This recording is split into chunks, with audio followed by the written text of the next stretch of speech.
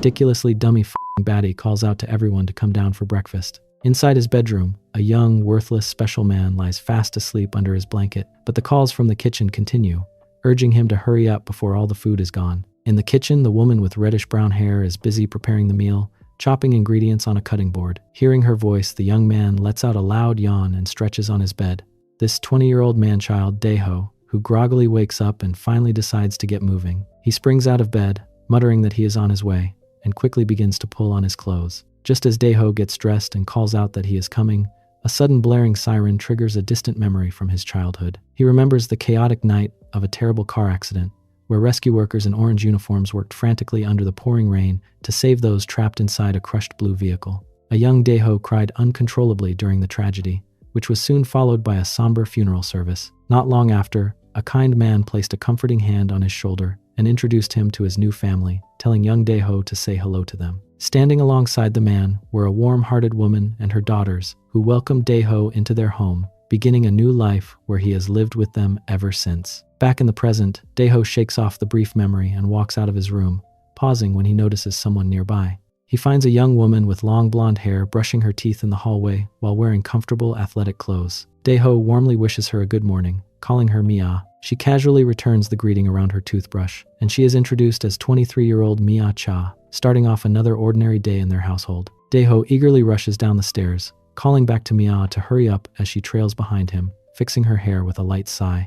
Entering the kitchen, Daeho cheerfully greets Mr. and Mrs. Cha. The family patriarch, Young-gu Cha, looks up from his morning newspaper and warmly invites Daeho to take a seat at the dining table. Once everyone is seated, Daeho is eager to begin the meal, sharing a bright smile with Une Cha, who beams back at him. As Une carries a fresh container of food to the table, Mia offers to help her mother, but Une assures her that she has everything under control. Une then pauses to wonder where her other daughter, Sua, is, and asks Daeho if he wouldn't mind going upstairs to get her. Daeho eagerly agrees to help and promises to return in a flash. Watching him rush off, Mia comments on how Daeho always seems to have boundless energy, to which Une laughs and agrees, attributing it to his youth. Daeho heads upstairs and knocks gently on Sua's bedroom door before cautiously peeking inside. He hesitantly steps in and spots 21-year-old Sua Cha resting on her bed. Clearing his throat nervously, Daeho lets her know that breakfast is ready, but she quickly dismisses him, stating that she isn't hungry. When Daeho tries to encourage her anyway, Sua turns over on her bed,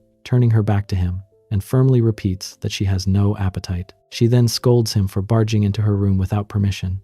Startled and highly embarrassed, Daeho profusely apologizes and quickly shuts the door, leaving him to awkwardly scratch his head in the hallway while Sua gets back to resting. Returning to the kitchen, Daeho informs Une that Sua refuses to come down because she isn't hungry. Une becomes visibly concerned, sighing at the fact that her daughter is skipping meals again and expressing her wish for Sua to eat more consistently. Young-gu reassures his wife, telling her not to worry because Sua is old enough to manage herself, and declares that it is time to eat. With that, Daeho and Mia happily wish everyone a good meal and dig in. As they eat together, Daeho devours his food with immense speed, prompting a gentle reminder from Une to slow down because the food isn't going anywhere. After finishing his delicious breakfast, Daeho spends the afternoon hanging out with his close friend, Gobong Han.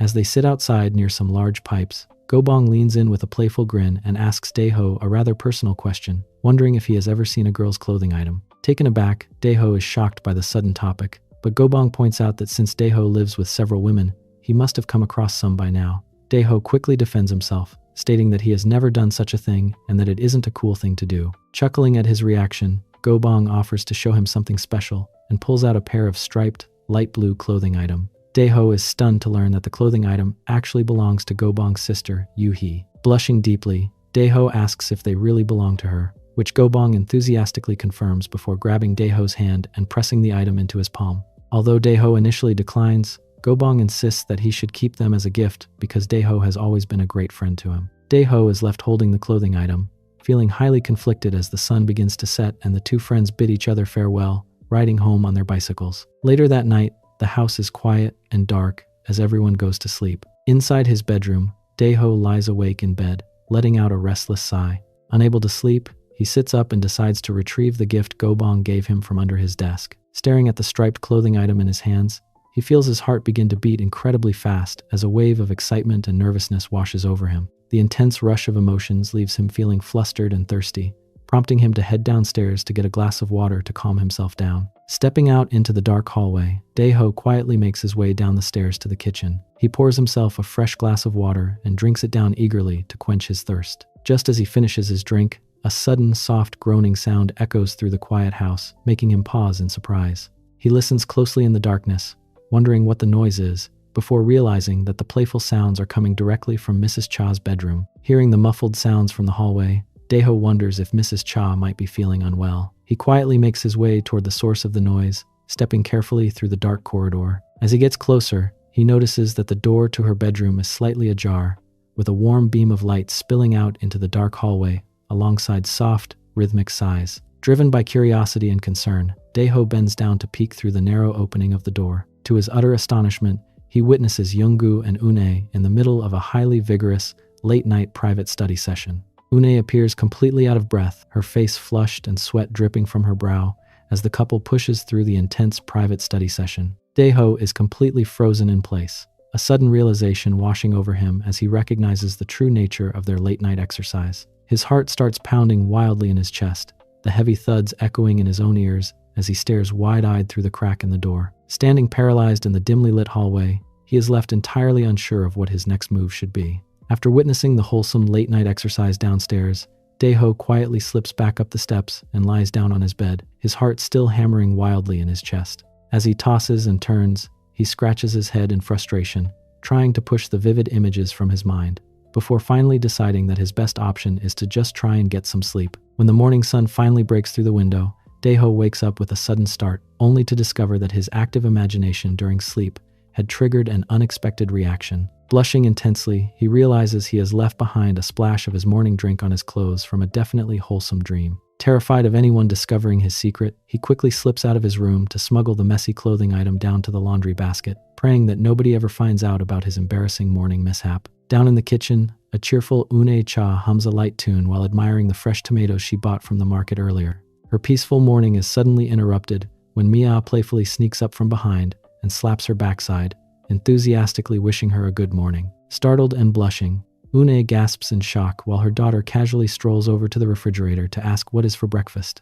While eating at the table, Une gently rubs her sore lower back and chides Mia for playing so roughly. But Mia simply laughs it off, teasingly complimenting her mother on how amazingly youthful and fit she still looks. Just then, a nervous Dae-ho enters the kitchen and quietly greets them. Une warmly welcomes him and invites him to sit down, prompting Dae-ho to hesitantly ask about Mr. Cha's whereabouts. Une explains that her husband left early for a business trip and will be gone for a few days, a piece of news that brings a wave of silent relief to Dae-ho. As he eats his breakfast, he keeps his head down, unable to look Mrs. Cha in the eye due to the lingering memories of last night, yet thankful that he won't have to face Mr. Cha for a while. Later on, Une heads to the laundry room with a basket full of clothes to start the wash. As she sorts through the items, she pauses, picking up a particular white clothing item and inspecting it closely with a puzzled and deeply flushed expression. After examining the mysterious piece of laundry, she quietly loads the remaining clothes into the washing machine, crouching down as she remains lost in her own deep thoughts. In the laundry room, Une starts the washing machine and watches it spin, her mind deeply occupied with what she found in Dae-ho's laundry. She sighs to herself, realizing that someone needs to teach the young man about these things, though her husband seems completely disinterested. Later that afternoon, Dae-ho meets up with Go-bong outside a local store. Go-bong brings up their previous conversation, asking if Dae-ho still has the clothing item he gave him, to which Dae-ho nervously confirms that he does. When Go-bong offers to get him another pair, Dae-ho quickly insists that it isn't necessary. Dae-ho then hesitatingly changes the subject, asking Go-bong if he actually knows what training really is. Go-bong reacts with loud shock, repeating the words so loudly that Dae-ho has to quickly shush him in embarrassment as bystanders turn to look. Blushing, Go-bong mutters that it sounds like something only bad kids do and that they shouldn't get involved in such things, though Dae-ho explains that he was simply curious about the subject. As they part ways, Go-bong asks what Dae-ho did with the clothing item he gave him, though Dae-ho silently insists to himself that he didn't do anything with it at all. Back in his room that night, Dae-ho lies flat on his back, unable to sleep as his mind keeps drifting back to the vivid memory of Mrs. Cha during her late-night private study session. His thoughts are suddenly cut short by the sound of his bedroom door opening.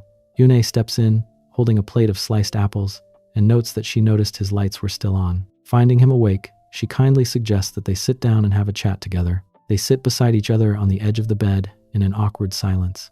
Une turns to Dae-ho and leans in, making him flinch in surprise, before softly asking if he has ever engaged in a private study session before. Daeho is left completely bewildered, having no idea what she means. Spotting his confusion, Une lets out a sigh, realizing that he is completely in the dark on the subject. Fidgeting nervously, she tells him that, since he is now officially a big boy, he really ought to know about these things, leaving Daeho to ask what a study session even is. Une looks incredibly flustered and hesitates for a moment, but she ultimately decides to take charge and guide the young man through this unfamiliar territory. Later, he's startled by how quickly everything ended. Daeho is incredibly apologetic and flustered, admitting that he has no idea what just happened. Une kindly reassures him, wiping the splash of the high morning drink and gently explaining that it is not his fault at all. To his utter amazement, she even praises him, saying that he did exceptionally well and that she is proud of him, leaving the young man completely stunned and deeply touched by her warm words. Standing in his room as the tension settles, Daeho tries to process the experience and asks if this hands-on lesson is what people call a personal study routine.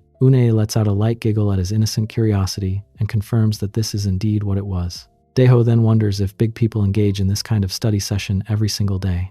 Une clarifies that while it is not a daily requirement, it is something that needs to be done regularly. Hearing this, Daeho realizes that since he is now officially a big boy, he should probably practice it often, which Une encourages, explaining that it is important for maintaining good health. Daeho innocently asks if they will be doing this study session together every time, but Une gently corrects him, stating that he will have to learn how to manage his routine all by himself from now on. Seeing his utter shock at the idea of solo practice, she gently pats his shoulder and explains that she was only helping him out today because he is still completely new to it. Before making her departure, Une gives him one final, serious instruction, telling him that he must keep their session a secret from everyone else in the house. Daeho quickly agrees, promising her that he will not say a single word. Relieved, she smiles, tells him she trusts him, and thanks him before stepping out of the room. Left alone on his bed to quietly reflect on the evening's events, as the door clicks shut, Daeho sits in silence. Walking down the dark hallway and down the stairs, Une feels a sense of sympathy for him,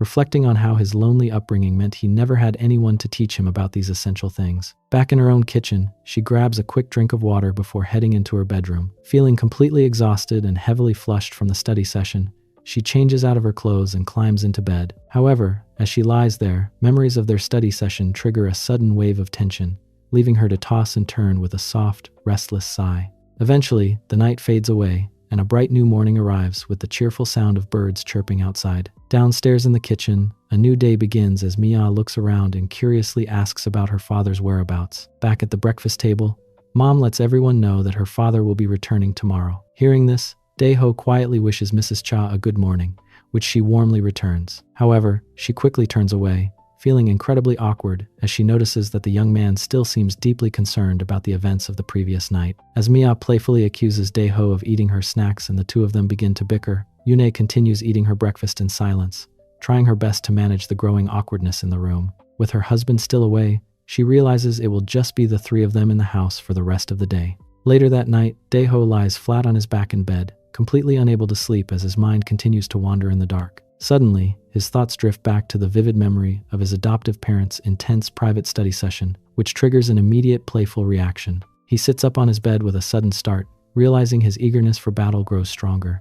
Remembering Mrs. Cha's health advice, he knows he needs to perform a personal study routine, but attempting to do so all on his own proves to be far more difficult than he expected. Unable to manage on his own, Daeho quietly makes his way down the hall and opens Mrs. Cha's bedroom door with a soft click. Startled by the sudden noise in the dark, she sits up in her bed and nervously demands to know who is there. Stepping into the room, a heavily blushing and breathing Daeho notes that she is still awake.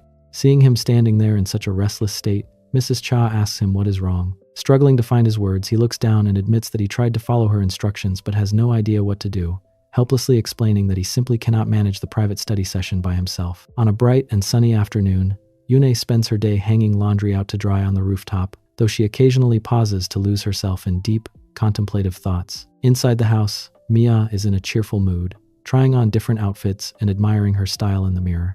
Meanwhile, Suah remains in her dim bedroom, letting out a tired yawn as she stretches at her desk. Later in the afternoon, Daeho spends time with his close friend Gobong, happily feeding a stray kitten outside before the two finally bid each other farewell as night begins to fall. Back home, Une is busy vacuuming the living room when Mia calls out that dinner is ready, prompting her mother to shut off the machine. Sitting down at the dining table, Une sighs and gently rubs her aching lower back, noticing Sua's empty seat and asking if her daughter is skipping another meal. Mia quickly suggests simply leaving her alone since she rarely listens anyway. As they eat, Mia curiously asks why her father has not returned yet, prompting Une to quietly recall his schedule. Mia then points out that he is expected to return tomorrow, a piece of news that instantly sends a wave of panic through Daeho, causing his heart to thump wildly with sudden anxiety. Watching his nervous reaction, Une feels a quiet wave of concern wash over her, realizing just how anxious the young man has become about her husband's return. Later that night, Une lies awake in her bedroom, unable to sleep as her own heart beats restlessly in the quiet dark. Her thoughts are suddenly interrupted by the sound of her bedroom door creaking open, causing her to gasp in utter surprise. Standing in the doorway, a heavily blushing and sweating Daeho softly apologizes for disturbing her. He helplessly explains that he is completely at a loss because his eagerness for battle grows stronger once again. Seeing him standing there in such a desperate state, Une lies on her bed with a wildly beating heart, completely overwhelmed as she quietly calls out his name.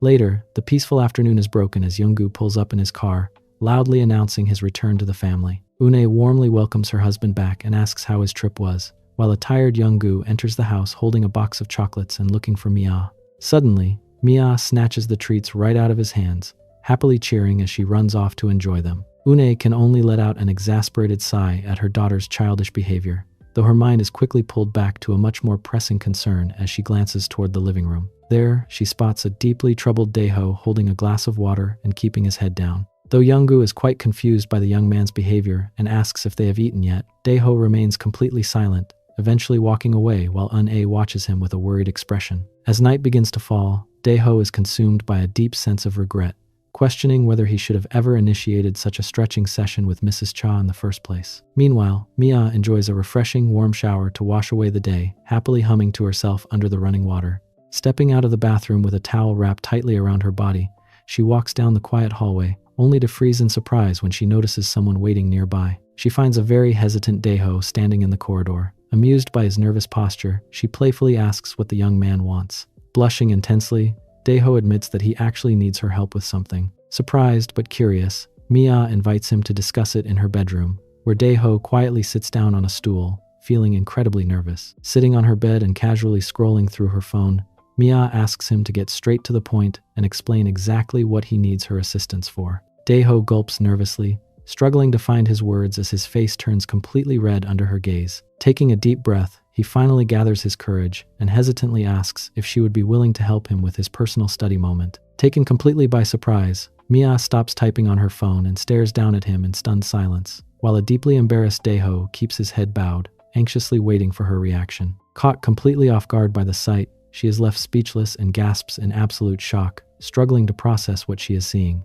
As evening begins to settle over the quiet neighborhood, Une stands in the kitchen washing dishes, letting out a soft, contemplative sigh as she gets lost in her own thoughts. A light chime from a nearby appliance soon catches her attention, pulling her back to the present. She prepares a warm beverage and carries the tray into the living room to present it to her husband, Younggu, who is busy practicing his golf swing. She warmly suggests that he take a break to enjoy some tea, and Younggu pauses his practice to accept her offering. As they enjoy their peaceful evening together, Une thinks about purchasing some of the same treats for the children, and her husband agrees that it is a wonderful idea. Inside the house, a very different conversation is unfolding in Mia's bedroom. Sitting on her bed wrapped in a bath towel, Mia looks at Daeho with amusement and asks what exactly he is talking about. She quickly realizes he is asking for her assistance with his private study routine, openly questioning if he really wants her to help him with such a playful task. A deeply blushing and sweating Daeho nervously admits that he tried to manage the routine on his own but simply could not do it, which is why he was hoping she could help him out.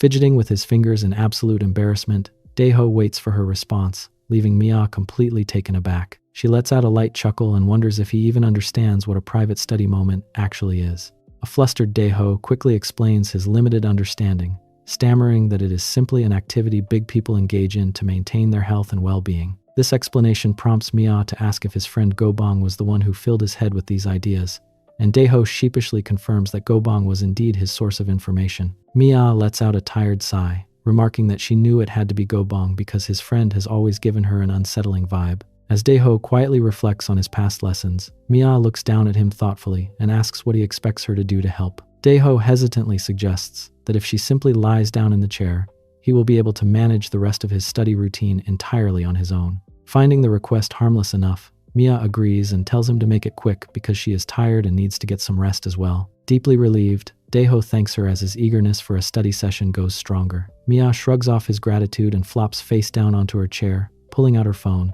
She instructs him to get started and keep it brief, while she distracts herself with her device. Daeho nervously agrees, stepping closer.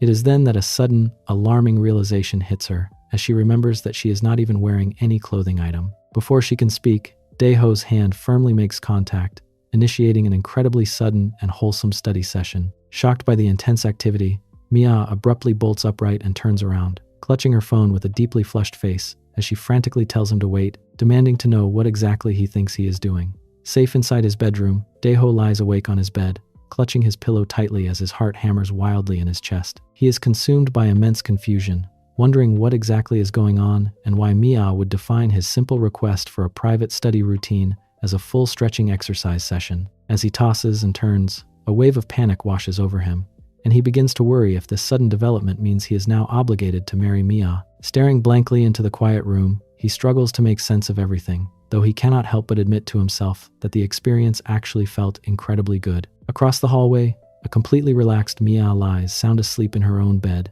entirely undisturbed by the thoughts keeping the young man awake. The next morning, the bright blue sky signals the start of a new day. Downstairs, Une calls out to the household, letting everyone know that breakfast is ready. Hearing her voice, a tired Daeho steps out of his room while letting out a loud yawn, but he quickly freezes in surprise. He spots Mia standing in the hallway, looking elegant in a dark floral dress. Feeling incredibly awkward, Daeho nervously tells her that he will see her downstairs, letting out an anxious laugh to try and ease the tension. Mia simply stares at him in silence for a moment, before suddenly delivering a playful smack to the back of his head. Rubbing his sore head, Daeho complains that the blow actually hurts, which only makes Mia giggle as she calls him an idiot. She then instructs him to hurry downstairs before all the breakfast is gone, leaving a blushing Daeho to watch her walk away. Later that night, under a dark and starry sky, Daeho quietly makes his way down the hallway. He gently pushes open Mia's bedroom door, gulping nervously as he peeks inside. He finds Mia on a yoga mat, deeply focused on her evening stretching exercises. Noticing his presence, she turns to him and asks what he wants. Standing hesitantly at the door, Daeho nervously asks if he can come in, which prompts a soft giggle from Mia. As she transitions into an impressive leg stretch, she casually asks him what exactly he is looking for from her this time. Daeho quickly waves his hands, reassuring her that his visit is nothing of the sort, and explains that he simply wants to ask her a question. Hearing this, Mia lowers her leg and leans against her bed, warmly inviting him to come inside and take a seat. Feeling highly flustered, Daeho blushingly thanks her as he steps into the room. Sitting comfortably on her bed, Mia encourages him to speak up, casually asking what his question is this time and prompting him to just tell her. Looking at her, Daeho is immediately struck with intense nervousness, his mind racing as he tries to gather his thoughts. Blushing deeply and sweating under her direct gaze, Daeho gulps down his anxiety and begins to speak hesitantly, struggling to find his voice as he stammers through his words. Finally, he gathers his courage and directly asks if they could engage in another study session together. Hearing his bold request, Mia is left completely stunned, her eyes widening in utter disbelief as a heavy blush rushes to her face, while her heart begins to pound wildly. An incredibly heavy, awkward silence fills the room as both of their hearts thump restlessly in the quiet air. Late at night, under a quiet sky, Sua is still awake in her bedroom, tapping away busily on her keyboard. Feeling completely drained from her work, she stretches her arms and lets out a tired yawn before finally shutting down her computer.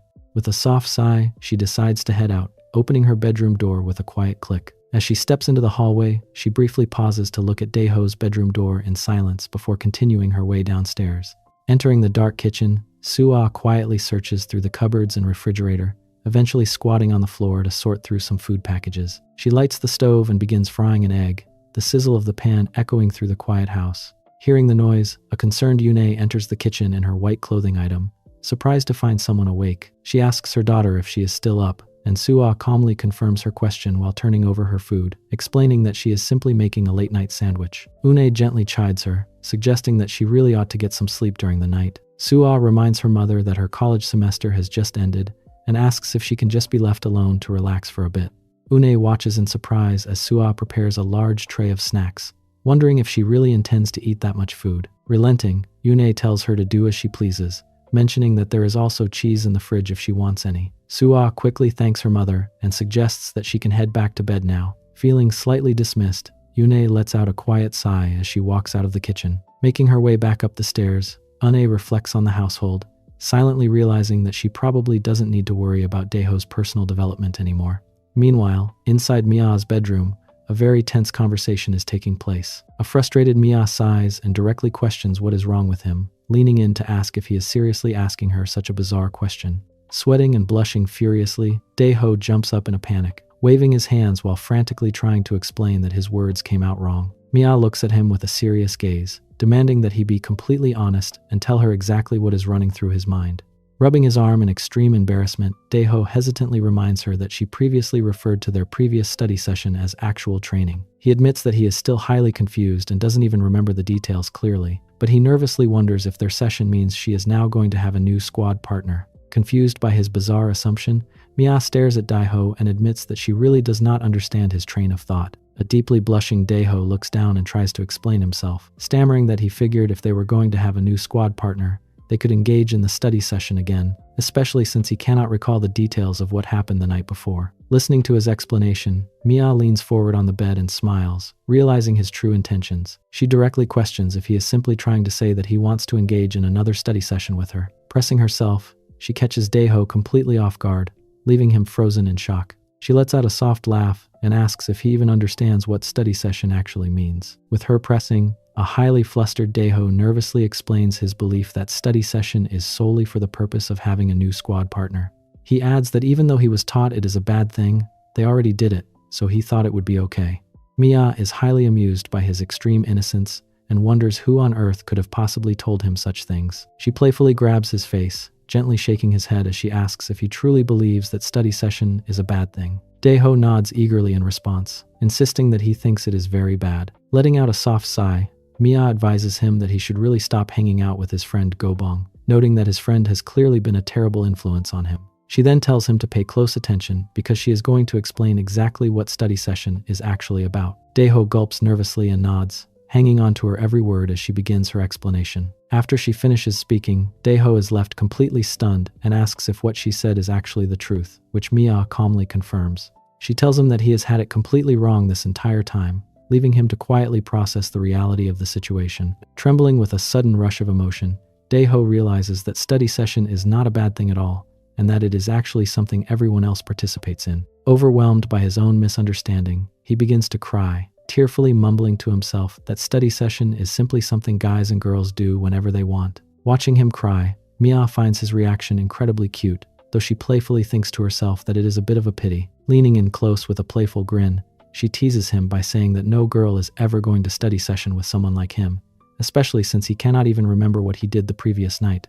Daeho gulps nervously, completely flustered as he softly calls out her name. Smiling warmly, Mia suggests that since they have already done their study session once, she might as well let him train one more time. To Daeho's utter astonishment, she begins to turn on her study PC, inviting him to begin another wholesome study session together. Later, a sudden noise echoes through the hallway as Suah opens her bedroom door and steps out. Hearing the sound, a sweating and nervous Daeho quickly glances over his shoulder in a panic. He turns around completely, his face immediately flushing as he catches sight of Suah walking toward him. Holding a small juice box, Suah sips her drink and looks at him with a calm, questioning expression. Terrified of being caught, Daeho panics, awkwardly trying to compose himself as he struggles to find his words.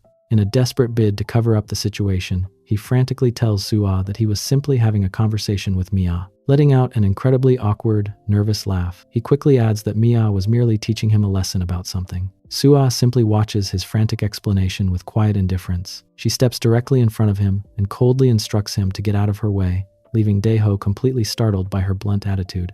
As she casually walks past him toward the stairs, Suah sips her drink and mutters that she really doesn't care what the two of them were doing. Daeho is left standing in the quiet hallway, entirely speechless but immensely relieved. Once she is safely out of sight, Daeho's legs give out from the sheer tension, and he slides down against the wall with a soft thud, letting out a massive sigh of relief. As the night deepens over the quiet household, the starry sky remains peaceful.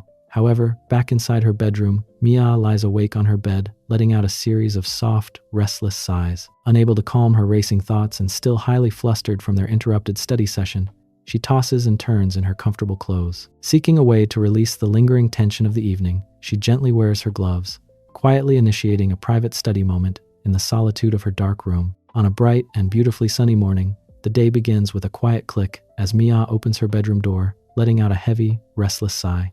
Walking out into the hallway, she stretches her arms over her head, her face reflecting a deep sense of exhaustion. She quietly complains to herself that she was completely unable to sleep last night, frustration washing over her as she wonders what exactly is wrong with her. Shaking off the sluggish feeling, she walks down the stairs while continuing to stretch, realizing that she cannot go on like this, and trying to figure out what she should do next. Still feeling entirely blocked and unable to clear her mind, Mia makes her way toward the kitchen, where her mother, Yune, is already busy preparing the morning meal. Noticing her daughter stretching nearby, Yune turns around with a curious look. As they sit down at the dining table, Yune points out that Mia is unusually late this morning. Mia apologizes, explaining that she simply did not sleep well last night, while Daeho quietly sits nearby, keeping his head down in awkward silence. Soo-ah is also seated at the table, prompting Mia to note with surprise that her sister is already awake. Soo-ah confirms she is up and mentions that she needs to head to the library later today, which Une warmly acknowledges. Just then,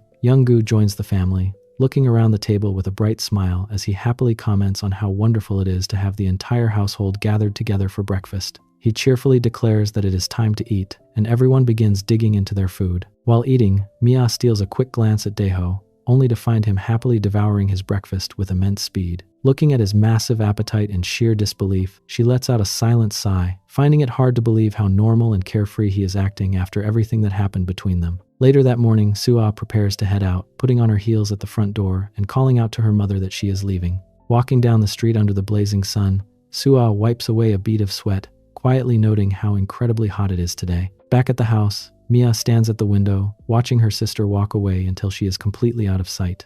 Turning back into the room, Mia silently notes that her father has already left for work and that Soo-ah is now out of the house as well. Sensing an opportunity, she walks into the living room with a determined look. She peeks into the kitchen where her mother is busy crouching on the floor cleaning vegetables and casually asks if she has any plans to head out today. Une looks up in surprise, asking what her daughter is talking about. Mia leans in and curiously asks her mother if she didn't used to attend yoga classes regularly. Une lets out a light laugh, explaining that she actually stopped going to those classes a very long time ago, leaving Mia to quietly ponder her next move. Determined to get the house all to themselves, Mia continues her persuasive effort, suggesting that her mother head to the market. She points out that since their father has been working so hard lately, she really ought to prepare something special for him. Une looks up in surprise, wondering if she really should. Mia enthusiastically insists, pointing out that they completely ran out of fresh fruit at breakfast and asking how her mother could have forgotten something so important. Une carefully considers her daughter's words, realizing that she actually has a very good point about buying some fresh fruit. Sensing her mother's hesitation, Mia quickly suggests making steak for dinner since their father has been looking quite thin lately. Agreeing with her daughter's advice, Une puts down her work to prepare for the trip, leaving Mia to celebrate her quiet victory. Soon, a soft click of the front door signals Une's departure as she heads down the path with her shopping bag, ready to visit the market. Back inside the house, Mia is absolutely thrilled to see her mother leave, happily hopping and skipping through the living room while celebrating how incredibly easy it was to empty the house. Now that she is completely alone, Mia quickly heads to her room, tossing her comfortable athletic clothes aside as she prepares to dress up. Standing in front of her mirror, she slips on a stunning, white clothing item with side laces, admiring her reflection with a confident smile. She decides that this elegant look will do nicely to get Daeho's attention. Stepping out into the hallway with a playful grin, she confidently tells herself that she will tease him with this new, elegant outfit and that he will surely be eager for another study session in no time. However, just as she makes her move, Daeho's bedroom door suddenly swings open. Wearing a red baseball cap and carrying a backpack, Daeho is completely startled to see her standing there, letting out a soft gasp in surprise. He blushes intensely upon seeing her proper outfit, nervously calling her name as he explains that he is actually on his way out to play with his friend Gobong. Mia crosses her arms in disbelief, questioning his decision to hang out with Gobong and asking if he is seriously leaving now. A flustered Daeho asks if there is something wrong with his plans. Letting out a disappointed sigh, Mia mutters that it is nothing. Inside, however, she is incredibly frustrated, having expected to spend some quality time with him now that they finally have the entire house to themselves. Apologizing for his sudden departure, Daeho tells her that he really has to go and runs down the stairs, promising to see her later. Watching him run off, Mia is left standing in the hallway in absolute frustration, realizing that this was not at all what she had planned, and silently cursing her terrible timing. Meanwhile, Daeho rides his bicycle down the sunny street, the wind rushing past him. However, as he pedals, his mind keeps drifting back to the image of Mia in that beautiful white dress, and his face quickly turns completely red. Overwhelmed by his racing thoughts, his heart begins to beat incredibly fast. Unable to contain his excitement, he abruptly screeches his brakes to a halt, stepping down onto the pavement under the shade of a large tree as his heart continues to thump wildly in his chest. Standing on the street with his bicycle, a sweating and breathless Daeho struggles to calm his racing thoughts, his heart pounding so hard that it feels as if it is going to burst in his chest. Back inside the quiet house, the only sound is the gentle whirring of the air conditioner, keeping the warm rooms cool. In her bedroom, Mia lies flat on her stomach on the bed, casually tapping on her phone in her white clothing item. Suddenly, the quiet is broken by the sound of approaching footsteps in the hallway. Before she can react, her bedroom door swings open with a loud click, and she looks up in utter surprise to see Daeho standing in the doorway, clutching his red cap and calling her name. Still completely startled, Mia turns over and directly questions what exactly he is doing back here when he was supposed to be hanging out with his friend. Still heavily panting and blushing from his frantic sprint back home, Daeho nervously admits that he changed his mind and came back specifically to engage in a private study session with her instead. Hearing his honest confession, a triumphant and pleased grin spreads across Mia's face as she softly hums in agreement. Looking at him playfully from the bed, she asks what exactly he wants to do now that he has returned. Later, Daeho and Mia are sitting together on the bedroom floor, deeply engaged in a competitive game of Jenga. As it becomes her turn, Mia hesitantly reaches out, her hand trembling slightly as she taps on a wooden block. Slowly pulling the piece from the middle of the tower, she watches as the structure begins to wobble before collapsing entirely with a loud thud, leaving her gasping in surprise. With the tower in ruins, a joyful Daeho throws his arms up in celebration, loudly cheering that he has officially won the game. Accepting her defeat, a blushing Mia reluctantly agrees to hold up her end of the bargain, stating that she will let him do whatever he wants, which an excited Daeho eagerly accepts. He nods in confirmation, reminding her that this was indeed their original agreement before they started playing. Mia quickly adds a condition, warning him that his request must be something they can do entirely inside her bedroom, which Daeho quietly agrees to. Feeling his heart begin to beat incredibly fast, Daeho softly calls out her name. Meanwhile, Mia smiles to herself, secretly planning to play hard to get before giving in to his request. Fidgeting with his hands, Daeho finally gathers his courage and hesitantly admits that he wants to teach her study session, leaving Mia completely startled. Shocked by his playful behavior, she blushes deeply and demands to know where exactly he learned about such things. Looking incredibly embarrassed, Daeho rubs his hands together and explains that he saw it on the internet, pointing out that since he is officially a gamer now, he felt it was time to look up these subjects. Letting out a soft sigh, Mia runs a hand through her hair and gently advises him that he shouldn't believe everything he reads online. She crosses her arms and firmly states that she cannot let him teach her, pointing out that they are family, which catches Daeho completely off guard. Looking down with a deeply flushed and disappointed face, Daeho quietly reflects on her words, realizing that because they are family, they are apparently not allowed to teach each other basic study session. She asks him if there is anything else he would like to do instead, reassuring him that she is still willing to let him do anything. Leaning back on her elbows, she asks if there isn't a different activity he has been wanting to try with her. Unable to contain any longer, he slowly stands up, his face turning completely red as he stammeringly admits that there is indeed something else he wants. Standing tall with a wildly beating heart, Daeho looks directly at her and declares that he wants to commence a private study session with her. Later, Daeho and Mia are in the middle of their wholesome lesson inside her bedroom when they are suddenly startled by approaching footsteps outside. In a panic, Mia loudly screams out to her mother, pleading with her not to open the bedroom door. Outside the door, a highly surprised Yune halts in her tracks, completely taken aback by her daughter's frantic warning. Standing outside the closed door, Yune curiously asks what is going on and inquires if there is someone else inside the room with her. Frozen under the blankets, Mia frantically covers her face with her arm and shouts back through the door, desperately claiming that she is simply having a personal study routine and warning her mother not to enter. Deeply embarrassed by the highly personal announcement, Yune quickly turns away, offering a flushed apology. As she quietly walks back down the stairs, Une softly suggests that Mia head down to the kitchen once she is finished with her routine. Back inside the room, a completely mortified Mia buries her face in her hands, desperately questioning what on earth she just said to her mother. Daeho looks over at her in utter confusion, softly calling her name before innocently asking her if she truly engages in private study routines herself, leaving her completely speechless. Meanwhile, as she makes her way downstairs, Yune continues to blush deeply as she reflects on her daughter's unexpected confession.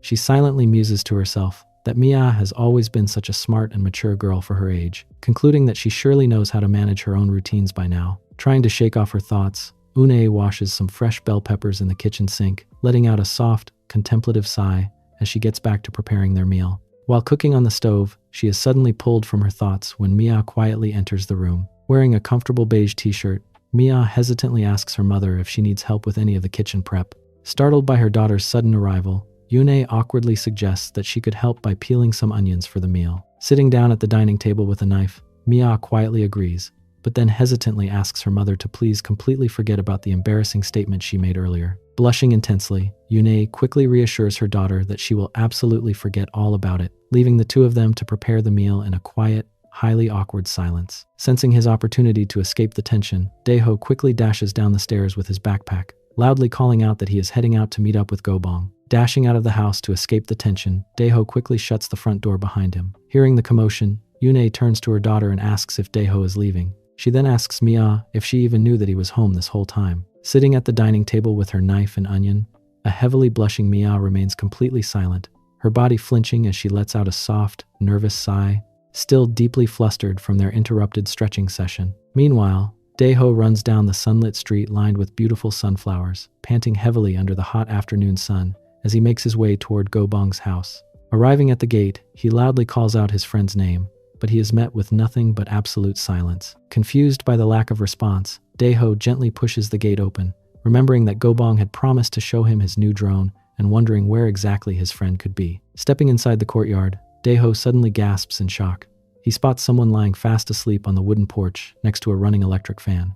Leaning in closer, his heart jumps as he recognizes the sleeping figure as Gobong's sister, Yu-hee. Because of her sleeping position and her thick white t-shirt, her inner clothing item is completely exposed to his view. Panting heavily, Daeho stares at the sight in absolute shock, realizing what he is looking at. As she remains fast asleep, his hand begins to tremble slightly, and he nervously gulps down his anxiety, silently wishing he could reach out and touch her clothing item. However, he tightly clenches his fist, fighting his impulses, and decides to gently whisper her name to wake her up. Stirring slightly, Yu-hee suddenly springs awake in shock upon realizing Daeho is standing right in front of her. Embarrassed, Daeho lets out a nervous laugh and awkwardly rubs his neck, greeting her and asking if Gobong is currently at home. Yu-hee covers her mouth in surprise before quickly recovering her composure. Sharing a warm smile, she asks if he came over to hang out with her brother, and Daeho nervously confirms that he did. She kindly invites him to come inside, explaining that Gobong actually went out to get his drone repaired but should return shortly. Yu-hee sets out 2 cold cans of juice on a table, complaining about how incredibly hot the weather is today. Sitting side by side on the shady wooden porch, Yu-hee gazes out at the sunny courtyard, casually wishing she was relaxing at the beach instead. Daeho sits beside her in completely silent nervousness, occasionally stealing a quiet peek at her as she looks away. Gathering his courage, a deeply blushing Daeho hesitantly calls her name, asking if he might be able to ask her a personal question. Noticing his nervous and hesitant posture, Yu-hee turns her head and curiously asks what is on his mind.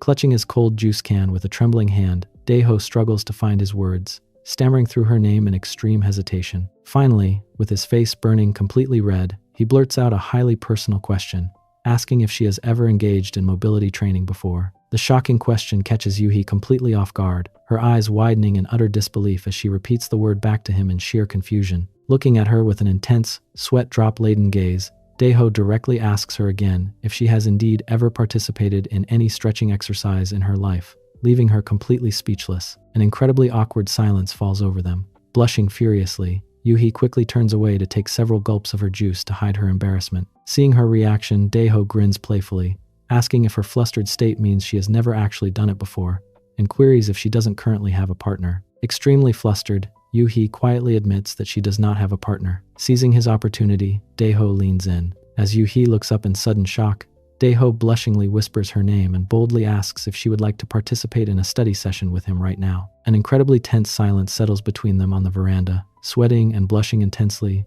Yu-hee quietly asks if he is actually being serious. Daeho explains his logic, mumbling that if a man and a woman like each other, they are perfectly allowed to engage in study session together. He then directly confesses his feelings, admitting that he likes her and wants to share that experience with her. Yu-hee turns to him with a polite but firm smile, apologizing and explaining that she is actually far too busy right now. gently suggesting that he should probably come back later when Go-bong is actually home. Completely dejected by the polite rejection, Dae-ho can only murmur a quiet, embarrassed acknowledgement. Later that afternoon, a deeply downcast Dae-ho walks slowly down the sunny street, carrying his backpack. Feeling incredibly embarrassed, he walks along the coast, questioning if he did something wrong and wondering if she was perhaps just embarrassed because she hasn't participated in any stretching exercise yet. Back at Go-bong's house, a sudden gust of wind blows Yoo-hee's long dark hair as she sits alone on the edge of the wooden porch. As thunder rumbles ominously in the distance, a massive storm suddenly rolls in, sending pouring rain over the house. Yoo-hee lies flat on her back on the wooden veranda, letting out a quiet, thoughtful hum as she listens to the rain. Meanwhile, back in his own bedroom, Dae-ho sits quietly on the floor, blushing deeply as he retrieves the striped, light blue clothing item Go-bong gave him earlier. Holding the item close to his face, he lets out a soft, appreciative sigh, completely lost in his own playful reflections. Inside his bedroom, Dae-ho sits on the floor, holding up the striped blue clothing item Go-bong gave him, and letting out a soft sigh as he admires Yoo-hee's belongings. His quiet moment is suddenly interrupted by the sound of his door clicking open, and he quickly panics as someone calls out his name from the doorway, forcing him to frantically hide the item behind his back. Looking up, Dae-ho is startled to see Mia standing there with her arms crossed, prompting him to call her name in surprise. He nervously asks her what brings her to his room, and she hesitantly steps inside, explaining that they need to have a serious conversation. As a sudden rain shower begins to pour outside, she takes the time to explain her thoughts to him, eventually asking if he understands what she is trying to say. Mia directly lets him know that they can no longer participate in any joint study sessions together. She explains that she only agreed to help him with his initial hands-on lessons because he was completely inexperienced, but continuing to do so would only make their living situation incredibly awkward. Sitting down beside him on the bed, she gently pats his back to comfort him, gently reminding him that they are family. Curled up on his bed, Dae-ho sadly admits that he has genuine feelings for her, hesitantly asking if it is truly impossible for them to engage in their mobility training again. After a brief pause, Mia firmly confirms that they cannot, pointing out that continuing these routines would prevent him from finding a proper partner in the future. Though Dae-ho can only let out a dejected sigh, she gently expresses her hope that he understands her decision. Before stepping out of the room, she turns back to reassure him that her decision is not because she dislikes him, adding that they can still hang out whenever he wants. Shutting the door behind her, she lets out a heavy sigh of relief. Walking down the quiet hallway, Mia cannot help but wonder why Dae-ho had to look so incredibly heartbroken by her words. Re-entering her own room, she firmly resolves to herself that she must stop participating in those study sessions with him, as the rain continues to fall heavily over the dark neighborhood outside. Meanwhile, inside her own bedroom, Une quietly shuts her door, looking highly flushed and completely exhausted. Feeling incredibly warm in her red clothing item, she places a hand over her chest and quietly notes to herself how incredibly thirsty she has become. Heading out to get a drink, Une suddenly stops in surprise when she notices a figure sitting in the dim light of the living room. She is completely shocked to find Dae-ho huddled silently on the sofa in the dark, looking incredibly dejected. Stepping closer, a concerned Une softly calls out his name, asking him what he is doing awake at this late hour. To her utter surprise, Dae-ho looks up with tears streaming down his face, sobbing quietly as he struggles to formulate a response. Seeing him in such a miserable state, Une rushes over to his side, frantically asking what is wrong and if something bad has happened to him. Looking up at her with tearful, desperate eyes, Dae-ho finally gathers his courage and tearfully asks if she would be willing to assist him with his private study routine, leaving Une completely frozen in absolute shock. A bright new morning begins with a clear blue sky over the house, where the entire family is gathered together around the breakfast table. As everyone enjoys their meal, Young-gu notes how nice it is to see Sua up early this morning, suggesting that she should try to make it a habit from now on. However, Sua calmly clarifies that she did not actually wake up early but had simply stayed up all night, prompting her father to offer a nervous laugh and note that she must be quite exhausted. Young-gu then turns his attention to his wife to share some upcoming plans. Young-gu lets Une know that he has to travel into the city today for a meeting, explaining that he will be returning tomorrow. Une quietly acknowledges the news, while her husband continues to explain how his associate insisted on meeting in person this time, leaving him with no other choice. While they continue their meal, Dae-ho quietly steals a glance at Une over his spoon. Noticing his direct gaze, Une's heart begins to thump wildly in her chest as she struggles to focus on her food, feeling incredibly self-conscious under his watchful eyes. Later that afternoon, a high-tech drone flies smoothly across the bright blue sky. Out in the grassy fields, Dae-ho watches in awe and praises his close friend, Go-bong, for being so incredibly skilled at controlling the device. Proud of his latest model, Gobong happily chuckles and reassures Daeho that flying is only difficult at first, promising that he will get the hang of it in no time with just a bit of practice. Soon after, the drone lands in the grass, and Gobong picks it up, noting that the battery has completely run out. To Daeho's complete surprise, Gobong pulls out a brand new boxed drone and generously hands it to him, suggesting he take it home so he can practice on his own. Overjoyed, Daeho asks if he is truly allowed to keep it, which Gobong warmly confirms while smiling brightly. Gobong explains that Daeho is a wonderful friend who has always treated him well, prompting a touched Daeho to express his deep gratitude and note that he can always count on him. Feeling incredibly appreciative of the gesture, Daeho tells Gobong that he actually has a secret training tip he wants to teach him in return. Intrigued, Gobong eagerly asks what it is and wonders if it is something beneficial. Daeho laughs sheepishly, explaining that it is a special mobility routine that is exceptionally good for men, though he struggles to find the right words to describe it. Hearing this, an excited Gobong cheers that anything good for men must be good for him too, but Daeho simply laughs and promises to guide him through the study session at a later time. Thanking him, Gobong happily declares that Daeho is a true friend as the two walk down the path together. Eventually, the day fades away into a quiet, dark night. Back in her bedroom, Une lies flat on her back, completely unable to sleep as a strange tension washes over her. Tossing and turning in her comfortable white clothing item, she tries to quiet her racing thoughts, but she cannot shake the unsettling feeling that a bad omen is looming over the household. In the deep silence of the night, a soft click echoes as the bedroom door gently swings open, and a foot steps quietly into the dark room. Lying awake in her bed, Une's heart begins to beat incredibly fast as she immediately senses the presence of someone entering. Feeling heavily flushed and out of breath, she realizes with a sudden rush of anticipation and anxiety that Daeho has actually returned to her room. Standing beside the bed, a heavily breathing Daeho softly calls out her name, hesitantly admitting that while he tried his best to stay away, he simply could not keep himself from coming back. Listening to his honest confession, Une remains completely silent, clenching her lips as her heart continues to pound restlessly in the quiet air. Turning toward him in her light nightwear, she looks up at him with a deeply flushed, sweat-covered face, letting out a soft gasp as she gently speaks his name in return. Gulping down his intense nervousness, a highly embarrassed and sweating Daeho stares back at her, struggling to find his composure as he prepares to speak. Finally, overwhelmed by the heavy tension and his own conflicting emotions, he looks down and sincerely apologizes to Mrs. Cha for his actions, leaving the room filled with an incredibly tense silence as they face each other. On a bright and sunny morning, the quiet neighborhood is filled with the cheerful sound of birds chirping outside. Inside the house, Une wakes up feeling incredibly exhausted, stretching her sore muscles as she slowly makes her way down the hallway. Walking into the kitchen to prepare the morning meal, she washes the rice in a bowl, her mind completely occupied with worry about Daeho, which kept her from getting any rest the night before. Her quiet morning thoughts are suddenly interrupted by the sound of approaching footsteps and a soft voice calling her name. Turning around in surprise, she finds Daeho standing in the kitchen, prompting her to warmly wish him a good morning. Daeho politely returns the greeting with a respectful bow, though he seems quite hesitant. Smiling gently, Une kindly advises him to return to his room for a bit since breakfast is not yet ready, but a deeply flustered Daeho remains in place, struggling to find his words. Gathering his courage, a heavily blushing Daeho steps closer and asks Mrs.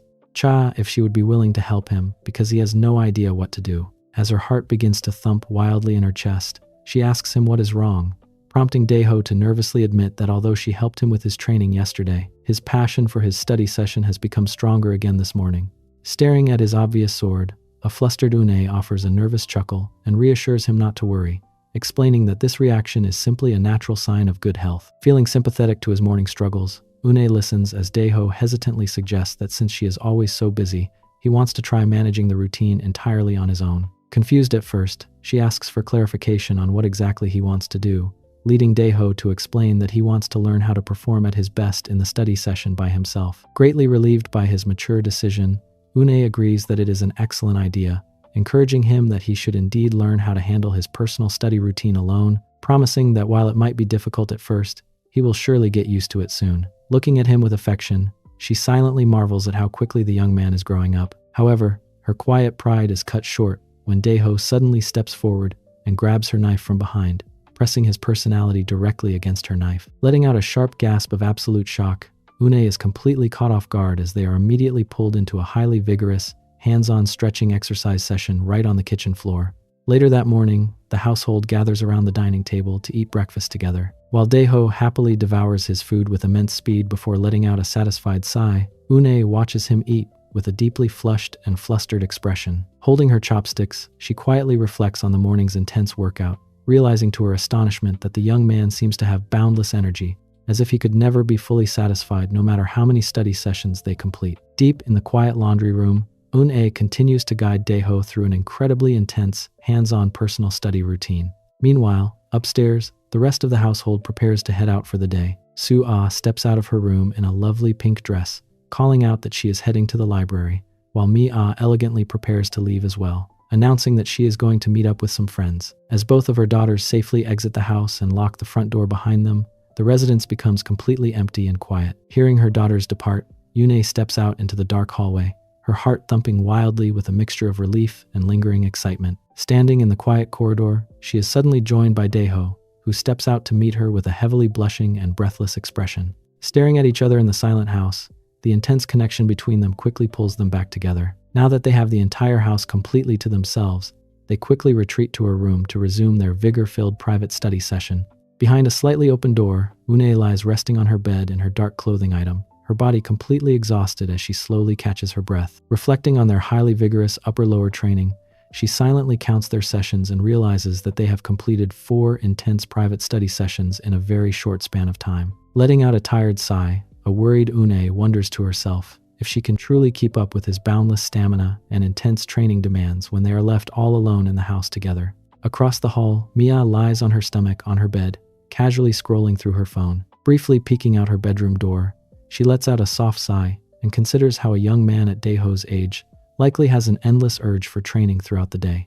Concluding that it is best not to get overly involved, she decides that she should simply leave him to manage his private weightlifting training entirely on his own from now on. Meanwhile, a bright new morning brings the entire household back together around the breakfast table. Having finally returned from his business trip, Young-gu lets out a massive yawn and mutters about how he absolutely needs to take the day off to recover, complaining that his body simply isn't as resilient as it used to be. Agreeing with her husband, Yune warmly suggests that he focus on getting some proper rest while promising to cook a delicious meal specifically for him. Sitting nearby, Sua hesitantly asks her mother if she can prepare something lighter instead of meat, expressing concern that she is putting on weight. However, Mia playfully disagrees, declaring that meat is by far the best option and suggesting they prepare a ribeye steak, prompting Sua to warn her sister to watch her own figure. When Sua points out that Mia's backside has noticeably filled out, a highly defensive Mia insists that her shape is perfectly normal. As the two sisters begin to glare at each other over the table, a highly flustered Une quickly steps in to stop their bickering,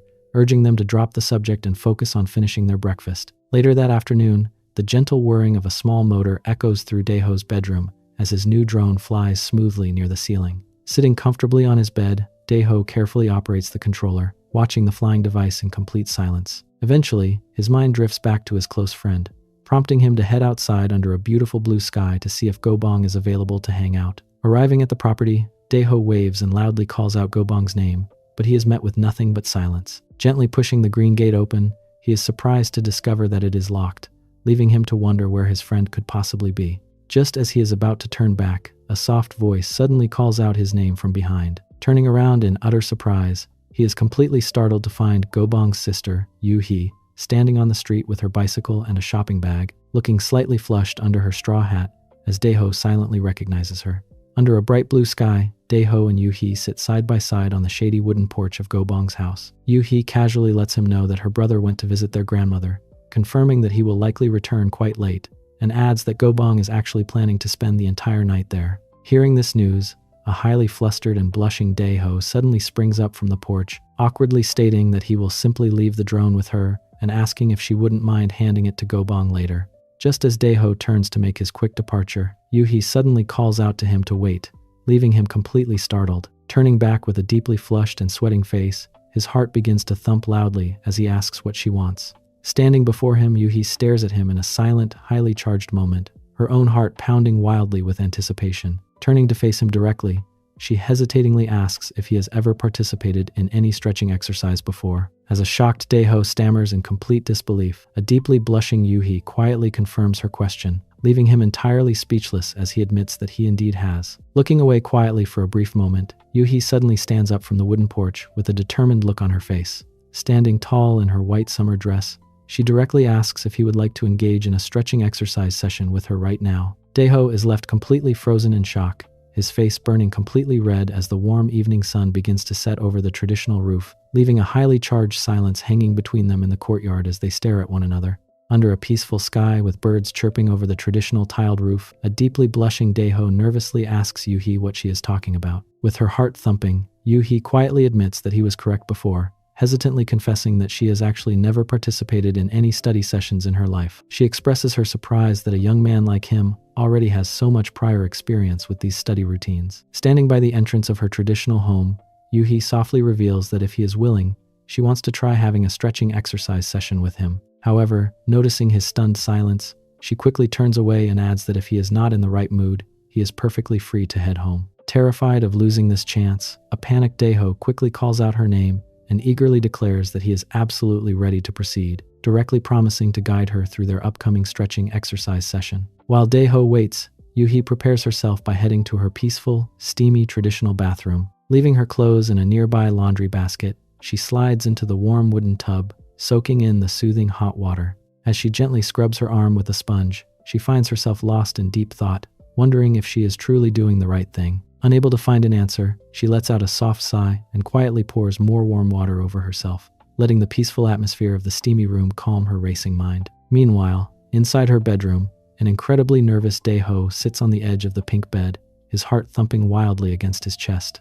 As he waits in silence, his mind briefly wanders to memories of his previous lessons, making him feel even more flustered. Suddenly, the quiet room is broken by the sound of the door creaking open, prompting Daeho to spring up from the bed in utter surprise. Walking into the room, a freshly showered Yuhi wearing a pink thick t-shirt softly apologizes for keeping him waiting for so long. Daeho quickly reassures her that it is perfectly fine, and she quietly sits down on the chair right beside him, gently telling him that he may begin study session whenever he is ready. Gulping down his intense nervousness, Daeho slowly leans in to initiate their study session, but just as they are about to begin, Yuhi suddenly turns her head away and asks him to wait, leaving a completely bewildered Daeho frozen in utter surprise. Later, standing in the courtyard of the traditional house, a highly anxious Daeho asks Yuhi if there will be any issues or complications after their first joint stretching exercise.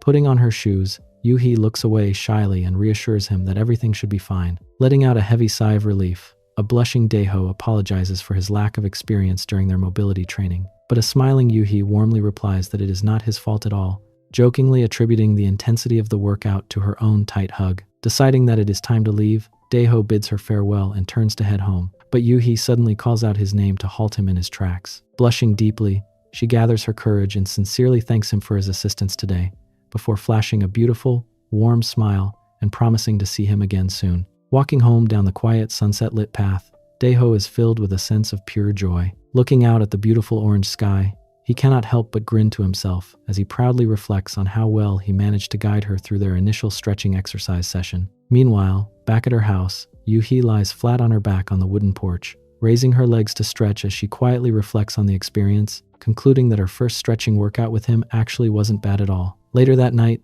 Mia is sitting comfortably on her bed, scrolling through her phone. Her quiet evening is suddenly interrupted by a soft knock on her door, prompting her to wonder if her mother has come to see her. Pushing the door open with a quiet click, Daeho hesitantly peeks in and asks if he can come inside, leaving Mia completely taken aback. He awkwardly steps into her room, scratching his head with a nervous chuckle as he explains that he has a rather question to ask her. Smiling knowingly to herself, Mia silently assumes that Daeho has returned because he couldn't resist her and wanted another study session, proudly resolving that she won't be easily pushed around. However, her thoughts are completely derailed when a blushing Daeho directly asks her for advice regarding the proper way to manage his protein macros and how to manage it properly. He explains his technical dilemma, wondering what a person is supposed to do if they are in the middle of a stretching exercise session. Gesturing with his hands, he admits that once he starts the study session, he struggles to stop and wonders if there is a safer alternative method they should be practicing instead. Hearing his highly specific questions, Mia's smug expression immediately vanishes, replaced by a wave of intense suspicion and irritation. Glaring at him with wide eyes, she directly demands to know if he has already engaged in a study session with someone else, leaving a panicked and sweating Daeho completely frozen in shock. Back inside Mia's bedroom at night, a tense silence fills the room as he demands to know what she is talking about.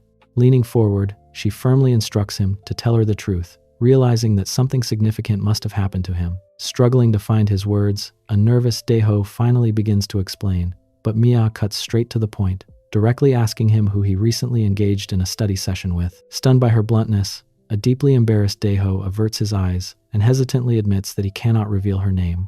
Mia is left completely stunned and speechless, struggling to process the reality that he actually had a study session with another girl. Pressing him once again, she demands to know if he truly completed a mobility session with someone else, and questions why he refuses to tell her identity. Looking down with a heavy heart, Daeho sincerely apologizes to her, firmly stating that he will never reveal the mystery girl's name. Letting out an exasperated sigh, Mia can only laugh at the absurd situation, realizing that he completed the study session while accidentally dropping his high-protein drink. Nodding in embarrassment, Daeho admits that she is correct and that he was never taught how to manage that part of the routine. Turning around on the bed in mild frustration, Mia chides him for his lack of caution, lecturing him that he must be far more careful and cannot simply drop his high-protein chocolate shake like that, or it'll be a waste. To demonstrate proper form, she flops face down onto her bed and explains that during a standard private study session where he lies on top of his partner, he must handle his training differently. However, as Daeho eagerly listens, Mia suddenly turns her head and notices his immediate reaction. Covering her face in deep embarrassment, she blushingly demands to know why his 20-kilo barbell has become so heavy, flusteredly reminding him that she was simply trying to give him a theoretical study session. Dismissing him quickly, Mia declares that her lesson is finished and tells him he can return to his own bedroom now.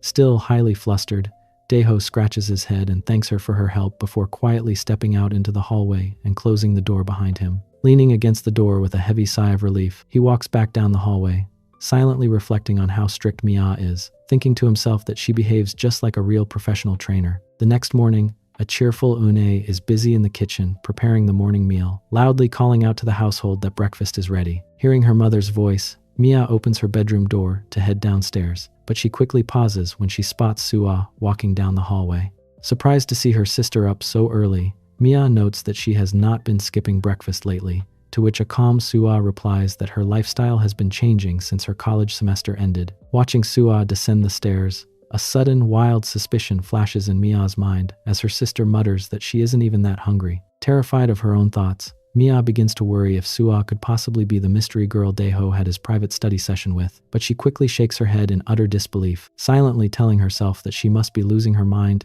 to even consider such a crazy idea. Back at the breakfast table, the family gathers together as Yune presents a steaming, freshly cooked dish. Setting it down, she playfully notes that she isn't sure if it tastes good, but encourages everyone to try at least a bite, while a cheerful Daeho happily comments on how delicious it looks. As her husband enjoys the meal, Yune quietly celebrates to herself, glad that she took the time to watch that cooking show. Sitting next to him, Mia continues to stare at Daeho in complete silence, her mind spinning with a sudden, overwhelming suspicion. As she quietly eats her food, she tries to shake off her own wild theories, scolding herself for being hopeless and questioning if she has actually lost her mind. However, looking over at a completely happy and carefree Daeho devouring his breakfast, she cannot help but feel incredibly irritated, desperately wondering what kind of girl he could have possibly engaged in a relaxing stretch routine with. Later that morning, under a bright blue sky, Mia gets ready and announces to her mother that she is heading out to meet up with some friends. Stepping out of the front gate, her path is suddenly blocked by a young woman standing quietly on the street. Surprised by the stranger's presence, Mia directly asks who she is, prompting a flustered Yuhi to stammer nervously before asking if Daeho is currently at home. Confirming that he is indeed inside, Mia curiously asks what her visit is about and inquires if something has happened. Blushing deeply, Yuhi explains that she is his friend's sister and has simply come over to see him. Standing together on the quiet street, a sudden realization flashes in Mia's mind, and she inquires if she is actually Gobong's sister. With a polite chuckle, Yuhi warmly confirms her guess and introduces herself as Yuhi Han. Looking at her with wide eyes and a flushed face, Mia is struck with a sudden shock as everything instantly clicks into place, recognizing with absolute certainty that this must be the mystery girl Daeho had his study session with. Mia's loud voice suddenly echoes through the boarding house as she angrily demands for Daeho to come downstairs immediately. Hearing her call, a startled Daeho rushes down the steps and asks what is wrong, prompting a deeply flustered Mia to cross her arms and tell him that a lovely guest has arrived to see him. Confused by her vague explanation, Daeho asks who this guest could possibly be, but she simply glares at him and suggests he go find out for himself. Still highly bewildered, Daeho quietly makes his way toward the front door to investigate the surprise visitor. As Daeho heads outside, Yune enters the hallway and curiously asks her daughter if someone came over to see the young man. Looking highly irritated, Mia briefly confirms it before turning around to head back upstairs, telling her mother not to worry about it in a dismissive tone. Left standing alone in the hallway, a visibly concerned Une sighs at her daughter's unusual behavior, wondering what could possibly be troubling her. Meanwhile, a curious Daeho quickly dashes out of the front gate and halts in surprise as he spots the visitor standing in the courtyard. Gasping in shock, Daeho realizes that the visitor is actually Yu-hee, who warmly returns his greeting and asks how he has been doing. Deeply blushing, Daeho asks what brings her to the house, prompting a shy Yu-hee to point down the road and suggest they go for a walk together. Daeho quickly agrees to the invitation, and the two begin walking side by side down the quiet street, with Yu-hee playfully asking if her sudden visit caught him off guard, which Daeho chucklingly confirms. Back at the house, a highly flustered and blushing Mia stands by the entrance, quietly peeking out the door to watch the two of them walk away. Crossing her arms in deep anxiety, she watches them disappear down the road, silently wondering what exactly is going on between Daeho and his new friend. Walking along a beautiful grassy path under the clear blue sky, Yu-hee casually asks Daeho if he currently doesn't own a mobile phone.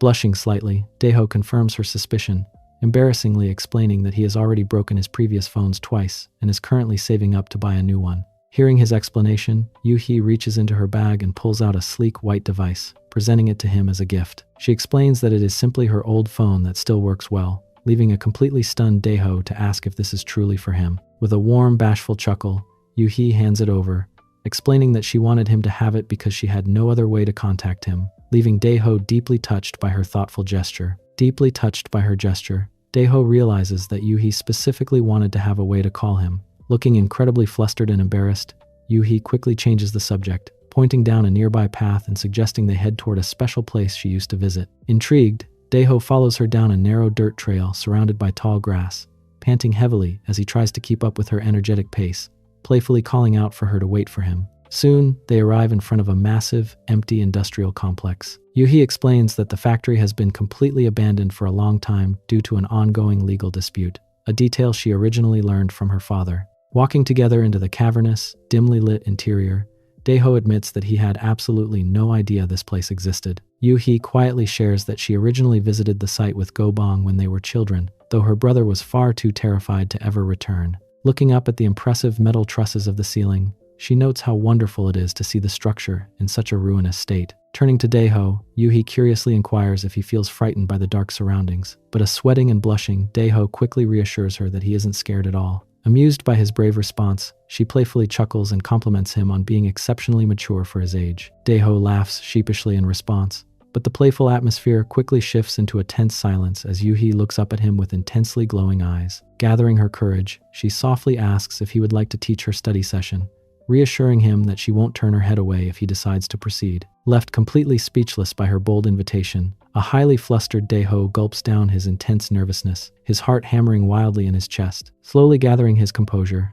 Daeho steps closer and gently places his hands on her study mouse, leaving the two of them to start a study session. On a bright afternoon, Mia is spending time with her friends at a local fast food restaurant, but her mind is clearly elsewhere. Sitting at the table, she constantly stares down at her glowing phone, anxiously wondering if Daeho has already returned home. She feels deeply distracted, silently convinced that he and Yu-hee have definitely gone off somewhere together, leaving her unable to focus on the gathering. Sensing her distraction, one of her friends suddenly leans in and directly asks her what she is doing, catching her completely off guard. Startled and blushing intensely, Mia quickly tries to laugh it off, nervously claiming that she is merely checking something on her phone. Her friend looks at her skeptically and gently complains about her behavior, pointing out that they have finally all gathered together after a long time and wondering what she could possibly be up to. Before Mia can respond, her friend playfully suggests that she must have a boyfriend now. Her face turns completely red, and she quickly dismisses the idea, taking a nervous sip of her drink while explaining that she has spent almost all of her time staying at home lately,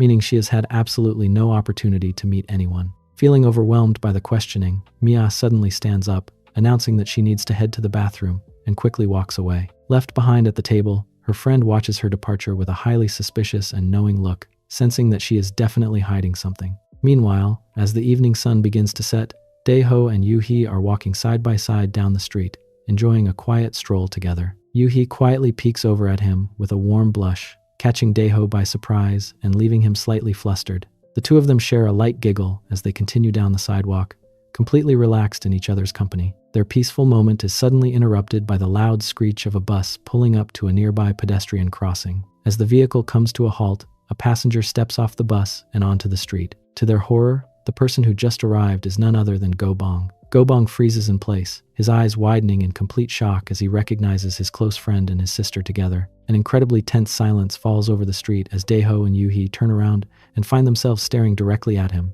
Looking entirely bewildered, Go-bong demands to know what the two of them are doing together. With their hearts pounding wildly in their chests, a heavily sweating Daeho and a completely mortified Yoo-hee can only stare back in utter panic, entirely unsure of how to explain themselves. Yoo-hee quickly tries to play it cool, laughing nervously as she greets her brother and explains that she simply ran into Daeho on her way back from downtown. Daeho eagerly jumps in to support her story, rubbing the back of his neck with an awkward laugh while claiming that he was actually on his way to Go-bong's house to meet up with him. After processing their explanations, Go-bong's suspicion completely melts away into a bright smile, happily concluding that the two of them must have just happened to cross paths. Seizing the moment, Yoo-hee suggests they all head home together, quietly whispering to Daeho to hurry up and join them.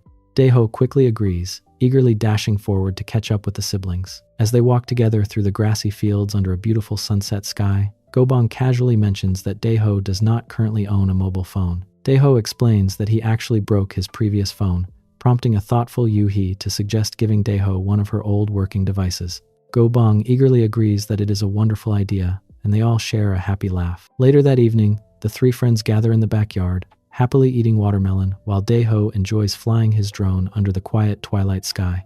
Eventually, night falls over the neighborhood, and a heavily blushing and visibly exhausted Mia finally returns home. Stepping into the kitchen, she finds her mother stretching her tired muscles after a long day of chores. Mia hesitantly asks if Daeho has returned home yet, but her mother simply rubs her aching back with a tired sigh, confirming that he is still out. The news leaves Mia feeling incredibly disappointed and frustrated. Slowly making her way up the stairs, she mutters to herself about how annoying the younger generation can be, eventually stepping into her bedroom and closing the door behind her. Still deeply irritated, Mia slides off her jeans, left standing in her clothing item as she angrily reflects on the late hour. She flops face down onto her bed, letting out a long, restless sigh. Rolling onto her side, she continues to brood in the quiet room, highly frustrated as she wonders if Daeho is currently participating in an intense study session with his new friend. Clutching her pillow tightly in her hands, she fumes in silence, questioning how Daeho could possibly treat her this way. The next morning, the household gathers around the dining table for breakfast. While everyone else eats peacefully,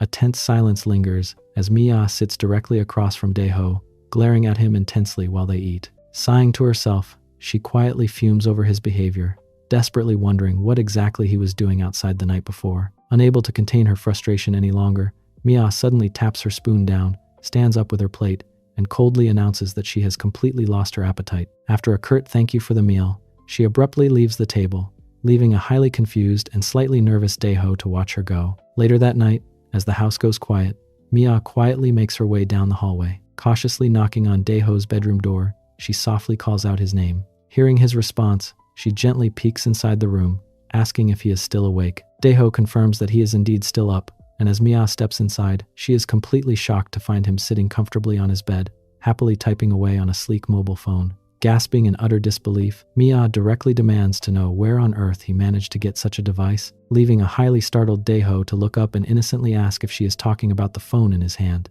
Daeho happily reveals that Yoo-hee was the one who gave him the phone, leaving Mia completely stunned. Her mind races as she pieces it together, directly asking if he means the same girl who came to the house earlier that afternoon. When Daeho confirms this, explaining with a bright smile that she simply had a spare device to share, Mia stands frozen, completely fuming in silence. Watching him speak so fondly, she feels a sudden wave of intense jealousy wash over her, trembling with frustration as she silently questions why he keeps repeating her name and if he really likes this other girl that much. Her mind drifts back to their school days, recalling when Daeho would constantly follow her around and always find her, reminding him that she is his sister. She fondly remembers how she used to tease him and clean up his uniform whenever he spilled food on himself. Snapping back to the present, Mia tries to regain his attention, asking if he wants to play another game of Jenga with her. However, Daeho is completely absorbed in his new phone, pointing out that it is far too late to start a game. He suggests doing it tomorrow instead, promising that he will make time for it then. Stunned and disappointed by his rejection,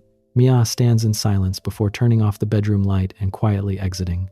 Back in her own room, she flops onto her bed in her clothing item, letting out a heavy, frustrated sigh. She lies there clutching herself, feeling deeply hurt and neglected as tears begin to stream down her face under the dark sky. As the morning sun rises and birds begin to chirp, Dae-ho is fast asleep in his bed. However, his peaceful rest is suddenly interrupted by a highly unusual, rhythmic sensation. Slowly blinking his eyes open, he groggily wakes up to a sudden shock, letting out a loud gasp as he realizes what is happening. To his utter astonishment, Mia has slipped onto his bed and is actively providing a wholesome study session in some areas of stretching, completely catching the boy off guard. Later at the peaceful family breakfast, Young-gu announces his upcoming trip to the city next week, warmly offering to bring back gifts for everyone. Hearing this, Sua excitedly asks if she can tag along with him because she is eager to watch a theater play.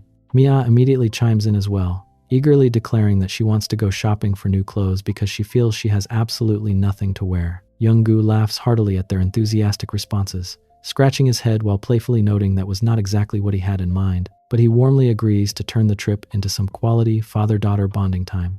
Turning her attention to Dae-ho, Une kindly asks if he would like to join the trip as well. Dae-ho politely declines, rubbing his neck awkwardly as he explains that big cities tend to make him nervous, so he will pass on the offer. Amused by his response, Mia playfully wraps her arm around his head and teases him for being such a dork, jokingly warning him that he will get left behind, which only makes Dae-ho laugh sheepishly in response. After finishing her breakfast, Sua politely thanks everyone for the meal and begins walking away.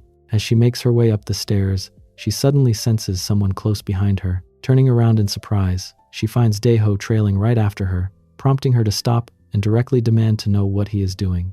When Dae-ho looks back in confusion, Sua grows even more flustered, raising her voice to ask him once again what he thinks he is doing. Grabbing her shorts defensively, she coldly instructs him to stop following her so closely. A sweating and heavily blushing Dae-ho struggles to find his words, stammering that he was simply trying to go upstairs when their conversation is suddenly interrupted. Mia appears in the hallway and sternly asks what is going on, stepping between the two of them. Glaring at her sister, Mia chides Sua for her harsh attitude, reminding her that they are all family and questioning what she could possibly be thinking. Sua tries to defend herself by pointing at Dae-ho, but under Mia's firm, silent gaze, she quickly gives up, letting out an angry grumble as she stomps the rest of the way up the stairs. Muttering to herself about how full of herself her sister is, Sua disappears into her room. Turning to Dae-ho with a warm, comforting smile, Mia gently pats his head and tells him not to pay any mind to her sister's behavior, inviting him to come along with her. Eagerly agreeing, a blushing Dae-ho happily follows her. Later on, Mia is in the room brushing her teeth, dressed in a comfortable black clothing item. After she finishes and bends over the sink to spit, she is joined by Dae-ho, who quietly steps up to the open door. Standing in the doorway, Dae-ho politely asks if she has finally finished brushing her teeth, prompting Mia to turn around with a curious look on her face. Mia confirms that she has finished brushing her teeth, turning to ask Dae-ho why he is asking. Instead of replying, a nervous Dae-ho steps fully into the bathroom, closing the distance between them.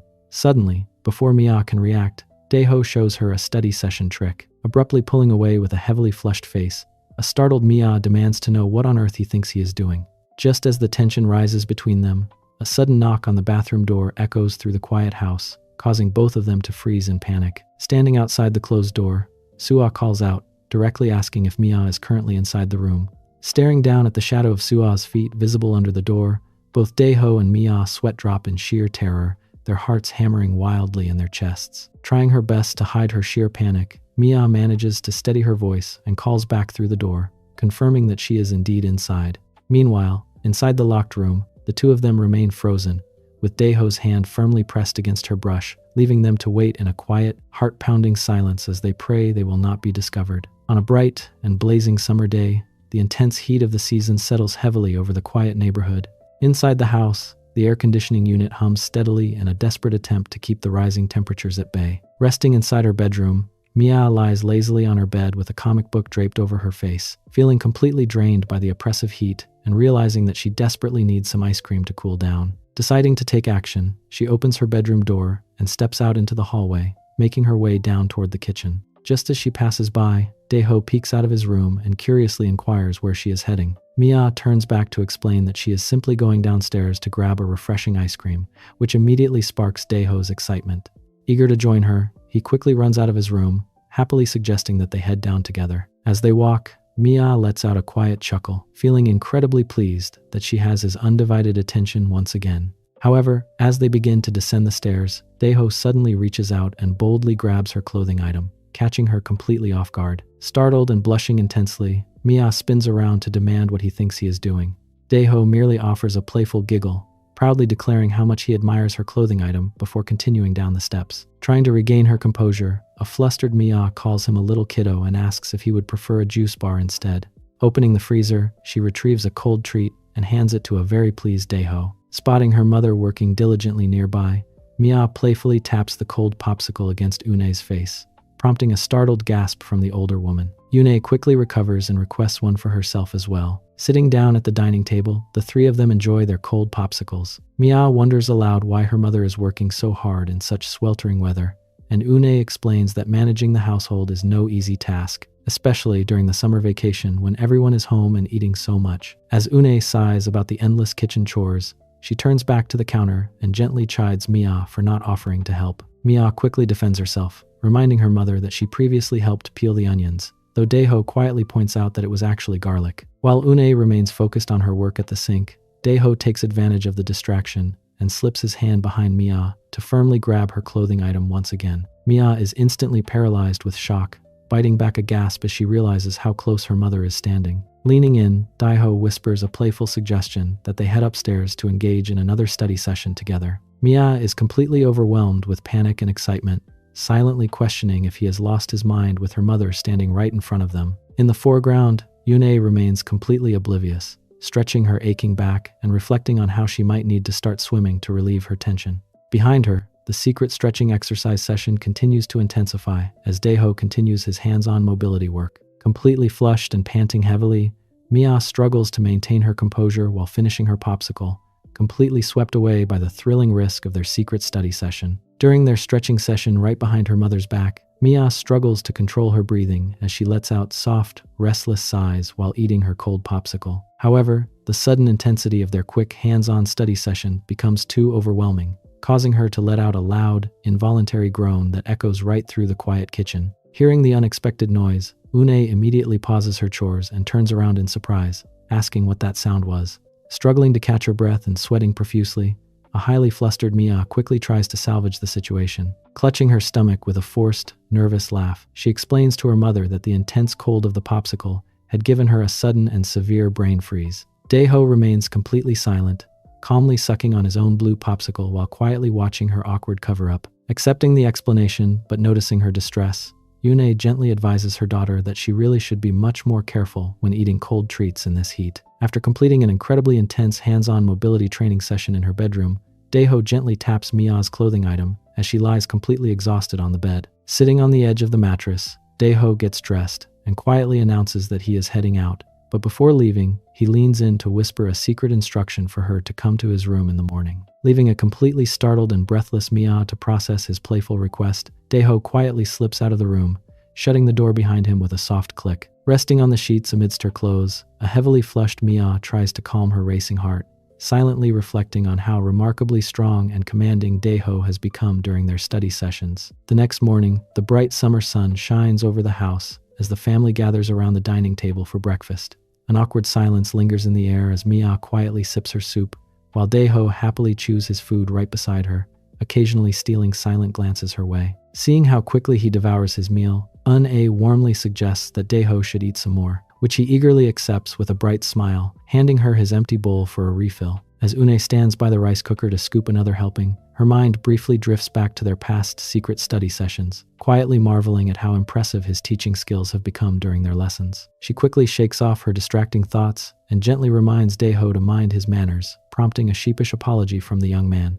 Watching Une present the full bowl back to Daeho with a warm smile, Mia is struck with a sudden wave of silent shock and anxiety. Mia covers her face in deep embarrassment, secretly realizing that Daeho truly possesses the kind of charm and training stamina that could easily make any woman fall for him. Noticing her sister's highly unusual behavior, Sua stops eating and directly asks what she is doing. Startled, Mia quickly tries to cover her mouth and nervously claims that she simply has no appetite. Sensing an opportunity to tease her, Sua lets out a smug chuckle, suggesting that her sister's mood is probably ruined because she pointed out her large backside the other day. Heavily blushing in embarrassment, Mia defends herself by insisting that her shape is perfectly fine, but Sua merely grins and dismisses her, claiming she only thinks so because she doesn't truly understand men. Sua continues her playful teasing, jokingly asking if Mia has met a lot of guys who prefer large backsides, prompting a frustrated Mia to argue that overall looks are what matter most, with a good figure simply being a bonus. When Sua mocks her by imitating a bad pickup line, Mia lets out a tired sigh, muttering that her younger sister would never understand. Listening to the sisters bicker back and forth, Yune sits in silent embarrassment, sweating as she reflects on how they are both well over 20 years old but still fight like toddlers. Finally, she speaks up to stop the bickering, gently reminding her daughters of their household rule against discussing such playful topics at the breakfast table. Under a clear blue sky, preparations are underway for the family trip to Seoul. Carrying a bright pink suitcase, a stylish Mia walks hum-singing through the living room, dressed in an elegant leopard print clothing item and a sleek black pants. Spotting her large luggage, Yune looks surprised and points out that since her daughter will only be away for 2 days, there is surely no need to carry so many belongings. Mia quickly laughs it off, tapping the side of her suitcase to assure her mother that it is actually mostly empty because she plans to do a lot of shopping in the city. Descending the stairs, Sua lets out a sigh and remarks that her sister's head is not the only thing that seems empty. When a glaring Mia demands to know what she means, Sua explains that visiting the capital should be about experiencing cultural events rather than just buying clothes, suggesting that shopping is something that can easily be done online. Mia rolls her eyes and argues that clothes are different because they need to be tried on in person, prompting Sua to sigh and lecture her about opportunity cost, while Mia quietly grumbles to herself about her sister always being on her case. Their bickering is suddenly cut short when Younggu opens the door to enthusiastically announce that the car is ready and it is time to depart. The sisters quickly agree, and as they head toward the door, Daeho rushes over to eagerly take the pink suitcase from Mia's hands. Pleased by his helpful gesture, Mia playfully pats his head, warmly noting that he has truly grown into a big boy, which leaves a blushing Daeho to smile sheepishly, while Sua watches them in quiet disapproval. As they step outside, Sua quietly asks Daeho to promise that he will take proper care of himself while they are gone, to which he readily agrees, while Mia cheerfully encourages him to have a great time at home. Seeing Sua's unusually serious demeanor, Mia laughs and jokingly mutters to Daeho if her sister thinks they are leaving to fight a war, finding her attitude highly amusing. Outside, Younggu instructs Sua to take the front seat, but she declines, preferring to sleep in the back instead as they greet their driver. Standing alongside Une to wave them off, Daeho listens as Younggu calls out from the window, asking him to take good care of his wife while they are away. Daeho confidently taps his chest, promising his father that he can absolutely count on him. As the car rolls away, Mia calls out one final reminder for Daeho to be a good boy and not skip his meals, while Sua quietly watches from the window. Once the vehicle is out of sight, Daeho turns to a quiet Une and gently suggests that they head back inside, to which she nervously agrees. Walking into the house, Une feels her heart begin to beat incredibly fast, realizing with a wave of nervous excitement that she and Daeho are now completely alone in the house together. Trying to steady her racing thoughts, she chides herself for being silly and heads toward the kitchen to wash the dishes, trying to distract herself with her chores. Standing at the sink in her elegant clothing item, Une is suddenly startled when Daeho quietly sneaks up right behind her, gently whispering her name. Feeling his presence, her heart pounds wildly in her chest as she slowly turns around, completely flushing as she prepares herself for a study session right there on the kitchen floor. However, her racing expectations are instantly shattered when Daeho offers a bright, innocent smile and cheerfully explains that he is actually heading out to meet his friend Go Bong, promising to return before dinner. Completely caught off guard and deeply embarrassed by her own wild imagination, a highly flustered Yune can only stammer out a quiet agreement, wishing him fun as a cheerful Daeho thanks her and dashes out the door, leaving her completely stunned and standing alone in the kitchen. Back in the quiet kitchen, Yune lets out a heavy sigh, feeling completely hopeless as she questions why she allowed herself to get so incredibly nervous in the first place. Meanwhile, under the bright afternoon sun, Daeho is walking through the grassy fields, searching his surroundings as he wonders where his guest could be, confident that this must be the correct meeting spot. His search is suddenly cut short when a familiar voice calls out his name. Turning around with a bright blush, Daeho is delighted to spot Yuhi walking toward him. Waving happily under the clear blue sky, Yuhi offers a cheerful greeting and politely asks if she kept him waiting for too long. Daeho quickly reassures her that it is no problem at all and that he had only just arrived himself. As they begin their stroll with the cheerful sound of birds chirping around them, Daeho curiously inquires about what Gobong is up to, Yoo-hee laughs and explains that her brother is currently taking a nap after staying up incredibly late the night before, which is why he completely missed her messages. Feeling slightly nervous, Yoo-hee blushingly points toward a shady grove in the distance and asks Dae-ho if he would like to go look at the trees over there, a suggestion that he eagerly accepts. Walking side by side, Dae-ho gathers his courage and gently reaches out to touch her clothing item. They halt in their tracks, sharing an incredibly tense and silent moment as they stare into each other's eyes with flushed faces. Unable to resist their mutual feelings any longer, they retreat into the privacy of the tall trees as they engage in private study session together. Later, the peaceful sound of birds chirping outside fills the neighborhood as a quiet new day begins.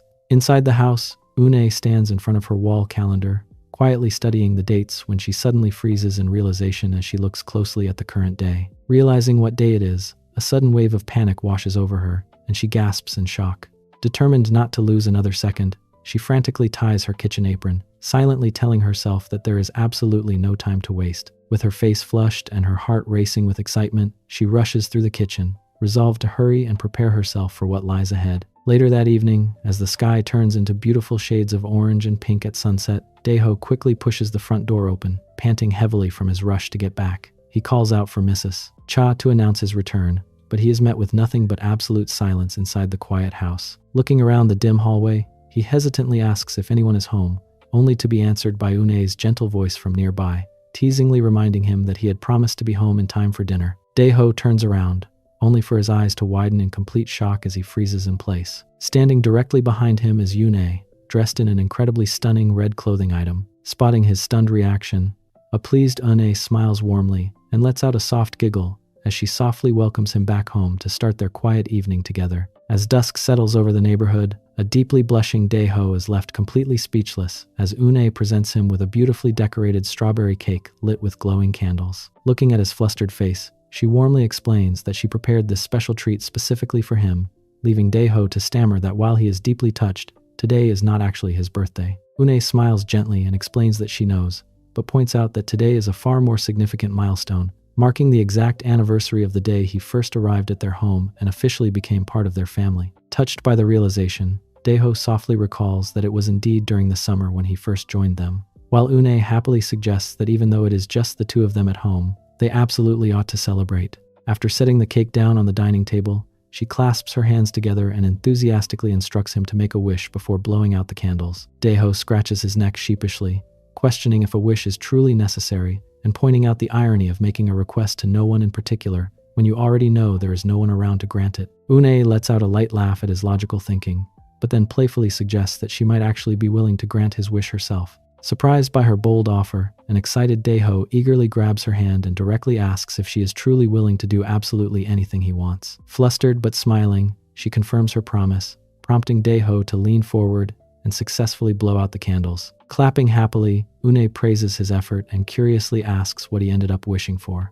But a grinning Dae-ho playfully rubs the back of his neck and promises to let her know some other time, leaving her slightly flustered but understanding. Later, the two sit down at the dining table, which is loaded with a steaming hot pot and a variety of delicious side dishes. Overjoyed to see all of his favorite foods prepared just for him, Dae-ho happily digs in, and Une warmly encourages him to enjoy the meal. Devouring his dinner with immense speed, Dae-ho sheepishly giggles and comments on how amazing everything tastes, adding that he almost feels guilty enjoying such a wonderful feast all by himself while Mia and Sua are away. Sitting across from him, Une smiles to herself and reflects on how wonderful it feels to spend this rare, high-quality time sharing dinner with him. The two spend the evening laughing and enjoying each other's company, and after finishing their meal, Une takes care of the cleanup. Having placed the last of the clean dishes on the rack, she stretches her tired body with a soft sigh, concluding that it is finally time to get some proper rest. Walking down the quiet hallway, she switches off the living room lights and pauses outside her bedroom door, casting one final, quiet glance back down the dark corridor. Stepping inside, her bedroom door shuts with a quiet click. Standing in the solitude of her dark room, Une looks out at the starry night, letting out a soft sigh as she realizes how unusually quiet and desolate the empty house feels with only the two of them inside. Meanwhile, in the bustling city of Seoul, the family trip is proving to be quite exhausting. Walking out of the theater, Young-gu lets out a tired groan, only to be met with Mia's irritated complaints about the film being incredibly boring and her questioning why they had to travel all the way to Seoul just to watch a movie. Muttering an irritated sigh under his breath, Young-gu can only listen as the family makes their way through the city streets at night, feeling completely drained by the long day. Back at their hotel, Sua has already fallen fast asleep, but an active Mia lies awake tapping on her phone, silently planning out all the clothes she intends to buy the next day. Her thoughts are interrupted by the sound of the door opening as her father peeks in to ask if they are still awake. Sitting up, Mia dryly advises him that it has been a long day and suggests he should simply go to sleep himself, before suddenly turning a highly suspicious gaze on him and demanding to know where he is secretly planning to sneak off to while they are asleep. Caught completely off guard, a sweating Younggu nervously stutters that he has no idea what she is talking about and has no plans to go anywhere. Amused by his obvious guilt, Mia questions why he is stuttering before dismissing the subject, casually demanding that he provide her with more cash for her shopping trip tomorrow. Yielding to his daughter's demands, a sweating Younggu laughs nervously and offers his credit card instead before quickly wishing her a good night and making his escape. Turning back to bed, Mia playfully shoves her sleeping sister, warning her that she will be keeping a close eye on her. Walking down the dimly lit hallway, a deeply unsettled Younggu sighs and mutters to himself about how creepy his own daughter can be. He pulls out his phone to call Mr. Park, reluctantly canceling their late-night plans and admitting that managing his daughters is proving to be far more difficult than he expected. Agreeing that it is not easy, he hangs up the call and decides to just head to bed. While back in the room, Mia settles down to sleep under the warm lamplight. Back at the boarding house, however, a very different kind of tension is unfolding. Inside her dark bedroom, Un-A finds herself caught in the middle of a highly vivid and intense dream. In her active imagination, she is lying on her bed, completely flushed and panting heavily, while Daeho is teaching her stretching exercise. On another bright and sunny morning, Yune serves a fresh, steaming plate of curry at the dining table, warmly encouraging Daeho to enjoy his meal. Still feeling incredibly flustered from the events of the previous night, she blushingly promises that she will also prepare some delicious snacks for him later. Genuinely touched by her kindness, Daeho smiles brightly and thanks her before suddenly remembering their earlier promise. Looking across the table, he hesitantly brings up the wish he made the night before, asking if she would be willing to grant it today. Startled by his sudden request, a deeply blushing Une takes a bite of her food and gently agrees, promising that she will grant his wish whenever he wants, which prompts a delighted Daeho to eagerly hold her to her word. However, when Daeho reveals the exact details of his wish, Une is left standing in her bedroom in absolute shock, sweating profusely as she questions if he truly wants her to wear those specific clothes. With a playful grin, Daeho confirms her fears, holding up a set of clothing items along with a pair of silver shoes and directly requesting that she wear them for the entire day. Looking at the clothes, a flustered Une gasps as she recognizes them as Mia's clothes, pointing out how impossible it is for her to wear her daughter's clothing item since they surely would not even fit her. Unbothered by her objections, Daeho holds out the shoes and enthusiastically insists, declaring that this particular outfit is by far the best of all her clothes and that he truly wants to see her in it. Clutching the fabric in complete bewilderment, Une admits that she has absolutely no idea why he would make such a bizarre wish, especially since wearing these clothes does not benefit him in any way. Daeho merely chuckles and sweetly explains that he simply wants to see her dressed in beautiful clothes, leaving a sighing Une to finally relent and head off to change. After waiting patiently in the hallway,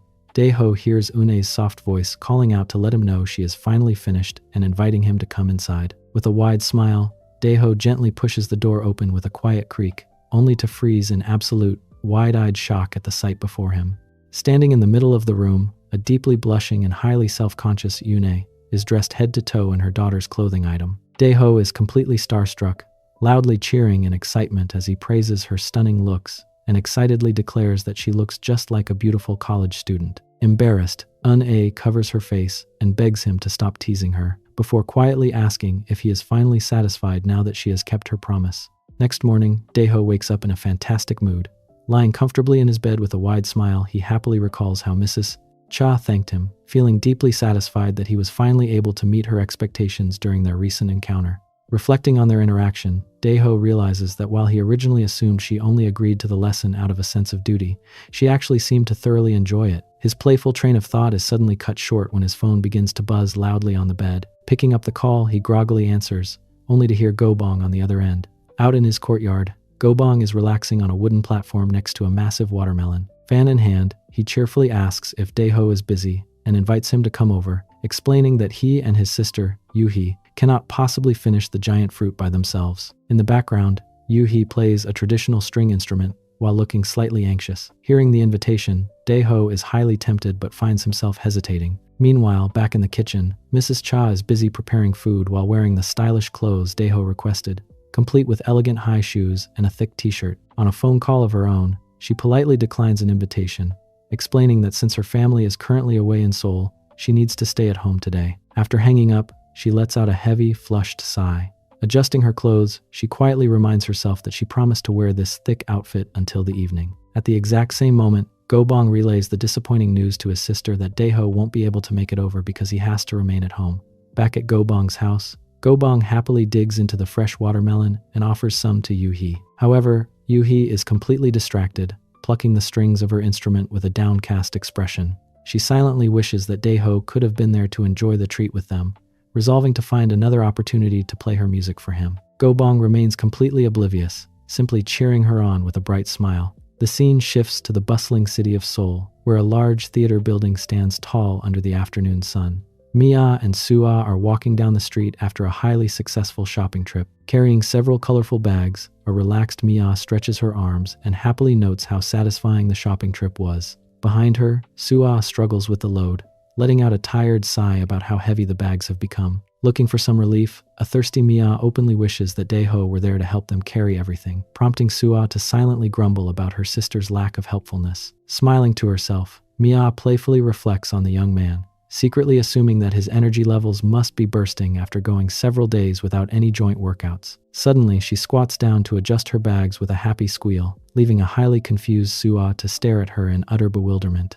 Little do they know, back at the quiet house, a highly intense study session is indeed underway. Shortly after, a peaceful atmosphere returns to the dining room. Wearing her kitchen apron, Mrs. Cha quietly eats her dinner, while Dae-ho happily sits beside her, devouring his meal with an immense appetite. Watching him eat so eagerly, Mrs. Cha warmly asks if the food is to his liking. Dae-ho flashes a bright, happy smile, enthusiastically confirming that it tastes amazing. Pleased by his response, she tells him to enjoy his meal and promises to prepare another delicious treat for him tomorrow, prompting a polite and grateful thank you from the young man. Later that night, Mrs. Cha is back in her quiet bedroom, dressed in a comfortable dark t-shirt. Tossing and turning on her sheets, she lets out a heavy sigh of relief, thankful that she was finally able to take off those clothes. As her muscles throb from the sheer exertion, she quietly reflects on the day's events, realizing she has completely lost count of how many intense learning sessions they completed. Flinching slightly from her sore muscles, she confidently assumes that since Dae-ho studied more than enough during the afternoon, he surely won't bother her tonight. However, her quiet relaxation is suddenly interrupted by the soft creaking of her bedroom door. Sitting up in bed with a gasp of surprise, she spots Dae-ho cautiously peeking inside while holding his pillow. When he sheepishly asks if she is already asleep, her heart begins to thump wildly in her chest. She silently marvels at his boundless stamina, realizing she had completely underestimated his recovery speed. Blushing deeply, Mrs. Cha demands to know what is on his mind. Standing in the doorway, a highly flustered Dae-ho explains that since Mr. Cha and his sisters are returning from their trip tomorrow, they won't have any more opportunities to study together. Because of this, he simply wants to sit down by her table for just a brief moment. Touched by his sincere confession, Mrs. Cha feels her defenses melt away. Softly tapping the mattress beside her, she warmly invites him to come up and join her on the study table. Later, another bright afternoon settles over the coast. Inside the boarding house, Dae-ho and Mrs. Cha are relaxing at the dining table. When she asks if he has finished assembling his new computer, Dae-ho admits he is still working on it. Their quiet conversation is suddenly interrupted by the sound of the front door clicking open. To their surprise, Mia excitedly bursts into the room, holding her shopping bags and loudly announcing her return from Seoul. Startled, Mrs. Cha pauses her apple slicing as Mia playfully asks Dae-ho if he behaved himself while she was away. Thrilled to see her, an excited Dae-ho dashes forward and wraps his arms around her in a warm hug. A pleased Mia giggles, asking if he missed her, which Dae-ho eagerly confirms before asking if she had a fun time in the capital. Just behind them, Sua walks into the room, rolling her eyes at their dramatic display and jokingly asking if this is a reunion of separated families. Mia defends their affection, teasingly calling her sister cold-blooded for not understanding deep family bonds. But Sua simply ignores her and stomps upstairs. Mrs. Cha warmly welcomes her daughters back and inquires about her husband's whereabouts. Right on cue, a heavily sweating Younggu enters the house, loaded down with heavy bags and groaning that everything he carries is for Mia. Paying no attention to the commotion, Mia gently pats Dae-ho's head, promising him some special chocolates from Seoul and suggesting they head upstairs together, which an excited Dae-ho readily accepts. Watching the two of them happily rush up the steps, Mrs. Cha is left standing by the door holding her packages. She lets out a dejected sigh, feeling slightly hurt that neither of them even paused to say hello to her. Once they are safely in her gym room, Mia wastes no time and immediately initiates a highly wholesome fitness lesson with Daeho. However, their plans are instantly shattered when Sua's voice suddenly echoes through the house, calling out to her father. Sua loudly requests that her dad carry her heavy astronomical telescope upstairs immediately. Hearing the sudden request, a panicked Daeho and Mia quickly scramble to hide their study activities, realizing they will have to continue their core exercises another time. Downstairs, a heavily sweating and trembling Yoongu slowly drags the massive box telescope up the stairs, complaining that it feels like it weighs an absolute ton. Sometime later, under a beautiful sunny sky, a fresh afternoon begins at the boarding house as Mrs. Cha loudly calls out that lunch is ready. She presents the family with a delicious tray of cold noodles, explaining that she made them specifically to help everyone cool off in the sweltering heat, prompting excited cheers from the table. While slurping down her noodles, Sua directly asks her father why he is still relaxing at home at this hour, jokingly questioning if his company went bankrupt or if he somehow lost his job. Sweat dropping at his daughter's blunt questioning, Yoongu quickly defends himself, explaining that his presence has nothing to do with work. Instead, he reveals that their relatives, Yoon-nim and Go, are arriving today. Sua and Mia are surprised, with Mia asking if Yoon-nim's husband from Taiwan is coming along.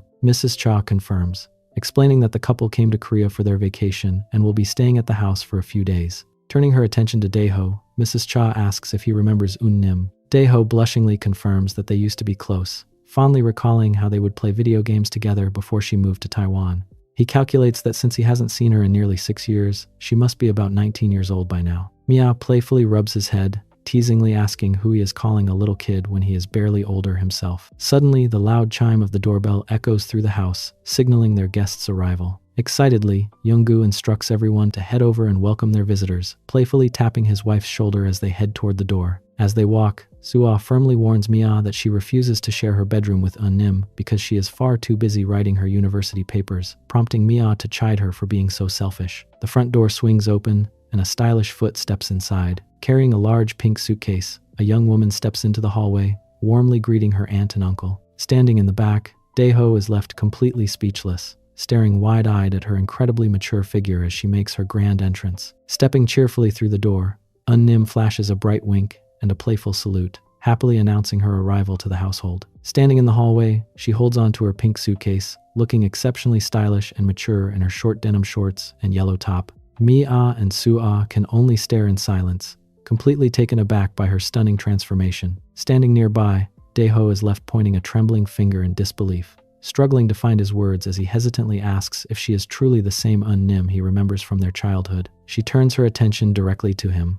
With a beautiful, warm smile that instantly brings back their old connection, she softly greets him, signaling the start of an exciting new chapter in the boarding house. Daeho continues to stare at Eun-nim in disbelief. Pointing a hesitant finger, he stammers, asking if she is truly the same little girl who used to play video games with him. In response, Eun-nim merely grins and steps closer, playfully patting his head while laughing that he hasn't changed a bit, even if he did manage to grow a little taller. Looking at her flushed face, Daeho remains in shock as Eun-nim giggles, noting how he used to be just a baby compared to how he looks now. Standing proudly in front of him, Eun-nim cheerfully explains that she grew up remarkably fast after moving to Taiwan. Turning to Mia and Sua with a bright smile, she happily greets them, noting that it has been a very long time since they last saw each other. Still slightly taken aback by her transformation, Mia notes how much she has grown, while Sua calmly welcomes her back. When Mia curiously inquires about her life abroad, Eun-nim shrugs it off as nothing special. Stepping in to guide their guest, Mrs. Cha suggests that she unpack her belongings first. Eagerly agreeing, a smiling Eun-nim expresses her hope that they can make wonderful memories together during her 5-day stay. However, the peaceful mood is instantly broken when Mrs. Cha suggests that Eun-nim can share a room with Mia. Utterly shocked, Mia loudly protests the decision, demanding to know why her mother made the arrangements without consulting her. Stretching her arms lazily, Sua explains that she has a looming contest deadline and desperately needs her privacy to finish her piece, leaving a highly frustrated Mia to glare at her in anger. Sensing the tension, a tearful Eun-nim sadly asks Mia if she doesn't want to share a room with her. Feeling instantly guilty under her puppy dog gaze, a flustered Mia quickly backtracks, assuring her that it is no problem at all and that they will have a great time sleeping in the same room. Delighted, Eun-nim throws her arms around Mia in a tight hug. Still, as she holds her guest, Mia privately worries that having a roommate for 5 days will seriously limit her personal freedom. Later that afternoon, Daeho and Unnim sit side by side on his bed, catching up in a much more relaxed setting. Looking at him thoughtfully, Unnim compliments him on how cool he is, admitting she fully expected him to still behave like a little boy. Smiling warmly, Daeho explains that since he is officially 20 years old now, he makes an effort to take full responsibility for his words and actions. Deeply impressed, Unnim playfully pats his thigh, laughing that he has completely changed and grown incredibly mature. Blushing slightly as she looks at his handsome face, Unnim admits that she wants to turn 20 as fast as possible so she can grow up too. Seeing her eagerness, Daeho clears his throat and begins a highly serious lecture, explaining that being a big person means stepping out of one's safe zone and facing the harsh realities of life. Unbothered by his lecturing, Unnim suddenly cuts him off and asks him to take her to the beach tomorrow. Stunned by the sudden request, a flustered Daeho asks for clarification, but Unnim eagerly confirms her plans, explaining that returning to her old home made her desperate to visit the shore. As night falls over the quiet house, Daeho lies flat on his back in bed, lost in his own peaceful reflections. Staring up at the dark ceiling with a warm smile, he quietly marvels at how quickly his cute little childhood friend has grown up. While lying in bed, a smiling Daeho quietly reflects on how fast children grow. Meanwhile, in Mia's bedroom, Unnim and Mia are lying down together, resting in their comfortable nightwear. Unnim warmly thanks Mia for agreeing to come to the beach tomorrow, noting that the trip would be incredibly boring without her. With a playful grin, Mia giggles and replies that she is happy to join, explaining that she couldn't possibly let the little kids go out there all by themselves. When Unnim suggests that it would be even better if Sua joined them too, Mia quickly tells her to forget about it, pointing out that Sua is currently the busiest person in the entire house. Down the hall, Sua is indeed working diligently at her desk, typing away at her computer. Taking a quick break to gulp down a cold drink, she lets out a tired sigh, trying to stay focused on her university project under her unzipped black jacket. The next morning, under a beautifully bright sun, the group finally arrives at the sandy beach. Running toward the sparkling blue water, a highly excited Unnim throws her arms up, cheering that the trip is fantastic. While Daeho watches her run with a bright smile, Mia stands beside him with her arms crossed, looking on in amusement. Mia notes how incredibly excited their guest has become. Nearby, Mrs. Cha stands with them in a dark dress, letting out a heavy, flushed sigh. Noticing her distress, Mia curiously inquires what is wrong, prompting her mother to complain that they should have just enjoyed themselves without dragging her along, since she feels far too old to get crazy at the beach. Gently pushing her mother toward the changing area, Mia insists that they desperately need a guardian and tells her to go change into her swim t-shirt first. Meanwhile, a shirtless Daeho relaxes on a green blanket under the shade of a large beach umbrella. Left sitting alone, Daeho wonders what is taking the women so long, quietly realizing that girls always take much longer to get dressed. His thoughts are instantly shattered when Mia approaches, playfully teasing him for changing so quickly. Daeho is left completely frozen in absolute shock, his face burning bright blue as he catches sight of her stunning, thick white t-shirt. Trembling with excitement, he can only stutter out a soft compliment, telling her she looks absolutely gorgeous. Highly amused by his flustered reaction, Mia teases him for having such a keen eye for girls. Suddenly, a blushing Unnim joins them, wearing a cute pink and black rash guard. She lets out a soft giggle, playfully promising Daeho that she will show him her swim clothes next year. With a joyful jump, she runs off toward the water, cheerfully noting that a rash guard is much better anyway since it protects her skin, leaving Mia to let out a quiet sigh as their beach adventure officially begins. Moments later, Mrs. Cha finally emerges from the changing area, looking incredibly embarrassed as she walks down the steps in her t-shirt. Although she wore her swimming clothes, she has tightly wrapped herself up in a thick brown t-shirt, muttering that she refuses to get into the water and wondering why they forced her to wear such an outfit. Staring wide-eyed from the bottom of the steps, Daeho is completely captivated, while Mia lets out an irritated groan. She loudly chides her mother for covering herself up, questioning what the point of wearing a swimsuit was if she was just going to hide it,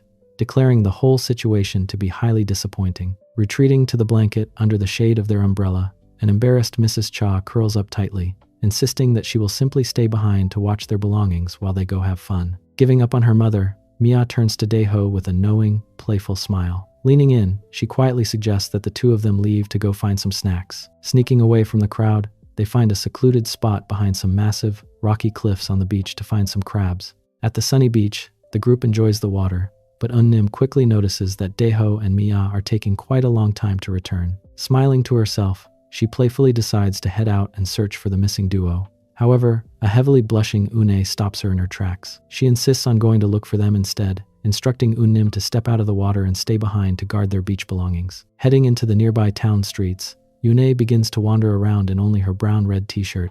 She quickly realizes she is lost, unable to find the local convenience store she thought was right around the corner. As she walks down the public road past fully clothed pedestrians, she begins to feel incredibly self-conscious and deeply regrets bringing a thick cover-up for her body. With every step attracting eyes, she is left feeling highly embarrassed and flustered. Her discomfort only worsens when a loud stranger lounging on a nearby park bench calls out to her, calling her gorgeous and asking where she is heading. Blushing intensely, Yune nervously crosses her arms and tries to laugh it off, claiming he must have mistaken her for someone else. Feeling increasingly uneasy around the strange man, she decides she needs to leave the area immediately. Before she can walk away, the man asks if she really walked all the way from the beach just to find a store. Stepping forward, he tells her to follow him, claiming the convenience store is just ahead. Though highly hesitant, Yune desperately wants to find the shop and reluctantly agrees to let him lead the way. As they walk down the path together, the man asks if she is single. When a startled Une clarifies that she is actually married, the man replies that married women are very good for fitness training. The unexpected comment catches Yune completely off guard,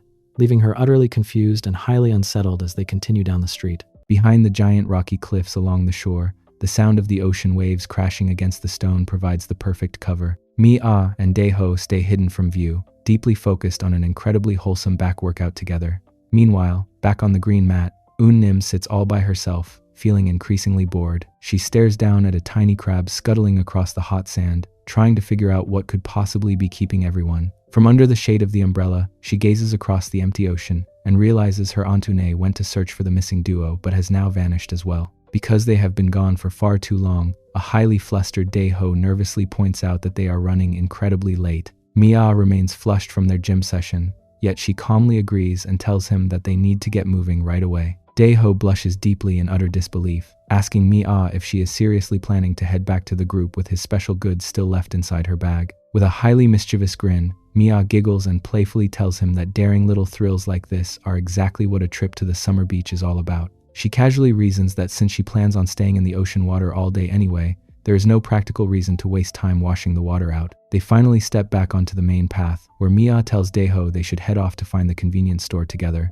Meanwhile, the strange older man leads a highly anxious Yune to the entrance of a shop, encouraging her to step inside with him. The man boasts with a wide grin that this is the closest store to the beach area. Yune takes a look around the brightly lit interior and instantly gets a very strange, uneasy feeling about the shop. There is no sign of Daeho or Mia, so she quietly figures the kids must have gone somewhere else, totally oblivious to how shocked the cashier is by her sudden appearance. The strange man overhears her concern, asking if she is looking for her kids and inquiring where exactly she lost track of them. Her cheeks flush with embarrassment as Une quickly clarifies that she did not actually lose a child, explaining that they are already fully grown up and over 20. With a sly grin, the man chuckles and tells her that she has nothing to worry about in that case. He opens up a nearby freezer chest and insists that they grab some ice cream before leaving, gesturing for her to come over and pick one out. Yune feels increasingly uncomfortable, so she politely declines the offer, stating she is perfectly fine and suggesting he enjoy the treat by himself. The man ignores her polite refusal and grows pushy, complaining that she is making him feel embarrassed and demanding that she just grab a treat. Suddenly,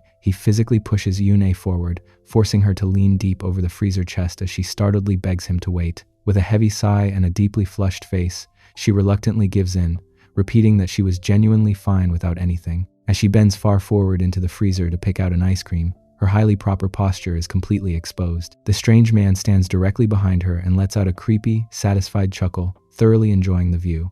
With no other choice left, Une reluctantly starts eating the sweet popsicle to cool off. As they walk side by side down the busy sidewalk, a heavily blushing Une finds herself completely overwhelmed by how incredibly hot the day has become. The man leans in uncomfortably close to her face, smugly noting her reaction and teasingly asking if she is actually secretly enjoying herself. Highly flustered, Une nervously laughs it off, quickly claiming that her flushed face is entirely due to the extreme heat of the weather. The man seizes the opportunity, pointing toward a secluded alleyway and suggesting they swing by there, claiming his private shop is located just down the path. Une stops in her tracks with deep suspicion, demanding to know what kind of shop he has and questioning why she should even go there. Without warning, the man aggressively grabs her arm, startling her completely. He pulls her forward, telling her she will find out soon enough and reassuring her that the place is very close. Une grows terrified by his sudden forcefulness, desperately pleading with him to stop and let go of her. The man ignores her cries and drags her down the empty path, dismissively reminding her that he even bought her an ice cream to justify his actions.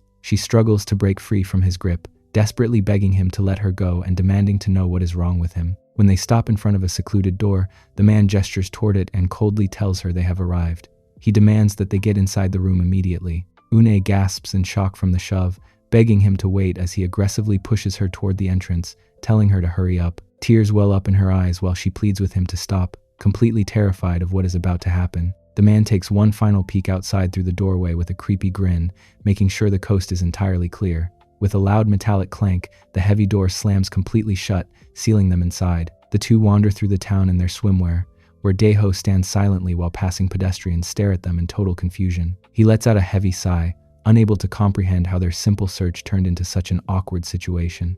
Mia looks around in frustration, noting that the convenience store was supposed to be right in this area. A deeply flustered Daeho agrees, leaving Mia to reluctantly admit that they are completely lost. She runs a hand through her hair, deciding they have no other choice and suggesting they simply keep moving forward. Onlookers are completely stunned as the pair stroll down the busy street, gazing at Mia walking around openly in her white swimsuit. She lifts her long hair off her neck with a soft sigh, complaining about how ridiculously hot the weather is. Every single passerby on the sidewalk cannot help but stare at her in complete disbelief. Daeho realizes they have wandered way too far from the beach, noticing that nobody else around them is wearing swimwear. He marvels at how Mia manages to stay so completely calm and composed despite all the intense attention. A deep blush covers his face as he whispers to Mia that everyone on the street is staring right at her. Juri suddenly turns around in shock as she catches sight of them walking down the road. She recognizes her friend immediately, calling out Mia's name in utter disbelief. With a raised finger, Juri demands to know what on earth Mia is doing there. A flustered Mia is caught completely off guard, stammering while Juri gasps at her daring jacket outfit. Juri stares in total shock, asking Mia what on earth she is wearing and if she has completely lost her mind. Mia tries to play it cool, nervously replying that she is fine and just came straight from the beach. Juri repeats the word beach in disbelief as they stand together on the pavement. She casts a bewildered glance at her friend, asking how she could possibly end up all the way here. Mia brushes off her reaction, casually explaining that she is simply looking for a convenience store. Juri lets out a sigh and calls Mia completely pathetic for wandering around like this. She leans in to whisper nervously to Mia, asking if the guy with her is her brother. Mia confirms that he is Daeho, reminding Juri that she must have seen him when she previously visited her house. Then Mia introduces Juri Kang to Daeho, prompting him to politely bow his head and greet her. Juri flashes a bright grin and warmly welcomes him back, mentioning that they actually met once before when he was still just a little kid. She looks down at Daeho, noting how much he has grown up and asking how old he is now. Daeho blushes brightly and replies with a shy giggle that he has turned 20. Juri chuckles affectionately, teasing him about how cute he is while Mia watches them. Mia asks Juri if she knows where the convenience store is, prompting Juri to question if she really intends to go inside wearing only a jacket, though Mia stubbornly insists she just wants directions. Juri lets out a heavy sigh, calling Mia incredibly hard-headed for refusing to back down. Mia realizes they need to wrap up their conversation, noting that they should get going. She smirks as she turns to leave, bidding Juri goodbye, leaving Daeho looking on quietly as Juri agrees. Juri waves her hands playfully, laughing and promising to stay in touch while telling them to take care. As they walk away, Juri silently stares after Daeho with an intense, intrigued gaze. High above the town, the bright summer sun shines down over the clear blue sky. The ocean breeze brushes against her skin, prompting Onim to sit up and wonder what could possibly be taking everyone so long. She hugs her knees tightly on the beach blanket, calling out for Daeho while feeling increasingly lonely and confused about where he went. She sits all by herself in the heat, beginning to feel completely abandoned by the rest of the group. Meanwhile, along the commercial street, Daeho and Mia finally reach the local convenience store. The two make their way back through town toward the beach, carrying shopping bags filled with refreshments. Daeho nervously points out that they are running very late and that Mia's mother is waiting for them. He casts a close glance in her direction, left completely awestruck by Mia's striking appearance. Mia tucks her hair behind her ear, wondering to herself why everyone on the street keeps staring at her. Suddenly, Daeho reaches out and firmly grabs hold of Mia's wrist. The sudden action surprises Mia, who turns back to look at Daeho and asks what is wrong. Daeho looks around anxiously, asking Mia to step over with him for just a moment. Mia gasps as Daeho pulls her toward him, asking in confusion what is wrong with him. She feels flushed and pants heavily, demanding to know what he is doing as he focuses directly on her face. A quiet karaoke booth door stands closed at the end of the tiled hallway. Sweat trickles down Une's flushed face as panic sets in. She stares ahead in total confusion, completely bewildered by what is happening. Her legs tremble on the tiled floor inside the enclosed room. Utter disbelief fills her eyes as she gazes around the space, wondering how she ended up in this place. A sinister grin spreads across the strange man's face as he holds up 2 cans of energy drinks. He sets a cold can down on the table with a sharp tap and insists they share a drink, leaving a thoroughly unsettled Une speechless. The older man smirks boastfully, showing off his place and asking Une if his establishment is really all that bad. Une sits awkwardly on the couch, completely bewildered by the sudden realization that he actually owns a karaoke business. The man leans back onto the sofa and nervously admits that even he was initially confused about how to explain everything. Tears begin to stream down his face as he emotionally recalls that he was never actually homeless. In a meta flashback, an artist works diligently at a computer desk, typing away as he designs the character as a lazy, Hawaiian shirt-wearing guy per his storyboards. The man gulps down his drink while complaining that the illustrator struggled immensely to draw his scene,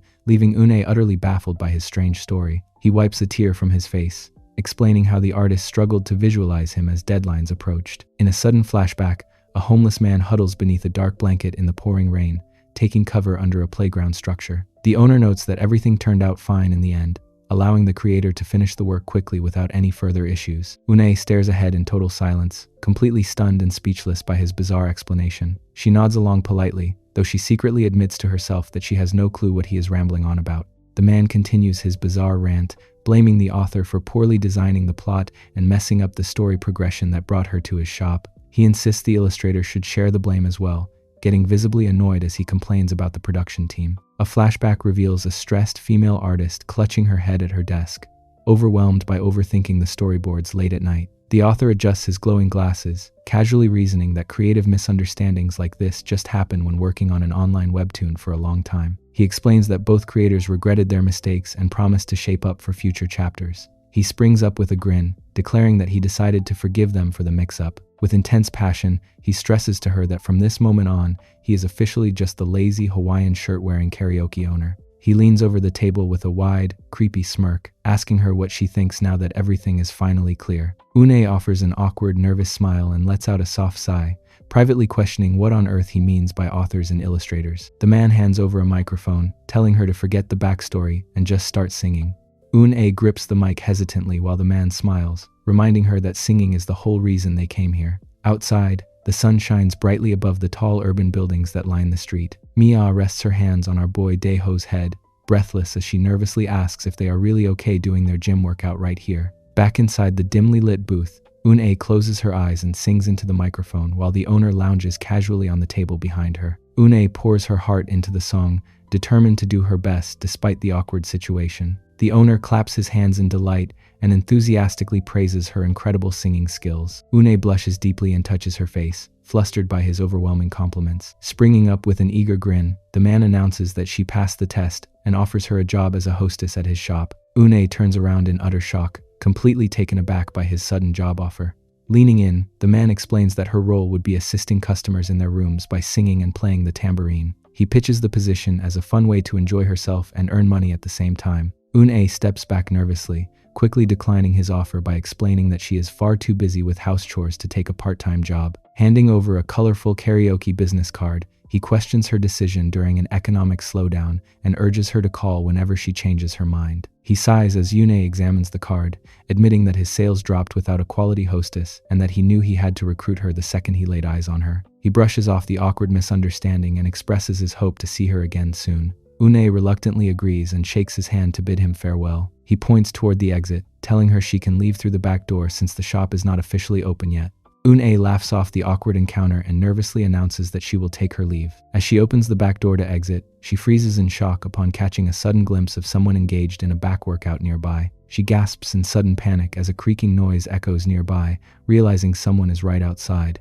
A heavy thud rattles the frame as a hand presses firmly against the surface to hold it shut. She struggles with the lock, growing frustrated as the door refuses to budge no matter how much it clanks. The girl slams her fist against the door in confusion, unable to comprehend why her exit remains stubbornly stuck. Frustration quickly turns to genuine concern as she wonders if the entire locking mechanism has completely broken. A voice grunts softly from the other side, wondering aloud if someone is standing right outside the door. Une's eye widens in sudden realization as she recognizes the familiar voice through the gap. She peers through the crack in disbelief, and calls out Mia's name, startling the blonde girl who presses her hands flat against the door frame. Mia peeks back through the narrow space with a heavily flushed face, silently worrying to our boy Daeho that they are in major trouble. The bright summer sky stretches over the city buildings on a warm afternoon. Mia turns red with a heavy blush and stammers, wondering why Une is standing right on the other side. Une freezes in her jacket as a sharp thud shakes the doorframe, leaving her startled by the sudden noise. Sweat trickles down Mia's flushed face as she struggles with the heavy gym session with Daeho, desperately telling her mother to wait outside for just a moment. Peering through the narrow crack, Une asks Mia what she is doing and why she is keeping the door held shut. Une raises her fist and demands to know what is happening, desperately pleading to be let out. Extremely exhausted, Mia lies through the gap, claiming she has an emergency stomachache to cover for her gym workout with our boy Daeho. Panicking on the other side, Une worries for her daughter and wonders what she should do next. Une turns her head toward the back hallway, searching around for a nearby restroom. A heavy padlock hangs tightly on the toilet door, completely blocking the entrance. Une clasps her hands together anxiously, offering to help her daughter if she just opens the door. Mia shouts back in a total panic, desperately telling her mother to wait outside for just a minute. Une gasps in confusion as her daughter refuses to let her inside. Determined to assist, Une bangs her fist against the back door and demands Mia open up so she can help. Light spills through the narrow gap as the heavy door creaks softly open. Mia huffs and pants with a flushed face, weakly calling out to her mother. Une rushes forward in total concern, asking her daughter if she is all right and what happened. Mia softly reassures her mother that she is fine. Mia looks down awkwardly and mentions she finished her business, prompting Une to ask how she ended up in this alleyway. Blushing deeply, Mia explains that she needed to find a restroom on her way back to the beach and stepped into the alley. Une sighs in sympathy for her daughter and asks if she handled her emergency right here in the alley, which Mia quickly confirms. Mia pulls at her mother's arm, nervously insisting they head back right away. Mia turns the tables on Une, questioning what her mother was doing inside that building in the first place. Une mumbles nervously, making up an excuse about searching for them in the heat, while Mia questions her strange explanation. Mia asks if she went inside just to cool off, pressing her flustered mother about what was actually in there. Une brushes off the situation and urges her daughter to get moving, since Unnim is waiting for them all alone. Our boy Daeho gasps in surprise, asking if Unnim is sitting by herself. Une turns to Daeho with a bewildered look, wondering where he has been this whole time. Mia quickly steps in to cover for him, explaining that he stood guard as a lookout while she took care of her business in the alley. Une asks why they took so long, prompting Mia to mention how she ran into Juri on her way to the store. Une ponders why Juri rarely stops by their house anymore, guessing that she simply grew up and moved on. The pedestrian traffic light glows bright red above the crosswalk. The trio waits silently at the street corner as onlookers stare in total amazement.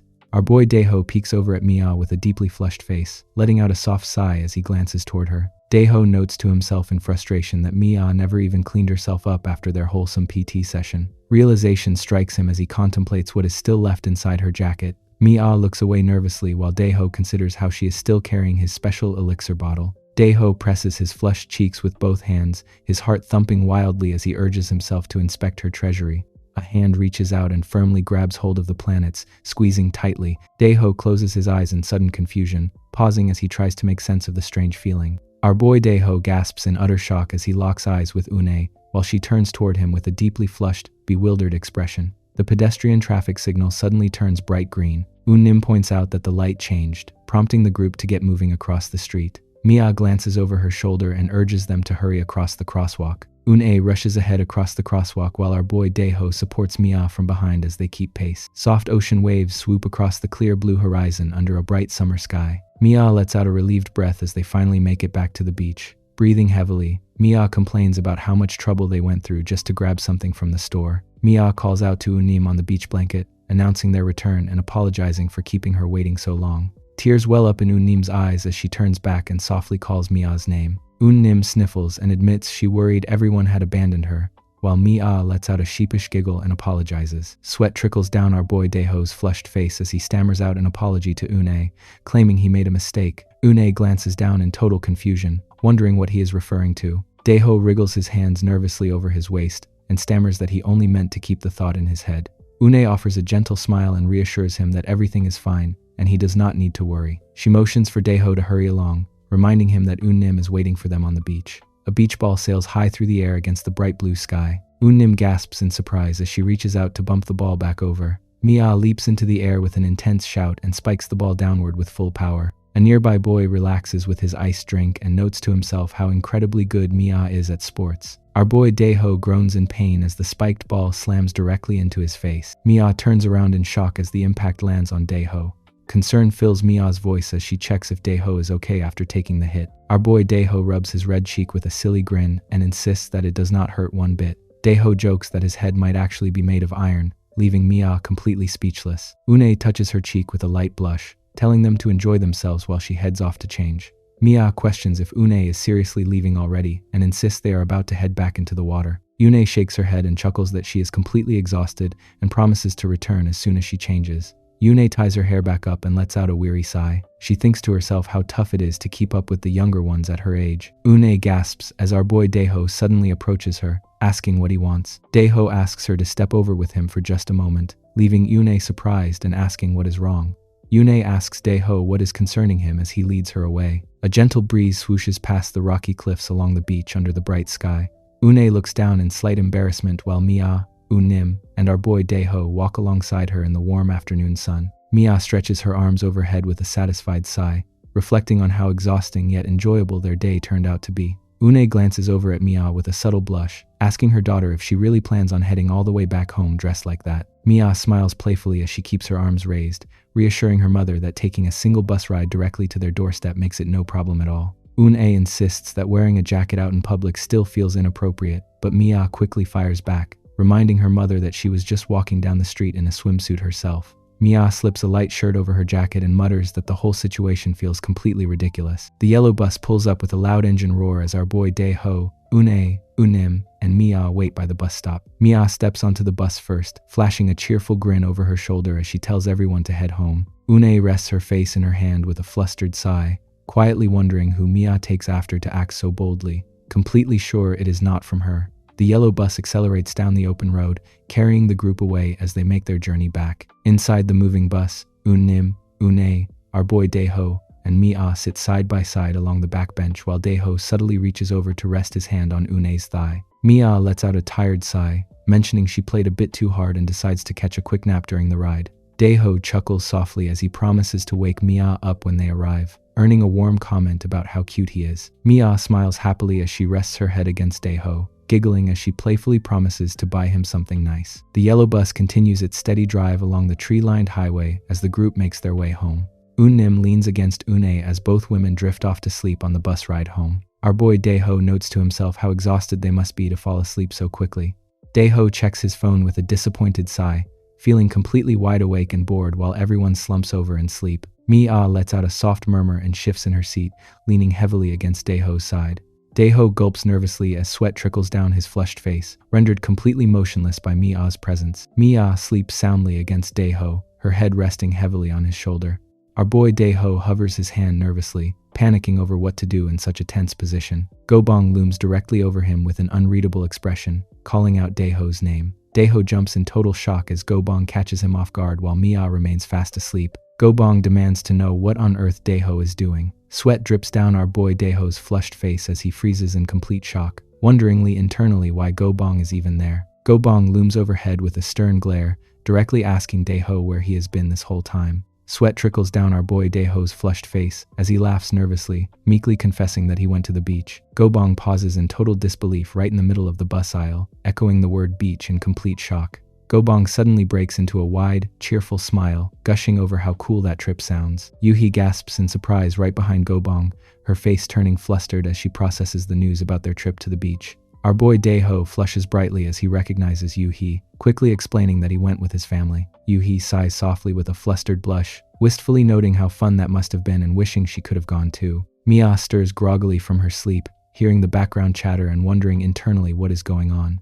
Yuhi's eyes widen in complete shock as her gaze locks onto someone sitting nearby. Yuhi offers a flustered greeting, bowing slightly as she politely addresses Miss Miacha.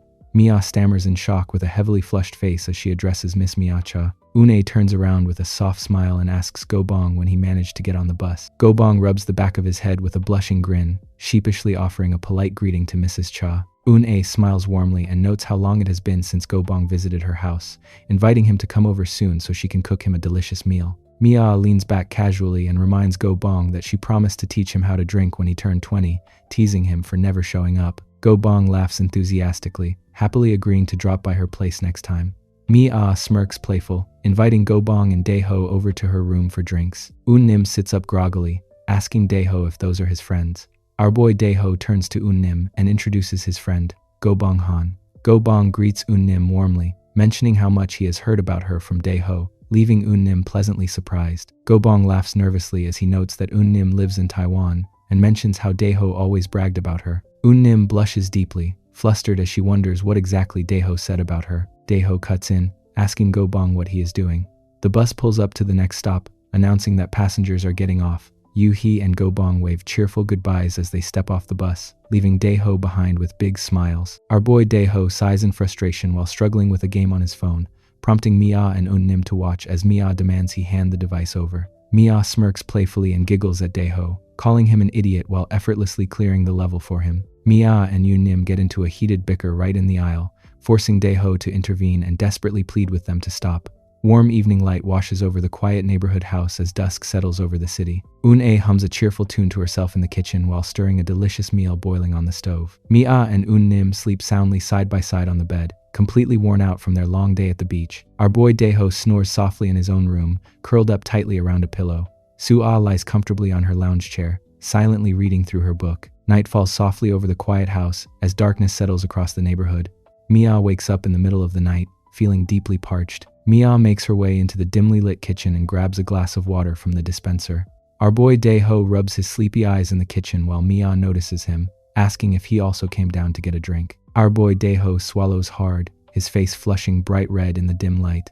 Mia turns back toward him with a soft look, holding her water bottle as she calls out Daeho's name. Cupping his cheek gently, Mia confesses that she wants to train back with him, though she worries it is not safe until Nim heads back home. Morning light breaks over the quiet neighborhood as birds chirp under the clear sky. Mia brushes her teeth in the bathroom, lost in thought with a soft blush lingering on her face. Our boy Daeho reaches out from behind in the bathroom, squeezing Mia tightly from behind. Birds chirp under a bright blue morning sky over the quiet neighborhood street. Nim flashes a bright smile as she grabs her bag at the door, announcing that she is heading out. Daeho, Mia, Une, and Sua gather around the entryway to bid Nim farewell, wishing her a safe trip and telling her to study hard. Nim peeks back nervously before leaning into Daeho, calling out his name in a low whisper. Nim offers a sly smile and asks Daeho to wait for her, promising that she will no longer be a minor the next time they meet. Nim turns around at the door and cheerfully waves goodbye, promising everyone that she will definitely return next year. Mia and our boy Daeho exchange knowing glances with sussy smirks, relieved that Nim has finally left. A cell phone buzzes loudly against the mattress as a hand reaches over to answer it. Une groggily wakes up to let Mia know that her phone is ringing, and Mia mumbles a sleepy response in return. Mia answers the call with a drowsy greeting, wondering if Ju-ri is on the other end. Mia presses the phone to her ear with a flustered look, softly confirming her identity to the caller. Ju-ri yells in utter disbelief through the speakerphone, demanding to know if Mia actually plans to visit her house today. Ju-ri ties her hair back in front of the mirror, agreeing that the weather today is perfect. Mia glances aside in a flush, stammering to Ju-ri that she is actually right in the middle of something. Ju-ri cuts her off aggressively, claiming she can already picture Mia doing nothing on her bed and warning her not to decline. Mia buries her face in the pillow while holding her phone, softly protesting that she was not refusing. Outside, under the evening sky, Ju-ri offers a polite greeting over the phone to Mrs. Cha. Une pauses while cleaning the living room, warmly welcoming Ju-ri and asking how she has been holding up. Ju-ri steps inside with a bright smile, answering that she is doing great and complimenting Une on how gorgeous she still looks. Une blushes deeply at the sweet compliment, giggling that Ju-ri is flattering her far too much. Mia steps into the hallway to greet Ju-ri, while Une continues sweeping nearby. Ju-ri giggles excitedly as she holds up a shopping bag, eager to show off what she brought over. Mia crosses her arms and tells Ju-ri that she already has beer at home, leaving Ju-ri surprised as she admits she had no idea. Our boy Daeho steps down the stairs with a cheerful grin and offers a friendly greeting to Ju-ri, catching her completely off guard. Ju-ri remains quiet as a subtle smile spreads across her flushed face. Night falls over the apartment building as excited chatter echoes from inside the window. Ju-ri blushes with excitement, eagerly asking if Daeho is going to join them for a drink tonight while Mia chuckles nearby. Mia slings a friendly arm around our boy Daeho, laughingly declaring that he is finally going to have his very first beer today. Our boy Dae-ho glances at his phone and asks if he should invite Go-bong along too, reminding Mia that she promised to teach Go-bong how to drink as well. Mia pauses in hesitation at the mention of Go-bong, softly admitting that she did make that promise to him before. Ju-ri leans in with a curious look, asking who Go-bong is, while Mia explains that he is Dae-ho's friend. Ju-ri immediately approves of the idea, telling everyone to call him over because the more people they have, the merrier it will be. Mia agrees to let him call Go-bong, while our boy Dae-ho readily nods along, eager to make the call. Une pops in with a bright smile, asking everyone if they are up for dinner, which leaves Mia utterly bewildered by her mother's sudden offer. Mia dismisses the idea, explaining that they are just going to drink and asking her mother to bring them some snacks instead, leaving Une completely flustered. Une sighs in disappointment, softly questioning if that is really the proper way for Mia to speak to her mother. Une continues sweeping the floor with a subtle flush, inwardly complaining that Mia has no idea her back is hurting. Su-ah looks over with a calm, neutral expression, predicting to herself that things are going to get quite noisy today. Mia confirms her plans with complete confidence, declaring that she intends to drink straight through the entire night. Mia laughs dismissively, telling Su-ah to just wear headphones whenever she writes or watches movies to block out the noise. Su-ah states coldly that she plans to observe stars through her new telescope anyway, making Mia piteously huff in reaction. Ju-ri tries greeting Su-ah cheerfully, but Su-ah simply brushes past her and asks who she is, prompting Mia to tease her for trying to act cool. Ju-ri sighs as Su-ah walks away, wondering to herself if Su-ah simply failed to recognize who she was. Ju-ri clicks her tongue softly, recalling how Su-ah used to be such a cute little girl when she was smaller. Mia ushers everyone inside, playfully telling Ju-ri to leave the icy princess alone so they can get back to their drinks. Mia issues a bold warning, claiming that once anyone enters her room, nobody leaves on their own 2 feet. Night settles over the quiet street as traffic signs gleam under the dark sky outside the house. Laughter echoes from inside while Su-ah crouches alone on the balcony, attempting to set up her telescope in silence. Su-ah sighs in frustration while reading through the instruction manual, muttering to herself how overly complicated the setup process is. A fist bangs loudly against the front door as someone calls out repeatedly, desperately asking to be let inside. Su-ah turns around in confusion as loud banging sounds echo from the front gate. The heavy metal gate clanks open into the dimly lit courtyard. Go-bong rubs the back of his head with a flush and greets Su-ah with a wide, goofy grin. Su-ah stares back at him with an unimpressed expression, coldly asking who he is supposed to be. Go-bong laughs sheepishly and introduces himself as Go-bong, addressing Su-ah with an awkward grin. Su-ah tilts her head in total confusion, wondering aloud what on earth a Go-bong even is. Go-bong laughs awkwardly while rubbing his neck, insisting that Go-bong is actually his real name. Cans of beer and bottles of soju line the table as loud, cheerful laughter fills the room. Ju-ri giggles with a heavy blush, teasingly asking if Go-bong is truly his actual name. Go-bong beams with pride as he explains that his grandfather gave him the name hoping he would go achieve his dreams. Mia takes a sip from her can and sighs thoughtful about how fast time flies, marveling that the day has finally come for her to drink alongside Go-bong. Our boy Dae-ho takes a tiny sip from his beer can, grimacing slightly as he complains to Mia that it tastes pretty bitter. Ju-ri leans over with a mischievous grin, chiding Dae-ho for taking small sips and telling him a real man needs to finish his drink with a giant gulp. Mia raises her beer high in the air and enthusiastically calls for everyone to get ready to chug, while Ju-ri cheers happily beside her. Everyone clinks their beer cans together with an energetic shout to kick off their drinking game. Confusion fills the room as someone wonders what that means and demands to know who said it. Ju-ri leans down and asks Mia what happened, but Mia admits she has no idea as everyone giggles and enjoys the fun atmosphere inside. Chants echo outside as the group cheers each other on to chug their beers, warning that the last person to finish will face a penalty. Empty soju bottles lay scattered across the floor as the drinking session stretches late into the night. Our boy Dae-ho slowly opens his eyes with a groggy sigh, wondering to himself what on earth happened. Our boy Dae-ho sits up in bed holding his throbbing head, wondering with a heavy sigh if he ended up falling asleep. Dae-ho gasps softly as he looks over to find Go-bong and Ju-ri completely passed out together on the floor. Ju-ri slumps soundly on the rug with a flushed face while Dae-ho notes to himself that everyone is fast asleep. Ju-ri slumps soundly on the rug with a flushed face while Dae-ho notes to himself that everyone is fast asleep. Dae-ho sighs internally, realizing Ju-ri is definitely not a heavy drinker despite how much alcohol she downed. Our boy Dae-ho blushes deeply, flustered by how Ju-ri leans into his face. Dae-ho notices the sweet scent of alcohol on Ju-ri's warm breath as she breathes softly right next to him. Ju-ri leans back with an intense gaze, asking if Dae-ho was training back while watching her, leaving him completely flustered and struggling to form a proper answer. Juri directly asks if he has ever had a PT session yet, making Daeho hesitate nervously as he stammers out her name. Juri decides she cannot just ignore him, telling Daeho to follow her as he looks up in total shock with a bright red face. Juri huffs softly with a heavy blush and an intense look in her eyes, promising that she will teach him personally. Mia flinches face down on the bed as her shirt hitches up her back. Mia slowly opens her eyes with a heavy blush, groaningly muttering that she wants a drink of water. Mia gasps in total shock, instinctively pulling her shirt down and clutching her chest in panic. Mia recoils in sudden disbelief, frantically questioning to herself why she is completely exposed. Mia suddenly remembers what happened, recalling that our boy Daeho was right beside her while she was asleep. Mia sweats nervously as the shocking realization hits her that they actually trained chest right next to everyone else. Gobong and our boy Daeho sleep soundly in each other's arms, snoring softly away on the floor. Mia glances around the dimly lit room in confusion, wondering to herself where Juri has gone. Water splashes continuously in the bathroom as Juri gasps with her mouth wide open under the steamy spray. Knocks echo against the bathroom door as Mia calls out to ask if Juri is inside. A hand reaches up to unlock the door with a quick click. Juri stands under the running water with a flushed face, answering back that she is taking a shower. Mia pauses in the hallway with a suspicious look, muttering to herself that she wants to use the bath right now. Confusion fills Mia's mind as she wonders why Juri would take a shower at such an odd hour. Morning light breaks over the peaceful neighborhood street as birds chirp under the clear sky. Gobong carefully presses a stick of RAM into place until a firm click echoes from the motherboard. Gobong grins triumphantly as he asks our boy Daeho if he heard the snap, reminding him to push until it clicks properly. Bright light flashes across the monitor screen, catching both boys completely off guard. Gobong and Daeho cheer with excitement and raise their arms in celebration, right as Juri approaches the doorway behind them. Juri leans against the doorframe with a flushed face and announces softly that she is heading home.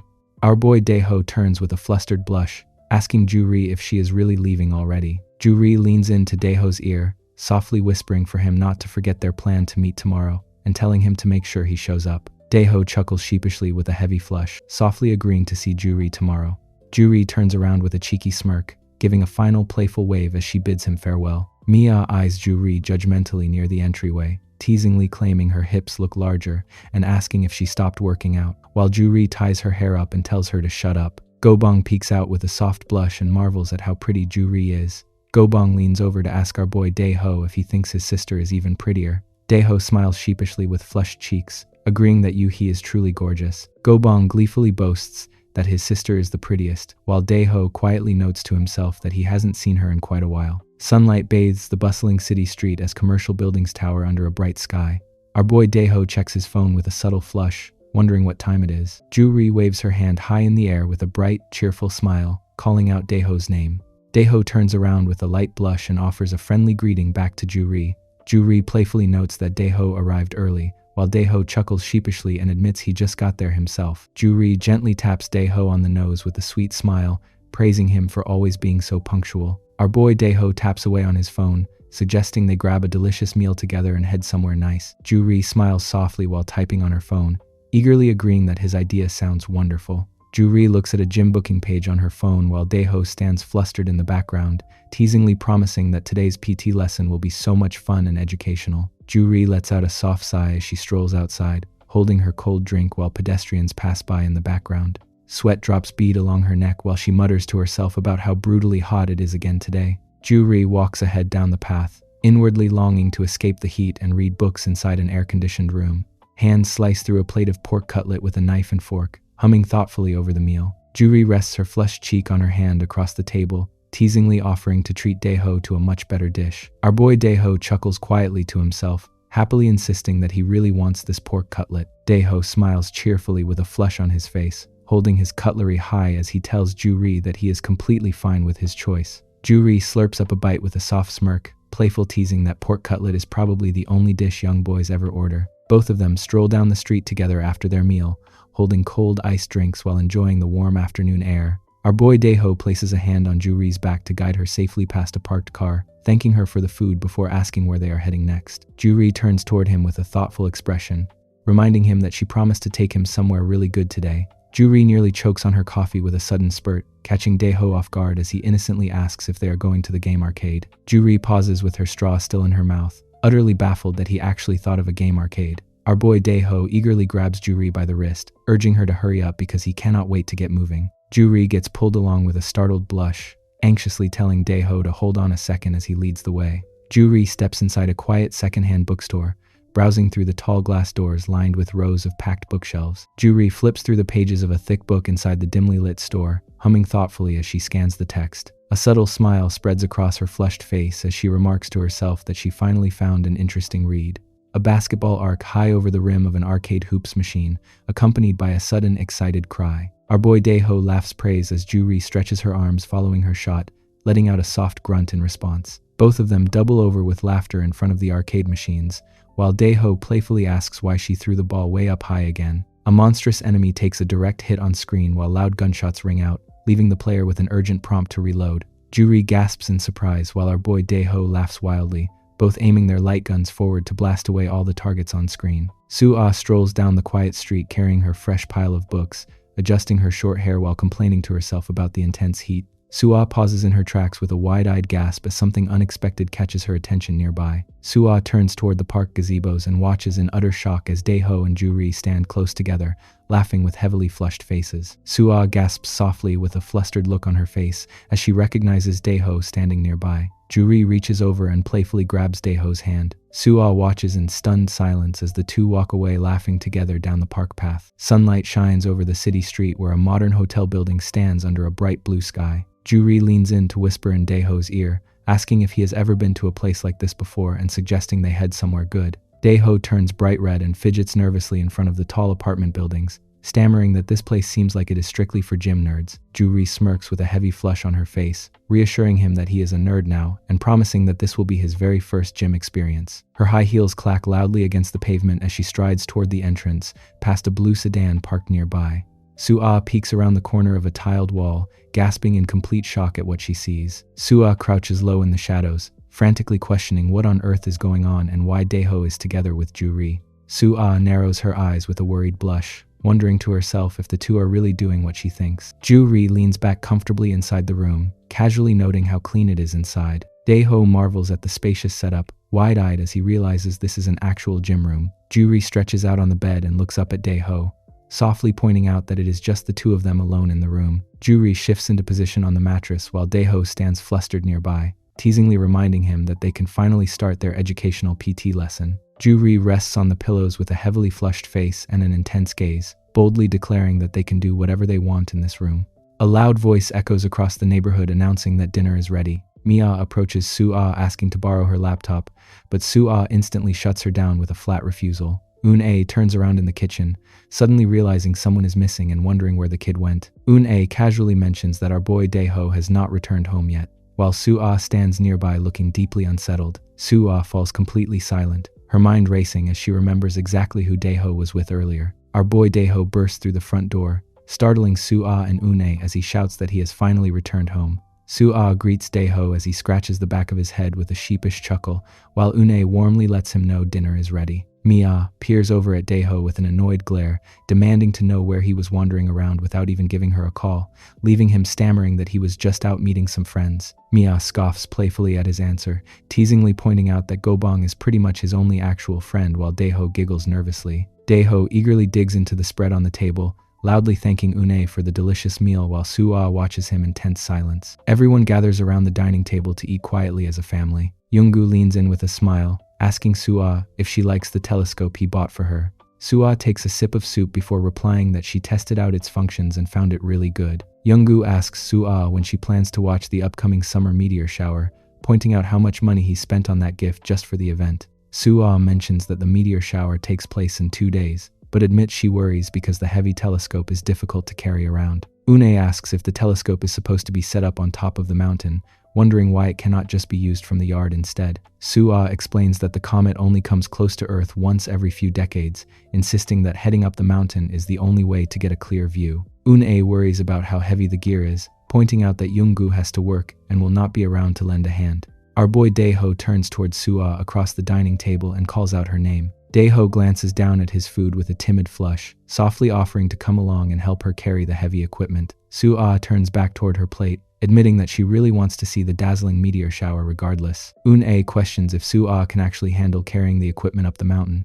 while our boy Daeho chimed in with a nervous laugh to boast about his own strength. Daeho turns red with hesitation, gently offering to assist her on the hike if she is comfortable with it. Suah stares back in total silence, causing Daeho to laugh nervously and backtrack in case she prefers to decline. Suah pauses briefly before opening her mouth to quietly accept his offer. Suah rubs a strand of her hair with a soft blush, directly asking if our boy Daeho would help her out. Night falls softly over the quiet residential street while someone inside the house seeks confirmation from Suah. Our boy Daeho holds his phone with flushed cheeks, timidly asking if he can really tag along with her. Chopsticks reach down to pick up a small sausage from the dish as Suah inwardly admits she has no other choice. Suah quietly chews her food, noting to herself that the telescope is simply too heavy for her to carry alone. Mia watches from the foreground and playfully chuckles, pointing out that Daeho actually comes in handy once in a while. Our boy Daeho smiles with a bright blush, softly confessing how happy he feels since he has been eagerly waiting for this event too. Later that evening, someone sits back in a gaming chair and rapidly taps away on a computer keyboard in a dimly lit room. Suah slumps backward in her chair with a heavy sigh, frustratedly realizing that her mind remains completely blank. She shifts uncomfortably in her seat, inwardly lamenting that creative inspiration never strikes whenever she works on this particular subject. Suah knows she cannot simply skip this crucial part or patch it up with poor work, as doing so would ruin the entire story. Suah walks away from her desk, reasoning to herself that great writers like Kundera and Haruki were never afraid to tackle this topic. She flops face down onto her mattress with a tired sigh, wondering if it is even possible to write about something she has never actually experienced herself. Suah rests on her side in the dim room, her mind racing as she stares silently into space. An unsettling thought suddenly crosses her mind as she wonders if our boy Daeho had a private gym sesh with Ju-ri. Suah chastises herself for being insane, questioning what on earth she is even thinking right now. Suah lets out a heavy breath, sternly telling herself to stop overthinking silly things. She spreads her arms across the mattress and decides it is finally time to get some sleep. Bright sunlight shines over the quiet neighborhood street as a brand new day begins. Someone calls out to their mother before leaving the house, letting her know they will eat dinner outside. Mia checks her phone with a light hum, playfully warning her friend never to hit on Taehyun because he is completely hers. Suah informs her mother that she is heading to the library for research and mentions that it will take some time, while asking if her mom is watching that silly show again. Birds chirp outside as Suah steps through the front door, silently noting how hot the weather is today. Our boy Daeho dashes down the staircase with a piece of toast held in his mouth, clutching a paper bag as he calls out for Mrs. Cha. Daeho turns around with flushed cheeks to explain that he is heading out to meet Gobong, leaving Une looking slightly surprised. Une hesitates with a subtle blush, softly pointing out that everyone else has already left the house. Une stretches her arms high above her head near the balcony, softly thinking to herself that it might finally be time. A sly smile spreads across her flushed face as she pumps her fist with newfound motivation, deciding to do some thorough spring cleaning. Under the bright blue sky near an overpass, Gobong reacts in total disbelief upon hearing about the upcoming space show. Gobong realizes that was why Suah was testing out the telescope earlier, while our boy Daeho confirms that Mr. Cha bought it for her during their trip to Seoul. Gobong eagerly asks if he can join them on that day, offering to help carry the heavy telescope up the path. Daeho winces in surprise as Gobong stands up, explaining that Suah explicitly agreed to just the two of them going and doubting that adding another person is possible. Gobong looks down with a disappointed expression, asking if there is really no chance at all, while Daeho sheepishly apologizes for having no say in her decision. Disappointment washes over Gobong's face as he processes the news in complete silence. Gobong softly accepts the answer, assuring Daeho that he understands the situation. Gobong rides away on his electric scooter with his bag strapped across his back, waving goodbye and telling Daeho to enjoy watching the show. Our boy Daeho hesitates with a slight blush as he turns back to speak. Une kneels on the floor with a rag in hand, wringing it out into a bucket. She wipes down the wooden surface, resolving to clean every single corner of Daeho's room while he is away. Une scrubs the floor thoroughly, assuming a teenage boy's room must be covered in dust. The door creaks open behind her as our boy Daeho unexpectedly steps back inside the room. Une gasps in shock as our boy Daeho stands near the doorway, catching her completely off guard on the floor. She looks up with flushed cheeks and calls out his name in utter surprise. Une quickly asks him when he returned home. Our boy Daeho stammers with a bright blush, softly replying to Mrs. Cha that he just walked in. Une continues wiping the floor with a nervous laugh, explaining that she needs a bit more time to finish cleaning and suggesting he head downstairs to watch television instead. Une glances back over her shoulder with flushed cheeks, softly reassuring him that she is almost finished with her work. Night settles over the quiet neighborhood under a dark teal sky. Une lies in bed with a blushed face, clutching her chest as her mind races. Une reflects on how long and eventful the day was because of what happened with Daeho, reasoning that he probably needed to let off some steam after holding back for so long. Yune stares ahead thoughtfully, reminding herself that she was the one who first guided him and feels responsible for staying by his side until he gets fully comfortable. Une ultimately resolves to treat our boy Daeho much better moving forward. She wants to make sure he never feels lonely again. Meanwhile, our boy Daeho sleeps peacefully in his room with his mouth wide open. Morning arrives with birds chirping under a bright blue sky. Someone remarks on how perfect the weather is today, excited that they will get a clear view of the sky with Suah. Daeho calls out to let mom know they are leaving, chuckling happily as Suah glances back and sternly warns Mia to stay out of her room. Une questions what Daeho packed in his massive backpack, pointing out how heavy it looks. Daeho smiles brightly with flushed cheeks, explaining that he brought a sleeping bag and bushcraft kit because mountains can be dangerous without a survival plan. Mia crouches down and teases him, asking who carries a sleeping bag in the middle of summer and scoffing that he must watch way too many remote camping videos. Suah tells Mia to just leave him alone, mentioning that she already warned him about the backpack being too heavy, but he refused to listen. Our boy Daeho chuckles confidently, boasting about his strength as he urges Suah to hit the road. Suah adjusts her short hair behind her ear and confirms they are heading out. She looks back calmly, telling the others she will see them tomorrow. Une calls out for Suah to help Daeho carry the heavy gear, while Mia playfully shouts after her not to beat him up along the way. Suah leads the climb through the dense forest, huffing softly as our boy Daeho follows closely behind her up the steep path. Suah stretches her arms back and catches her breath, admitting to herself how tough it is to hike up a mountain in the summer heat. Daeho wipes sweat from his forehead with a heavy huff, remarking that they are lucky it is a bit cloudy today or the hike would be even more exhausting. Suah continues forward along the rugged trail with a quiet sigh, admitting to herself that the climb is still exhausting. Daeho encourages Suah to hang in there since they will reach the top soon, but his foot suddenly slips on a loose rock. Our boy Daeho loses his balance with a flustered cry, wobbling under the weight of his heavy backpack as Suah turns around in surprise. Suah reaches out her hand to catch him, warning him to be careful. Suah cheers in excitement that they finally made it to the top, while Daeho gasps in disbelief. Suah confirms their arrival and calls out for him to come take a look. Daeho shields his eyes against the wind as he steps onto the open peak, gazing out at the breathtaking view alongside Suah.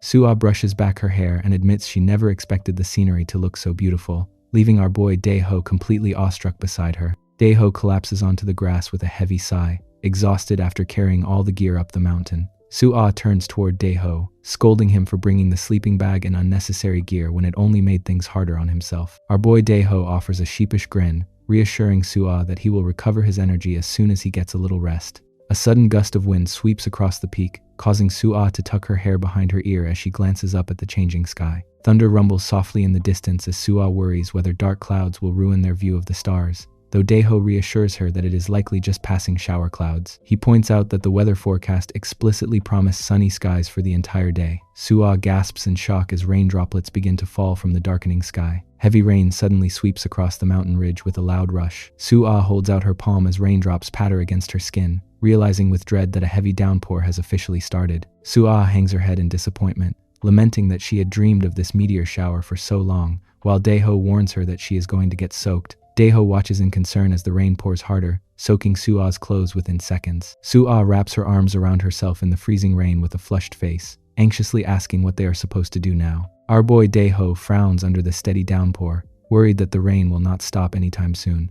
Suah turns her head away with a flushed, damp face, quietly wondering what they should do next. Daeho points out that there is nowhere to hide on the peak and suggests they head back down the mountain. Suah glances back with an incredulous expression, firmly refusing the idea of giving up and heading back down. Daeho quickly clarifies his idea, explaining that he meant searching for a nearby spot where they can take shelter from the rain. Daeho reaches for Suah's hand with a flustered blush, offering gentle words of encouragement to help her hang in there through the downpour. Suah laments how hard it was to climb all the way up here, while Daeho worries that staying wet will make them both catch a cold.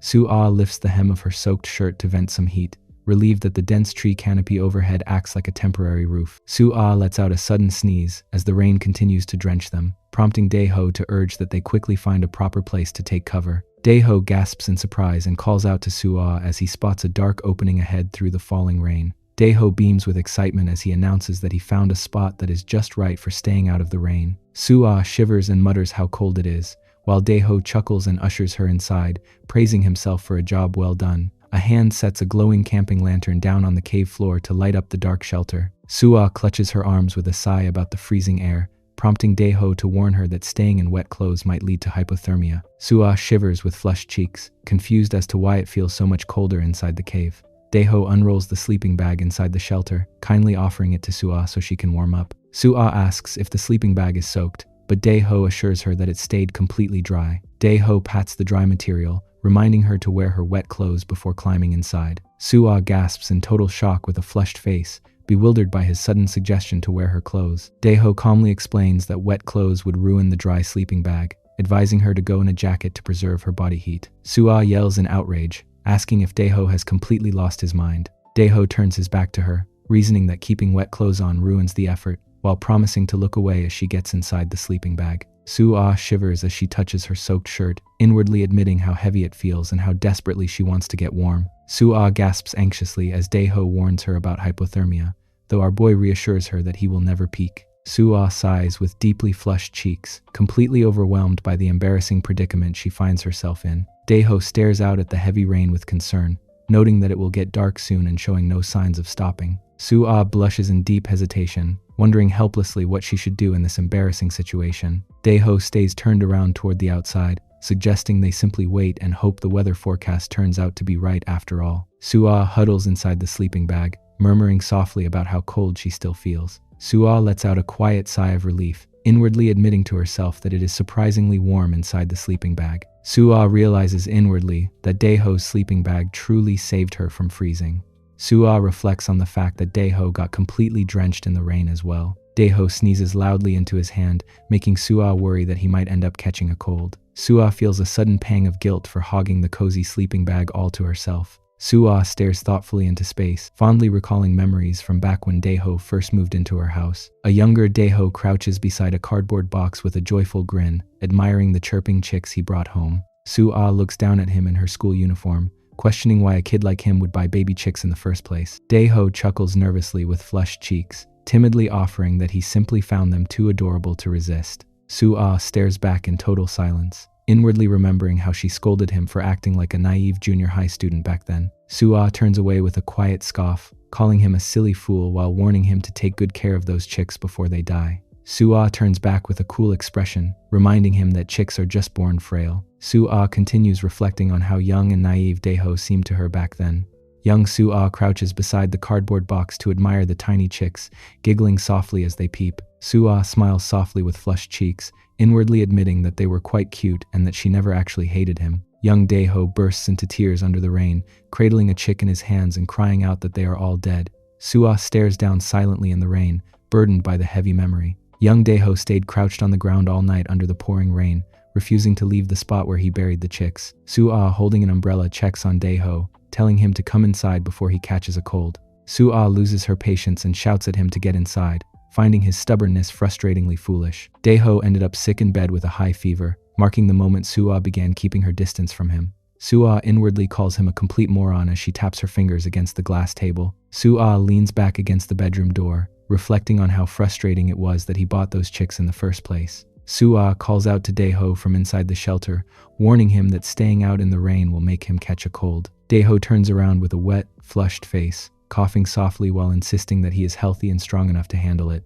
Suah notices his trembling smile, realization striking her as she sees that his lips are turning blue from the cold. Suah sighs with flushed cheeks inside the sleeping bag, asking if Daeho is really being this reckless again. Suah partially unzips the sleeping bag, sternly telling Daeho to stop arguing and just get inside with her. Daeho turns around with a heavy blush and wide eyes, asking in complete disbelief if she is actually serious. Daeho hesitates nervously as he prepares to step, quietly asking Suah for confirmation before he gets in. Suah shifts over inside the sleeping bag and gives him permission, softly telling him to go ahead and come inside. Surprise strikes Daeho as he notices a sudden change outside the dark mountain peak. He calls out to Suah that the rain has finally stopped, leaving her completely stunned.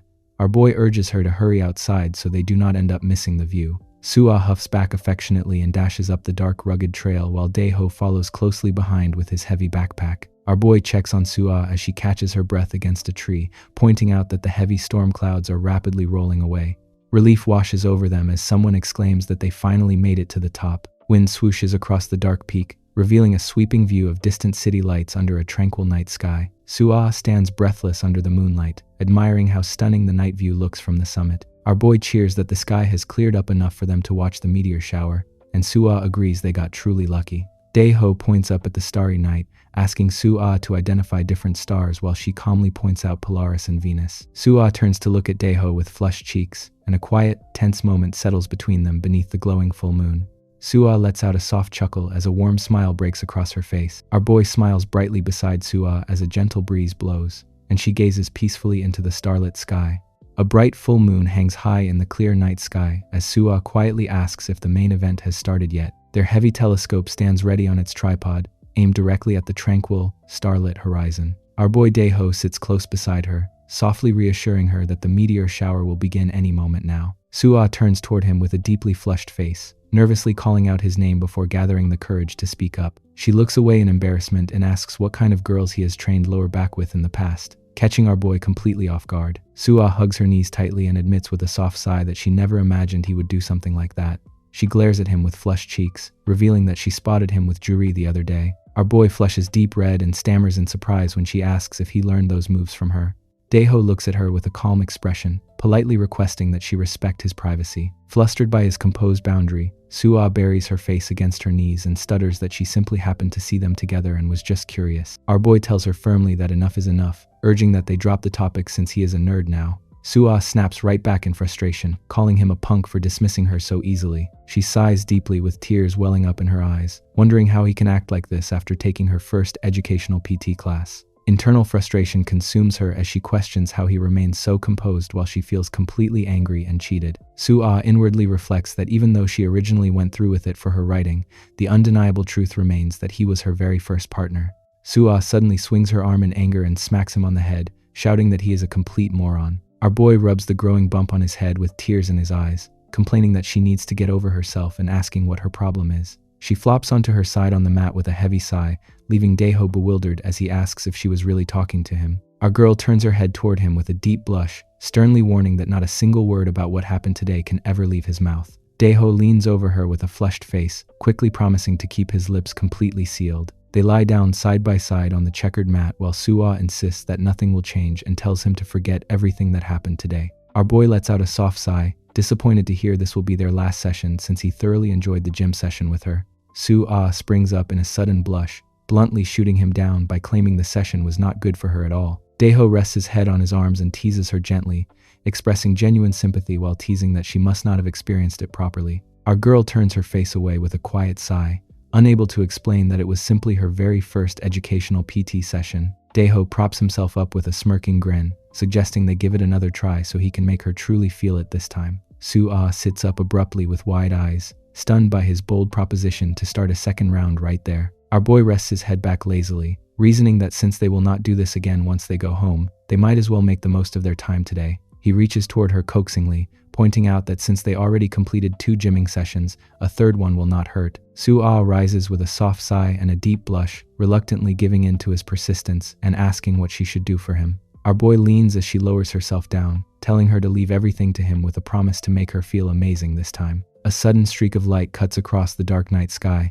instantly catching her off guard. Sua tilts her head up in complete awe, wondering if she just spotted a real meteor. Our boy glances over with a flustered smile, excitedly announcing that he saw it as well. More bright trails slice through the darkness as the meteor shower officially gets underway. Shooting stars rain down across the heavens, leaving them completely mesmerized by how lucky they are to witness such a view together. Sua gazes up at the sky with flushed cheeks, softly admiring how beautiful it looks. Daeho leans in with a warm blush, agreeing that the effort to reach the top was entirely worth it. A spectacular shower of meteors swooshes across the dark sky, creating a magical atmosphere above them. A bright meteor streaks across the dark night sky right above the glowing full moon. The telescope stands quiet under the starry sky as the celestial spectacle comes to an end. Sua rests on the checkered mat alongside Daeho, admitting how wonderful it felt to watch the shooting stars together. Our boy nods in agreement, feeling that all their hard work to reach the summit paid off. Daeho springs up with a flushed smile and asks Sua if she feels hungry after everything they went through. He casually proposes making some ramen, leaving Sua surprised as she repeats the suggestion with a flustered look. A portable stove hums on the mat as a pot of hot ramen bubbles away over the open blue flame. Daeho hands over a freshly prepared plate with a bright, cheerful grin, earning a polite thank you from Sua. Sua slurps down the steaming hot noodles, completely savoring every single bite. Both lie back side by side on the checkered mat, letting out long sighs of satisfaction after finishing their hot meal. A heavy silence falls between them as Suah glances sideways toward Daeho, her heart suddenly pounding in her chest. Morning dawns over the quiet mountain ridge as soft birdsong echoes through the clear air. Daeho pants heavily under the weight of his giant backpack, trekking down the forest path. Suah catches her breath while hiking along the trail, steadying herself against a tree trunk. Wind sweeps across the open valley as our boy checks on Suah to make sure she feels fine. The pair hold hands affectionately, walking side by side down the mountain path under the morning sun. The exhausted pair finally arrive back home after their long journey. Une warmly welcomes them back at the front entrance, hoping they had a fantastic trip. Suah heads straight up the wooden staircase, complaining about how tired she feels and asking to be woken up when dinner is ready. Une smiles affectionately, promising to cook delicious food and encouraging them to head upstairs to rest. A quiet chuckle echoes nearby as someone happily notes that their dear sister has finally returned. Mi-ah confronts Daeho with an annoyed smirk, scolding him for taking her earphones without asking first. Suah dismissively waves her hand, telling Mi-ah to back off so she can rest since she feels completely burned out. Our boy slumps his shoulders in total exhaustion, telling Mi-ah that he needs to get some sleep too before heading to his room. Mi-ah rests her hand on her chin in deep thought, wondering what could possibly be so exhausting about just looking at stars. Suah passes out face down across her bed, sleeping soundly in the warm glow of her bedroom. Daeho rests sprawled across the bed, half asleep and softly groaning about delicious ramen in his dreams. Outside, the warm glow of sunset settles over the modern house as evening approaches. A cheerful voice calls out from the kitchen, announcing that dinner is finally served. Mine leans forward over the table with a flustered smile, giggling softly as everyone admires the massive feast. A lavish platter of fresh sashimi sits ready, with someone asking if she prepared it all, noting that Daeho and Suah need plenty of nourishment after their long trip. Yoongu enjoys a piece of fish with his rice, asking if they had fun watching the stargazing show and noting how tiring staying up all night must be. Daeho chuckles sheepishly while leaning against a chair, admitting he collapsed into bed the moment he got home because of how exhausted he felt. Mia teases him over sashimi, calling him foolish for dragging along a massive backpack stuffed with gear. Suah rests her chin on her hand, pointing out that his heavy bag actually saved them when an unexpected rainstorm hit during the night. Un-ae turns around in surprise, wondering if it rained while noting that it only looked slightly cloudy near the mountain earlier. Suah picks at her food with a faint blush, admitting that the sleeping bag truly saved them in the freezing cold. Later that evening, our boy relaxes in his room, messaging on his phone as twilight fades outside his window. The chat screen shows Daeho telling Yuhee about the meteor shower, while she replies that she wants to go with him next time and mentions Gobong feeling sulky about missing out. Yuhee lies in bed under dim lighting, smiling softly as she texts back and forth with him. Daeho offers to join her and Gobong for snacks and buy dessert, surprising Yuhee as she replies with excitement. Our boy suggests bringing Gobong along so everyone can hang out together. Yuhee shifts uncomfortably in bed, letting out a frustrated sigh as she turns over under the covers. Her heart throbs in her chest while she quietly hopes she can watch the meteor shower with him next time. Daeho lies awake on his pillow, wondering with a heavy sigh if buying snacks will be enough to smooth things over with Gobong. A quiet creak breaks the silence as the bedroom door slowly glides open, accompanied by a soft voice asking if Daeho is already asleep. Daeho turns toward the door in surprise as a figure stands outlined in the doorway. Suah steps inside with a flushed face, catching our boy completely off guard as his heart skips a beat. His heart thumps loudly in his chest while she softly asks if they can talk. Suah sits side by side with Daeho on the bed, nervously asking him not to get the wrong idea. She looks away with flushed cheeks, firm that what happened on the mountain was a unique case and a one-time event that will never happen again. Our boy listens quietly, a soft blush spreading across his face as he acknowledges her boundaries. Suah glares at him with a deep blush, pleading with him to completely forget what happened and never speak of it again. Our girl places her hand over a smartphone on the bed, playfully telling him that once the screen light flashes, he will lose every memory of their trip to the mountain. Suah points her phone flashlight straight at Daeho and triggers a sudden dramatic flash. Daeho shields his eyes in pain from the intense glare while Suah lets out a sussy giggle. Our girl turns back to check if they have a firm agreement to keep their lips completely sealed from now on. Suah bids him a calm goodnight and heads out while our boy rubs his stinging eyes in defeat. Daeho sits alone with a flushed face, completely bewildered by what just happened. Daeho sits upright on his bed with a glowing aura, thinking to himself how unpredictable Suah can be. The scene shifts to a bright afternoon street near the bus stop as city traffic hums along. Our boy checks his phone with a faint blush, waiting patiently for his friends to arrive. Yuhee waves her arm excitedly in the distance, calling out to Daeho while Gobong walks beside her with a disgruntled expression. Daeho greets Yuhi and Gobong with a bright smile as they approach. Daeho scratches the back of his neck and apologizes for keeping them waiting in the heat, but Yuhi kindly assures him she just arrived. Our boy laughs nervously and suggests they go stargazing together next time, boasting that his high-powered telescope can reveal practically everything in the sky. Gobong looks away with a slight huff, quietly admitting he was a bit curious about how clear the view really was. Daeho throws an arm around his friend's shoulder and excitedly declares that the telescope is so perfect they might even spot a secret base on the moon. Gobong wonders if they can spot the International Space Station, and our boy chuckles as they walk off together, teasing that they might even see the astronauts inside. Yuhi offers a gentle, radiant smile as she gazes softly toward Daeho. The trio heads over to a local eatery called Tadawa Snack under the clear blue sky. Everyone gathers around a table inside the shop, sharing lighthearted laughter while waiting for their food.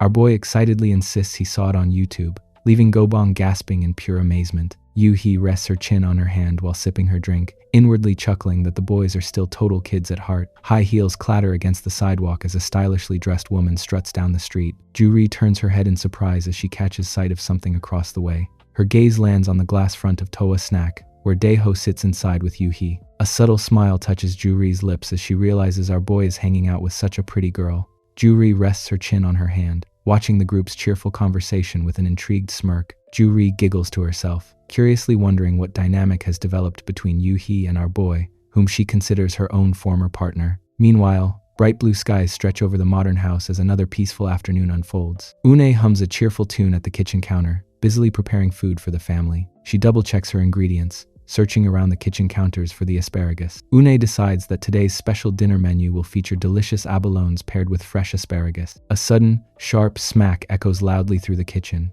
Mia turns around smoothly and asks her mom what she plans to make for dinner today. Une flushes red and gasps in surprise, calling out to Mia for being so shockingly bold. Mia sneaks up behind her mom with a playful touch, teasing that she simply could not resist touching her. Su-ah walks in on the scene and asks what they are doing, wondering aloud why Mia feels so competitive with their mom.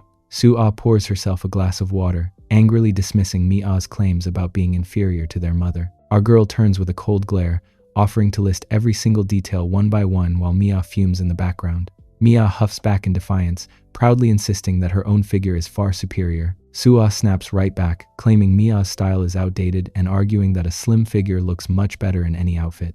The two sisters erupt into a chaotic dust cloud fight, leaving Une facepalming in utter exasperation at their endless bickering. Une steps between her squabbling daughters with a flustered smile, awkwardly asking them to drop the subject. Later, Daeho lies fast asleep across his bed, snoring peacefully in his dimly lit room. A figure silently glides into the bedroom, standing near the bed as our boy rests undisturbed. Mia leans in with a flushed face and a sly chuckle, whispering for him to wake up. She gazes down at him with an affectionate smirk, calling him a punk, and teasingly asking why he hasn't even looked at her since returning from his mountain trip. Su-ah sits at the kitchen table in the dim room, quietly gulping down a glass of milk. Sunlight shines over the modern house as someone calls out to their spouse, mentioning a plan to visit an aunt. Yoongu looks up in surprise, asking if something happened in Limgae. One explains that her aunt hurt her back working in the field and cannot move, so she feels the need to step in and help with cooking and chores. Mia pauses while holding her chopsticks, realizing her mother is referring to the great aunt who lives alone in the province and acknowledging how tough things must be for her. Yoongu chews his food while checking his pack schedule, mentioning a business trip coming up in just a few days. Une gently smiles and reassures him not to worry, saying she can easily take the bus since it only requires 2 transfers. Yoongu points out that she will have overnight bags to carry, suggesting that our boy go along to keep her company. Une hesitates with a soft blush, insisting she can handle the trip alone since Daeho must be busy with his own schedule. Our boy chimed in with a bright grin, happily offering to tag along and carry all her heavy bags. Mia encourages her mom to listen, pointing out that our boy is plenty strong enough to carry heavy things. Une flushes with embarrassment, still feeling unsure about taking him along for the trip. Yoongu agrees with the idea, urging her to accept the help since the long journey to the village requires multiple transfers. Une relents and turns to Daeho, double-checking if he really feels up to tag along, to which our boy eagerly confirms he is ready. Light-hearted laughter echoes over the house as someone teases our boy about whether he thinks he is heading out on a relaxing vacation. A local yellow bus pulls up along the sunny street right on schedule. Une steps up onto the bus doors and calls back to Mia, reminding her to take good care of her father while they are away. Yoongu waves goodbye with a cheerful smile, wishing them a safe trip while reminding our boy to behave himself. Engine rumbles echo as the bus pulls away from the stop with the pair safely on board. Une and Daeho sit side by side in the quiet bus interior, sharing a subtle, expectant calm as their trip gets underway. Un-ae turns to Daeho with a gentle smile, reminding him that they have to transfer soon and warning him not to fall asleep. Our boy blushes and laughs cheerfully, declaring that he is far too excited to sleep because it feels like he is going on a real holiday. The yellow bus hums along the open road, passing quiet greenhouses and lush green fields under a bright blue sky. Trees line the peaceful rural route as the bus continues its steady journey deeper into the countryside. A cloud of dust lingers at the Bongchun bus stop as Un-ae lets out a quiet sigh while waiting alongside our boy. Un-ae informs Daeho that this is their final transfer, noting that the local bus only runs once an hour, so they will have to wait. Our boy waves his arm toward the road, excitedly announcing that their bus is already pulling up. Exhaustion takes over during the ride, as both passengers slowly nod off in their seats. Daeho gently rests his head against Un-ae's shoulder while they sleep soundly side by side.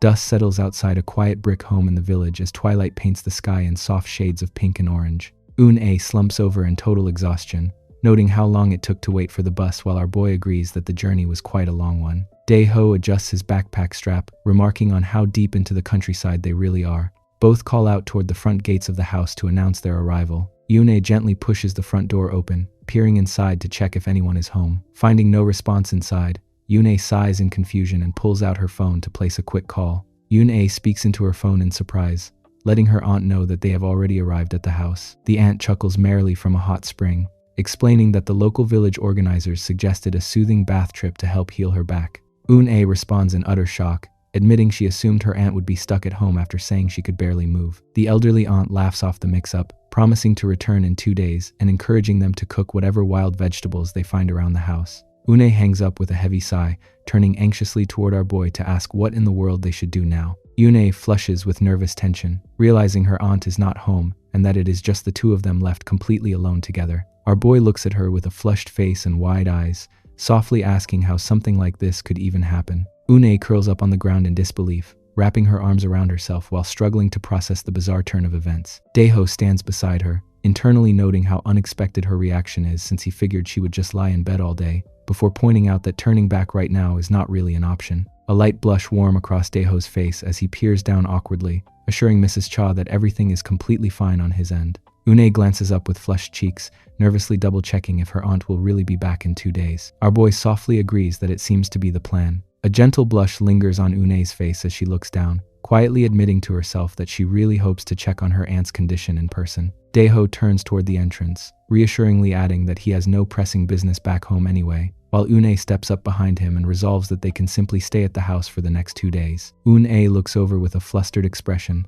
softly apologizing as she calls out to Daeho. Water splashes gently while Un-ae gathers herself, appreciating how fresh and refreshing it feels. Un-ae carries over a large tray laden with freshly gathered wild greens and rice, enthusiastically presenting the simple meal she prepared. Un-ae settles down on the floor near the low table, explaining that this will be their dinner for tonight while promising to gather fresh eggs from the hen coop tomorrow. Our boy beams with a bright, rosy-cheeked grin as he holds up his spoon, cheerfully declaring that wild greens are actually his favorite. Daeho happily digs into his food across the small table, prompting Un-ae to amusedly tell him to slow down while noting that he certainly is not picky about what he eats. Un-ae sits outside in the courtyard as twilight settles in, observing how quickly darkness falls in the countryside and how chilly it gets. Her gaze drifts across the quiet surroundings, silently thinking about how much darker everything feels without any streetlights nearby. Un-ae pushes herself up from her seat, deciding to take a short walk around the area before heading back inside.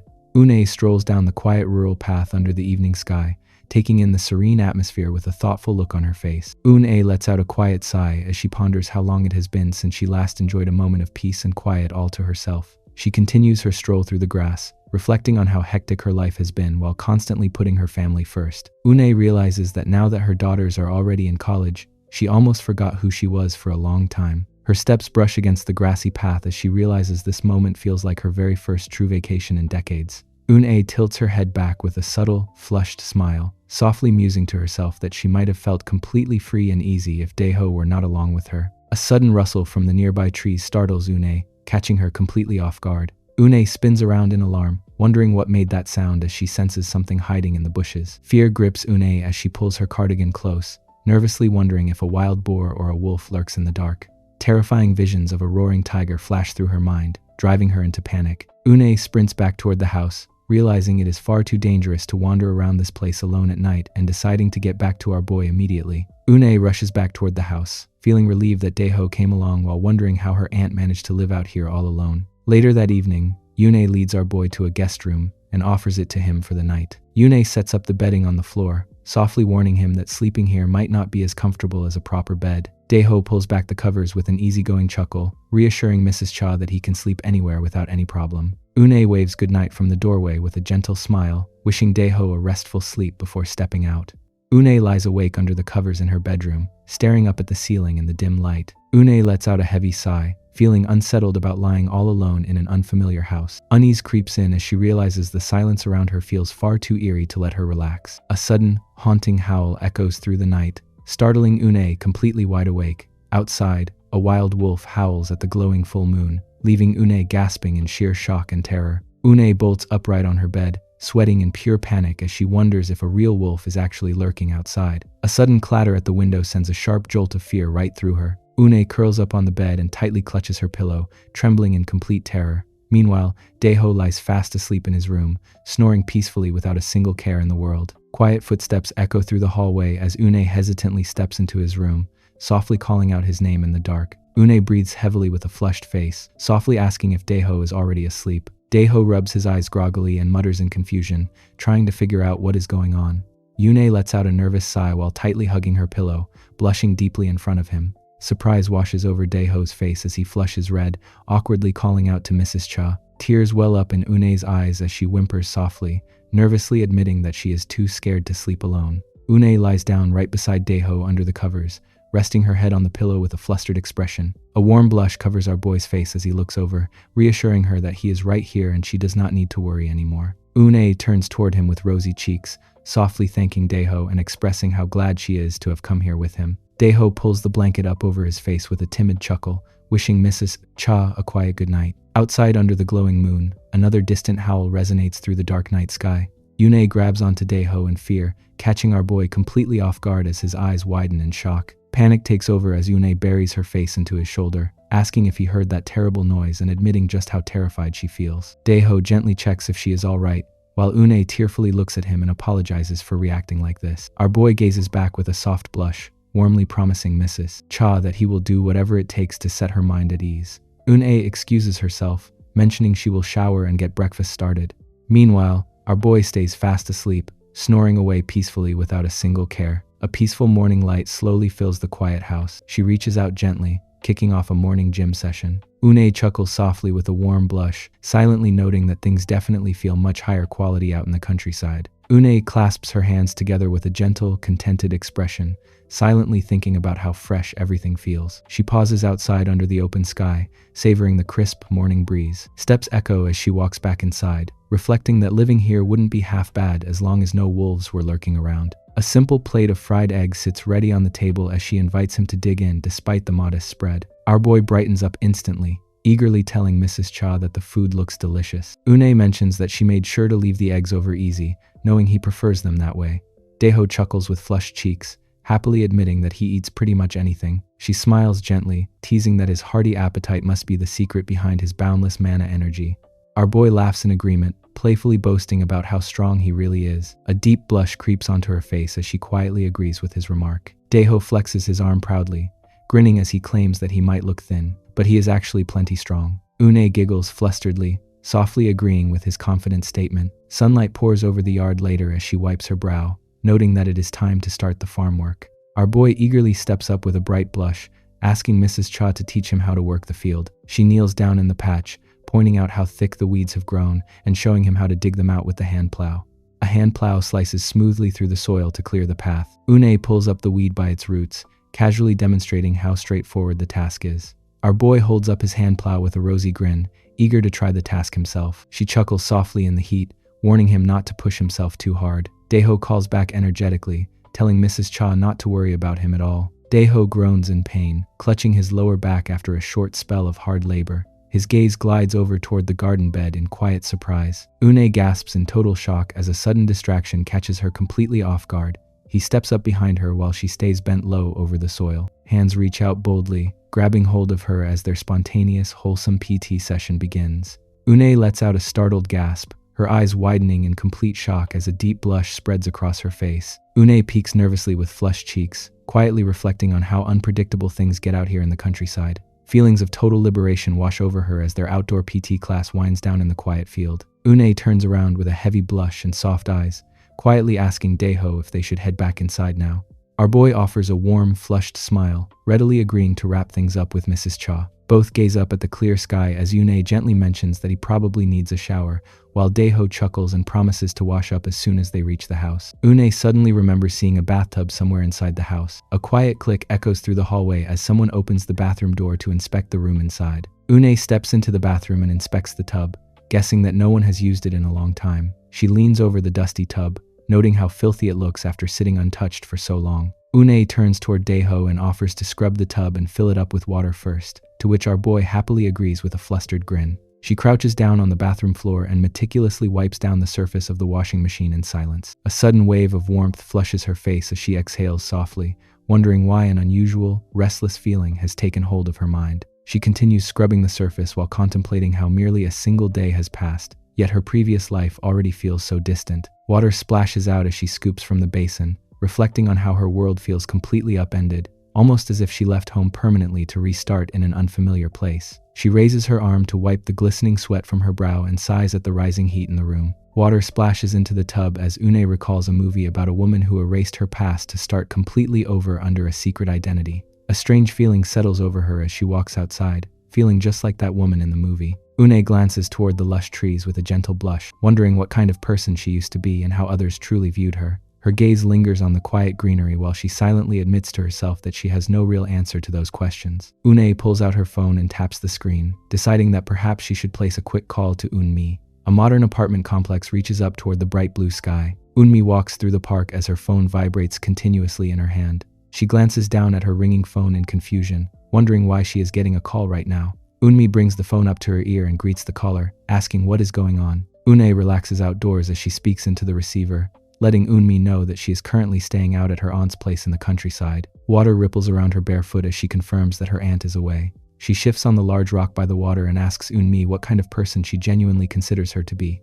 Eunmi laughs off the random question while sitting at a cafe counter, teasing her for suddenly acting so emotional. City buildings stand tall against the afternoon sky, as Eunmi fondly recalls how sweet and kind her sister has always been.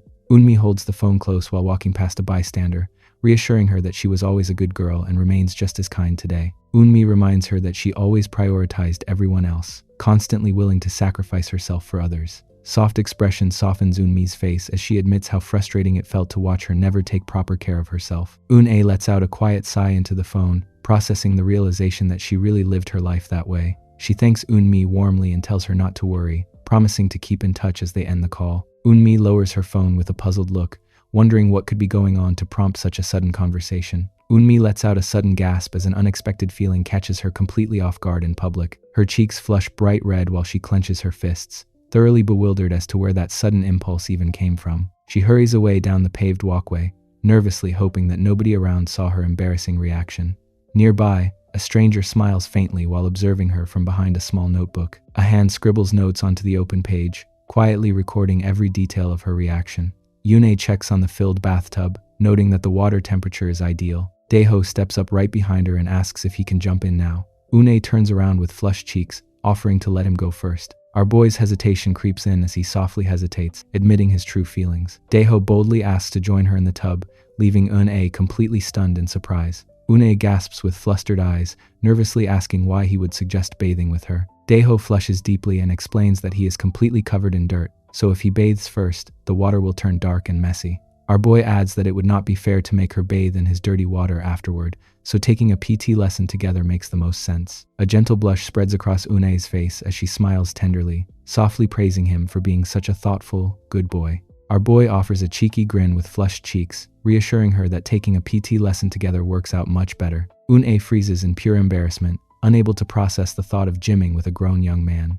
She thinks back to the time when Daeho fell into the brook after being bullied for being an orphan. Eun-A recalls how she had to step in and give him a bath back then.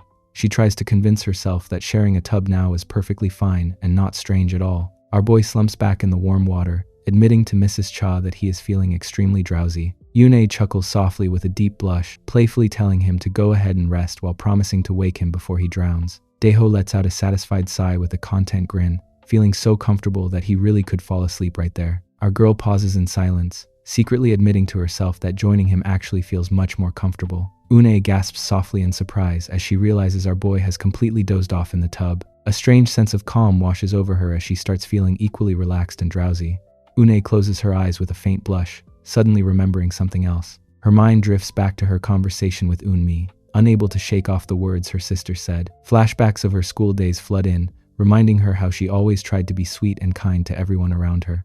Une rushes down the hallway carrying supplies, always worrying if she missed anything while constantly striving to meet everyone else's needs. She spent her youth constantly putting others first, even when it meant taking a loss herself. Resting her chin on her hand at her classroom desk, Une wonders what her peers truly thought of her back then. Her mind spirals into quiet doubt, questioning if she ever showed anyone a real, unique personality of her own. Reflecting on her years through high school and college, she feels like nothing remarkably special ever happened in her life. Even after graduation, her world remained remarkably calm, simple, and entirely ordinary. That passive rhythm followed her right into marriage, living for someone else's expectations. Amidst the endless daily chores and crying children, she never found the time to discover who she truly was. Now, in the middle of all this confusion brought on by Daeho, a sudden realization strikes her. Une cleans the dining table alone, coming to terms with how she spent years floating down life's stream without ever finding her own voice. She holds a bag while greeting her husband, feeling as if her existence simply drifted along like a river flowing endlessly downstream. She acknowledges her own identity,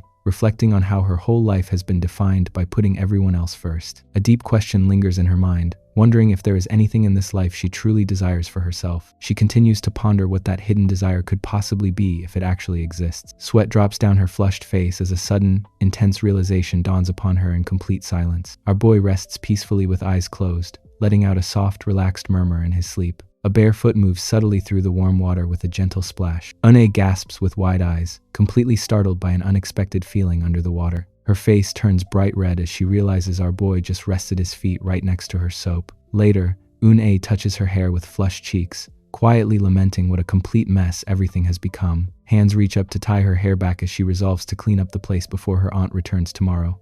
Une calls out to Daeho, telling him to just relax at the table and finish his slice of watermelon. Our boy offers a gentle grin, insisting that he can easily pitch in and help her out. A deep blush creeps across Une's face as she wipes sweat away, assuring him that she knows exactly what she is doing.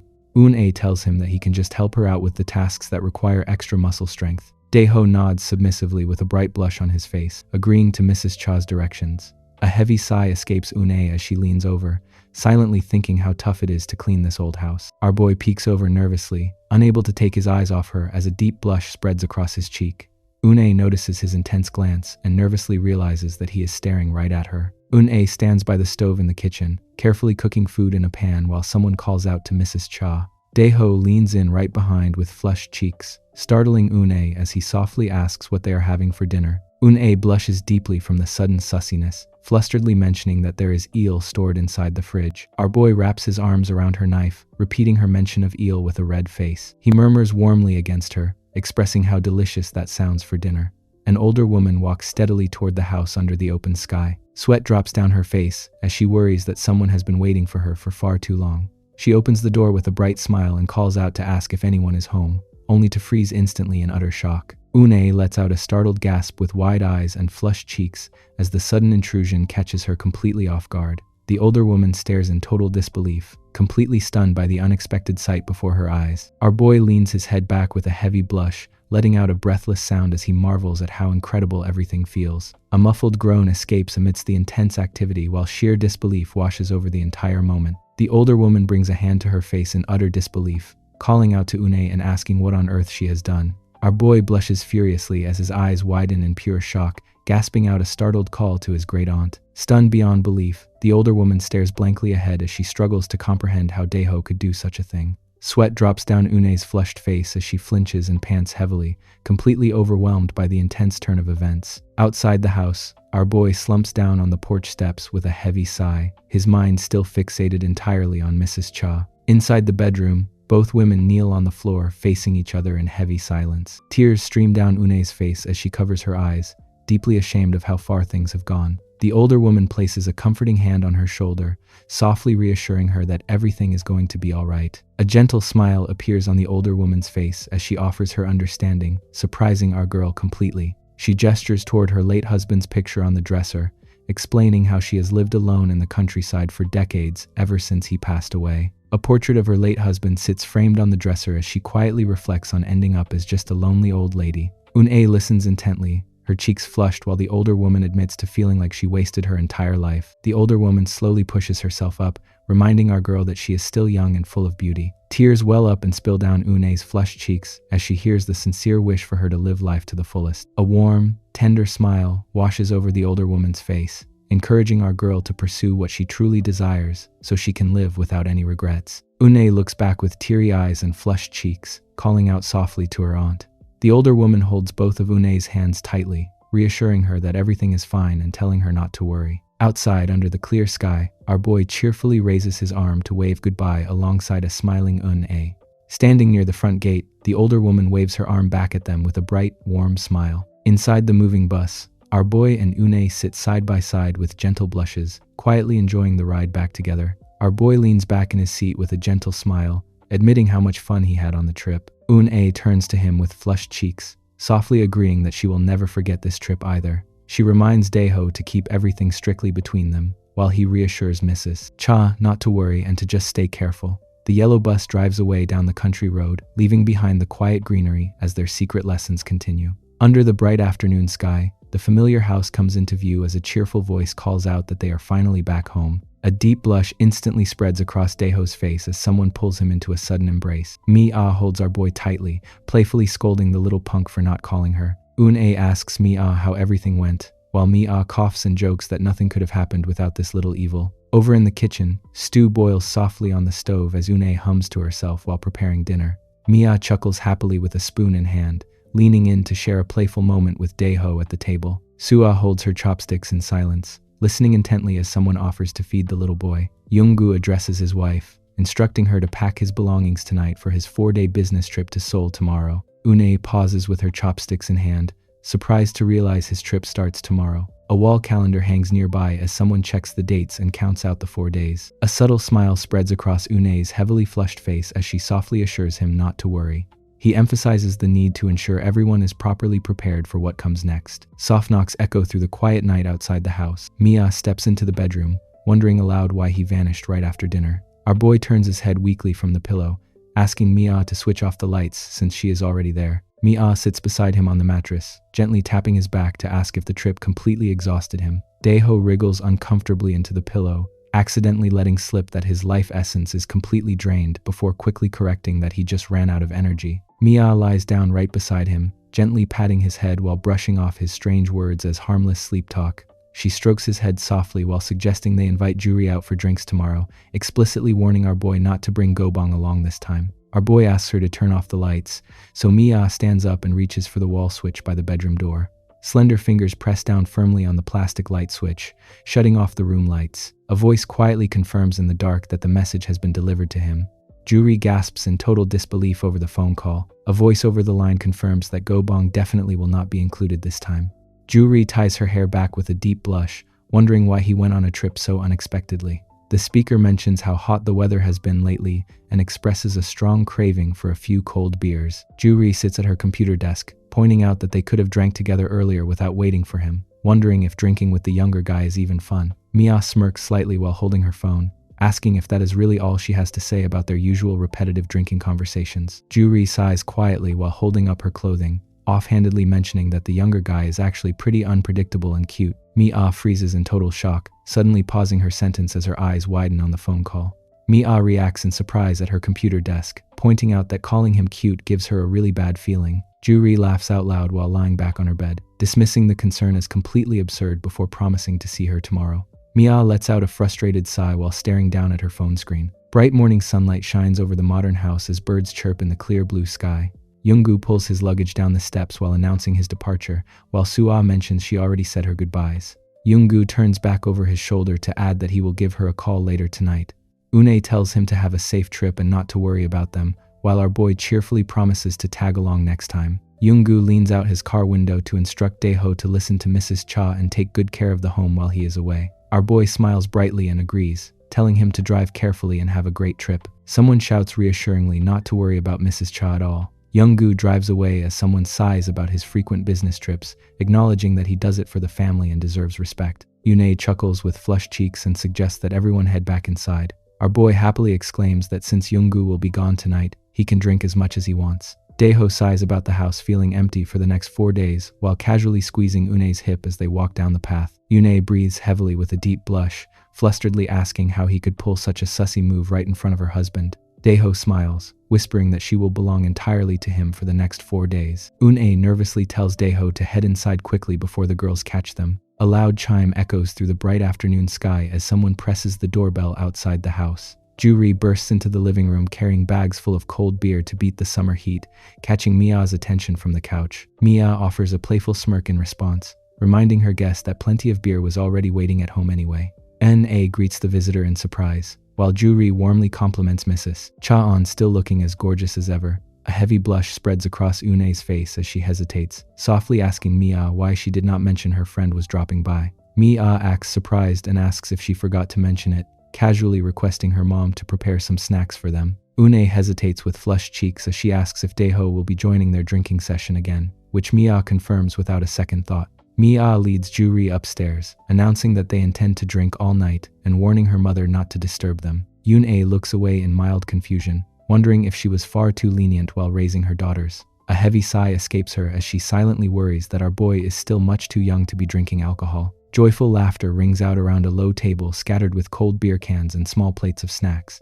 Our boy sits in a circle on a plush pink rug with Juri and Mia as the trio shares drinks and laughs together in the comfortable room. Juri stretches her arms with a heavy blush and a bright smile, happily declaring that cold beer is the best thing on a warm summer night. A crisp hiss sounds out as Mia cracks open a fresh can, playfully noting that she can clearly tell how long her friend has been waiting for this moment. Daeho tilts his head back and eagerly gulps down the refreshing beverage, a deep red flush already spreading across his cheeks. Daeho wipes his mouth with a bright red flush across his cheeks, excitedly cheering that cold beer easily beats anything else in the world. Mia warns our boy to pace himself before he ends up completely wasted. Juri quickly dismisses the concern, reminding everyone that they gathered specifically to drink while encouraging Daeho to grab another round. The trio cheerfully clinks their cold cans together in a lively and energetic toast. Suah quietly sips her drink out in the hallway, listening to the loud cheers echoing through the door while muttering to herself about the noisy drunks inside. A cool night breeze sweeps over the large modern house as the energetic drinking session continues well into the late hours. Daeho lies completely flat with a deep flush across his cheeks, letting out a soft murmur as the heavy amount of alcohol begins to overwhelm him. Our boy sits up amidst the scattered empty cans and rubs his throbbing forehead, groaning aloud that he definitely drank way too much tonight. Juri completely passes out nearby, stretching her arms back in her sleep and instantly catching his attention. A drunken hiccup interrupts Daeho as he smiles mischievously, quietly debating which of the sleeping girls would be the best partner to start a late-night gym session with. A heavy gulp visibly bobs in his throat as anticipation completely takes over his mind for the very wholesome private PT session ahead. Relief washes over our boy as he silently thinks to himself how lucky it is that Mia did not wake up. Mia suddenly leans in, asking him directly what he just said. She grabs him by the jaw with a smirk, teasingly asking if he really thought it was a relief that she had not woken up, leaving our boy stammering that he assumed she was asleep. Her grip tightens as she locks eyes with him, directly demanding to know what is going on between him and Juri and how long they have been gymming together. Sweat drops down his flushed face as Daeho stammers an apology, hesitantly admitting that it started back when they all went out drinking the other day. Mia sighs in frustration and touches her forehead, cursing Juri under her breath for actually following through before asking how she could dare do such a thing to our boy while he sobs in distress. She tells him that he needs to continue doing to her whatever he was doing while she was sleeping. Our boy stares back in utter shock with wide, flushed eyes, gasping out her name in complete surprise. Yoonhae peers cautiously into the dim room, quietly checking if Daeho is inside. She shifts on the mattress with a flustered expression, quickly realizing that the space beside her is completely empty. Her breath hitches slightly as she wonders where our boy could have gone in the middle of the night. She turns her head back toward the hallway, suddenly wondering if he might still be inside Mia's room. A wooden sign hanging on the closed bedroom door marks Mia's room in the quiet late-night house. Yoonhae peeks around the cracked door, softly calling out to ask if Mia is already asleep. Her eyes widen in shock as she catches sight of figures sleeping together on the bed. A deep blush spreads across her face while she realizes everyone ended up sleeping in the exact same room. She pauses and sniffs the air, catching a distinct, sweet scent lingering throughout the space. Her mind instantly connects the scent to our boy, who lies fast asleep on the floor nearby. Une gently shakes Daeho's shoulder, whispering that he needs to wake up and step out of the girl's room. Daeho rubs his eyes sleepily and asks Mrs. Cha what she is doing there. With a heavy blush, Une asks why he is sleeping here and urges him to quickly leave the room with her. Once out in the hallway, Une lets out a quiet sigh of relief and instructs our boy to go back to his own room for the night. Daeho rubs the back of his neck nervously, flusteredly admitting that the alcohol made him far too drunk. Une bites her lip nervously, expressing worry about what might happen if he ends up having a wild dream while sleeping alongside the girls. She leans into his ear with flushed cheeks, softly promising that she will personally lend him a hand tomorrow instead. Our boy reassures Mrs. Cha with a sheepish look, insisting that he did not have any kind of bad dream tonight. Yoon-ae gives a gentle wave over her shoulder as she heads up the stairs, telling him to head straight to bed and sleep well. Daeho watches her leave with wide, flustered eyes, wishing Mrs. Cha a good night and a peaceful sleep. Bright morning light bathes the modern house as a gentle breeze blows across the upper balcony. Yoon-ae calls up the staircase, announcing that breakfast is finally ready and urging everyone to wake up. Ju-ri yawns and stretches her arms while Mia rubs her sleepy eyes behind Daeho, who mutters about drinking way too much last night. The exhausted trio gathers around the kitchen table to eat, silently nursing their heavy hangovers over soup. Un-ae holds her chopsticks with a flustered look, pointing out how late it is for breakfast and scolding them to behave properly even while Younggu is away. Mia asks her mother to bear with her for a couple more days, teasing that she is being far too old-fashioned about enjoying time off while Younggu is away. Un-ae glances over with a heavy blush, strictly telling Mia to watch her language. Ju-ri slurps her soup and apologizes to Mrs. Cha, admitting that as a friend, she should have paid better attention to her. Un-ae hesitates with flushed cheeks, starting to ask until what time they stayed up drinking last night. She turns toward the window in surprise, wondering what that noise could be since she was not expecting any visitors at this hour. Daeho quickly volunteers to check the door for Mrs. Cha. Go-bong greets him with a sheepish grin, scratching his head as he introduces himself. Ju-ri and Mia recognize Go-bong immediately as he enters.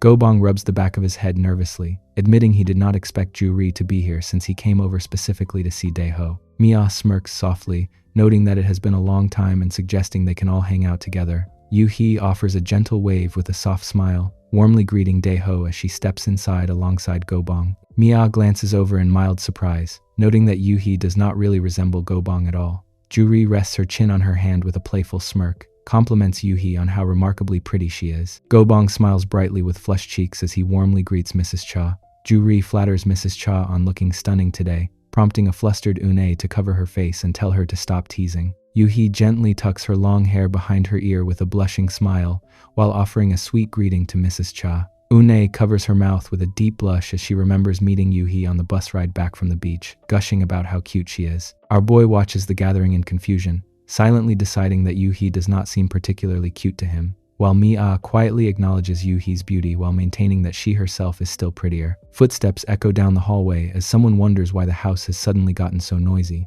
Sua pauses in surprise as she steps into the entryway, taken aback by how crowded the area has become. Yoo-hee turns toward her with a warm smile, assuming Sua stayed up late again and encouraging her to grab some breakfast. Sua clicks her tongue in mild annoyance, silently complaining that the place is going to be loud and chaotic all day long. Go-bong chuckles softly and invites Sua to come hang out with the group. Sua turns back with a bewildered expression, directly asking Go-bong who he even is and if she is supposed to know him. Sua stretches her arms with a wide yawn, completely ignoring Go-bong while turning toward her mom to ask where her food is. Yoo-hee sighs softly, wishing Sua had joined them earlier while advising her to wake up sooner next time.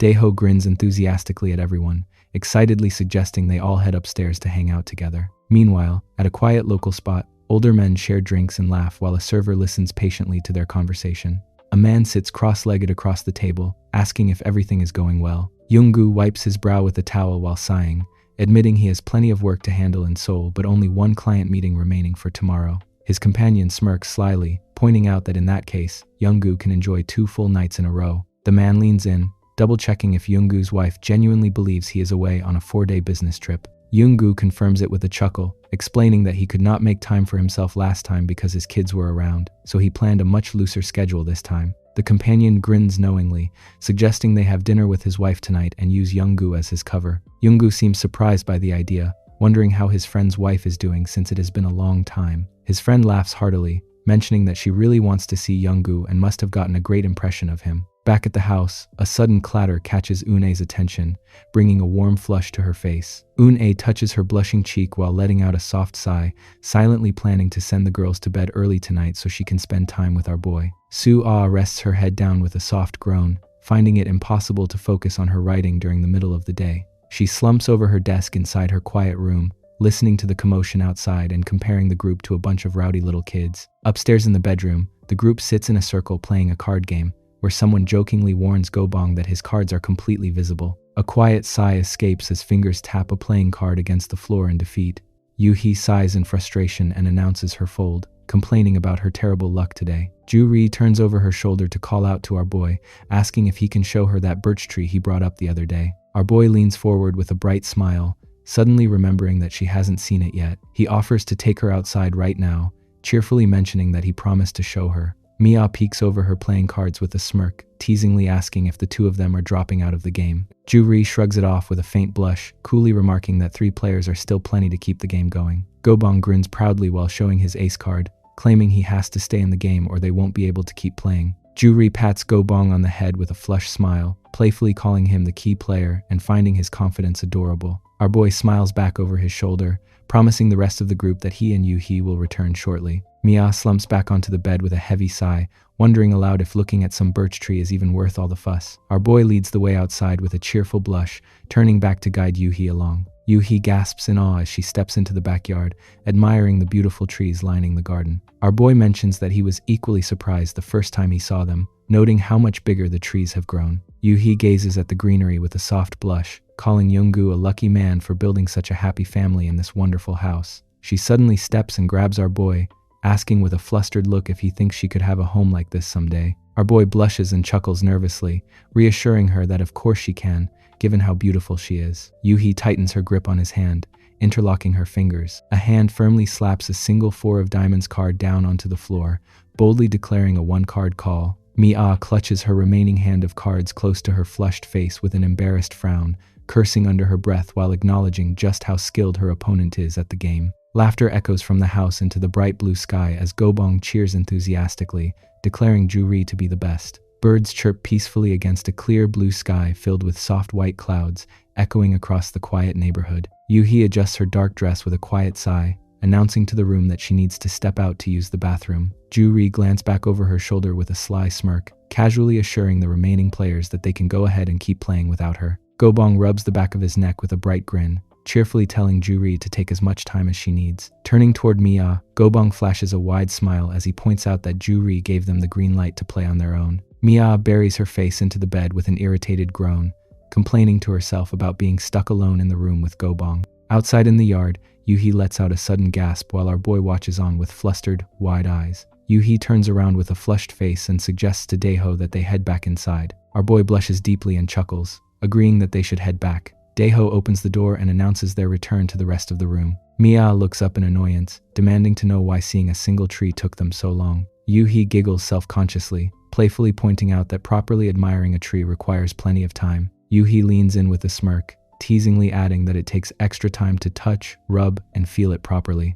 Gobong scratches the back of his head with a foolish grin, wishing he had gone along to see the tree too. Ju-ri arches her back in a wide yawn and decides it is finally time for her to head out. Warm evening light paints the sky as everyone wraps up the gathering and exchanges friendly goodbyes outside. Sunset settles over the city buildings while a voice calls out for Mr. Cha to come over. Younggu's friend mentions to him at the reception desk that he booked a quiet room for them to hang out. Younggu scratches the back of his head with a flustered expression, asking if the place isn't a bit too fancy. His friend urges Younggu to hurry along, mentioning that his wife, Sul-hee, is already inside waiting. Light reflects off their glasses as the two men enter the dimly lit room. A woman offers a welcoming smile and warmly greets Younggu, mentioning that it has been a long time since they last saw each other. Sul-hee turns toward Younggu with a soft smirk, warmly addressing him as Mr. Cha. Younggu rubs the back of his neck nervously, flusteredly complimenting Sul-hee on how beautiful she still looks after all this time. Sul-hee chuckles softly at the compliment, leaning in to invite him to take a seat.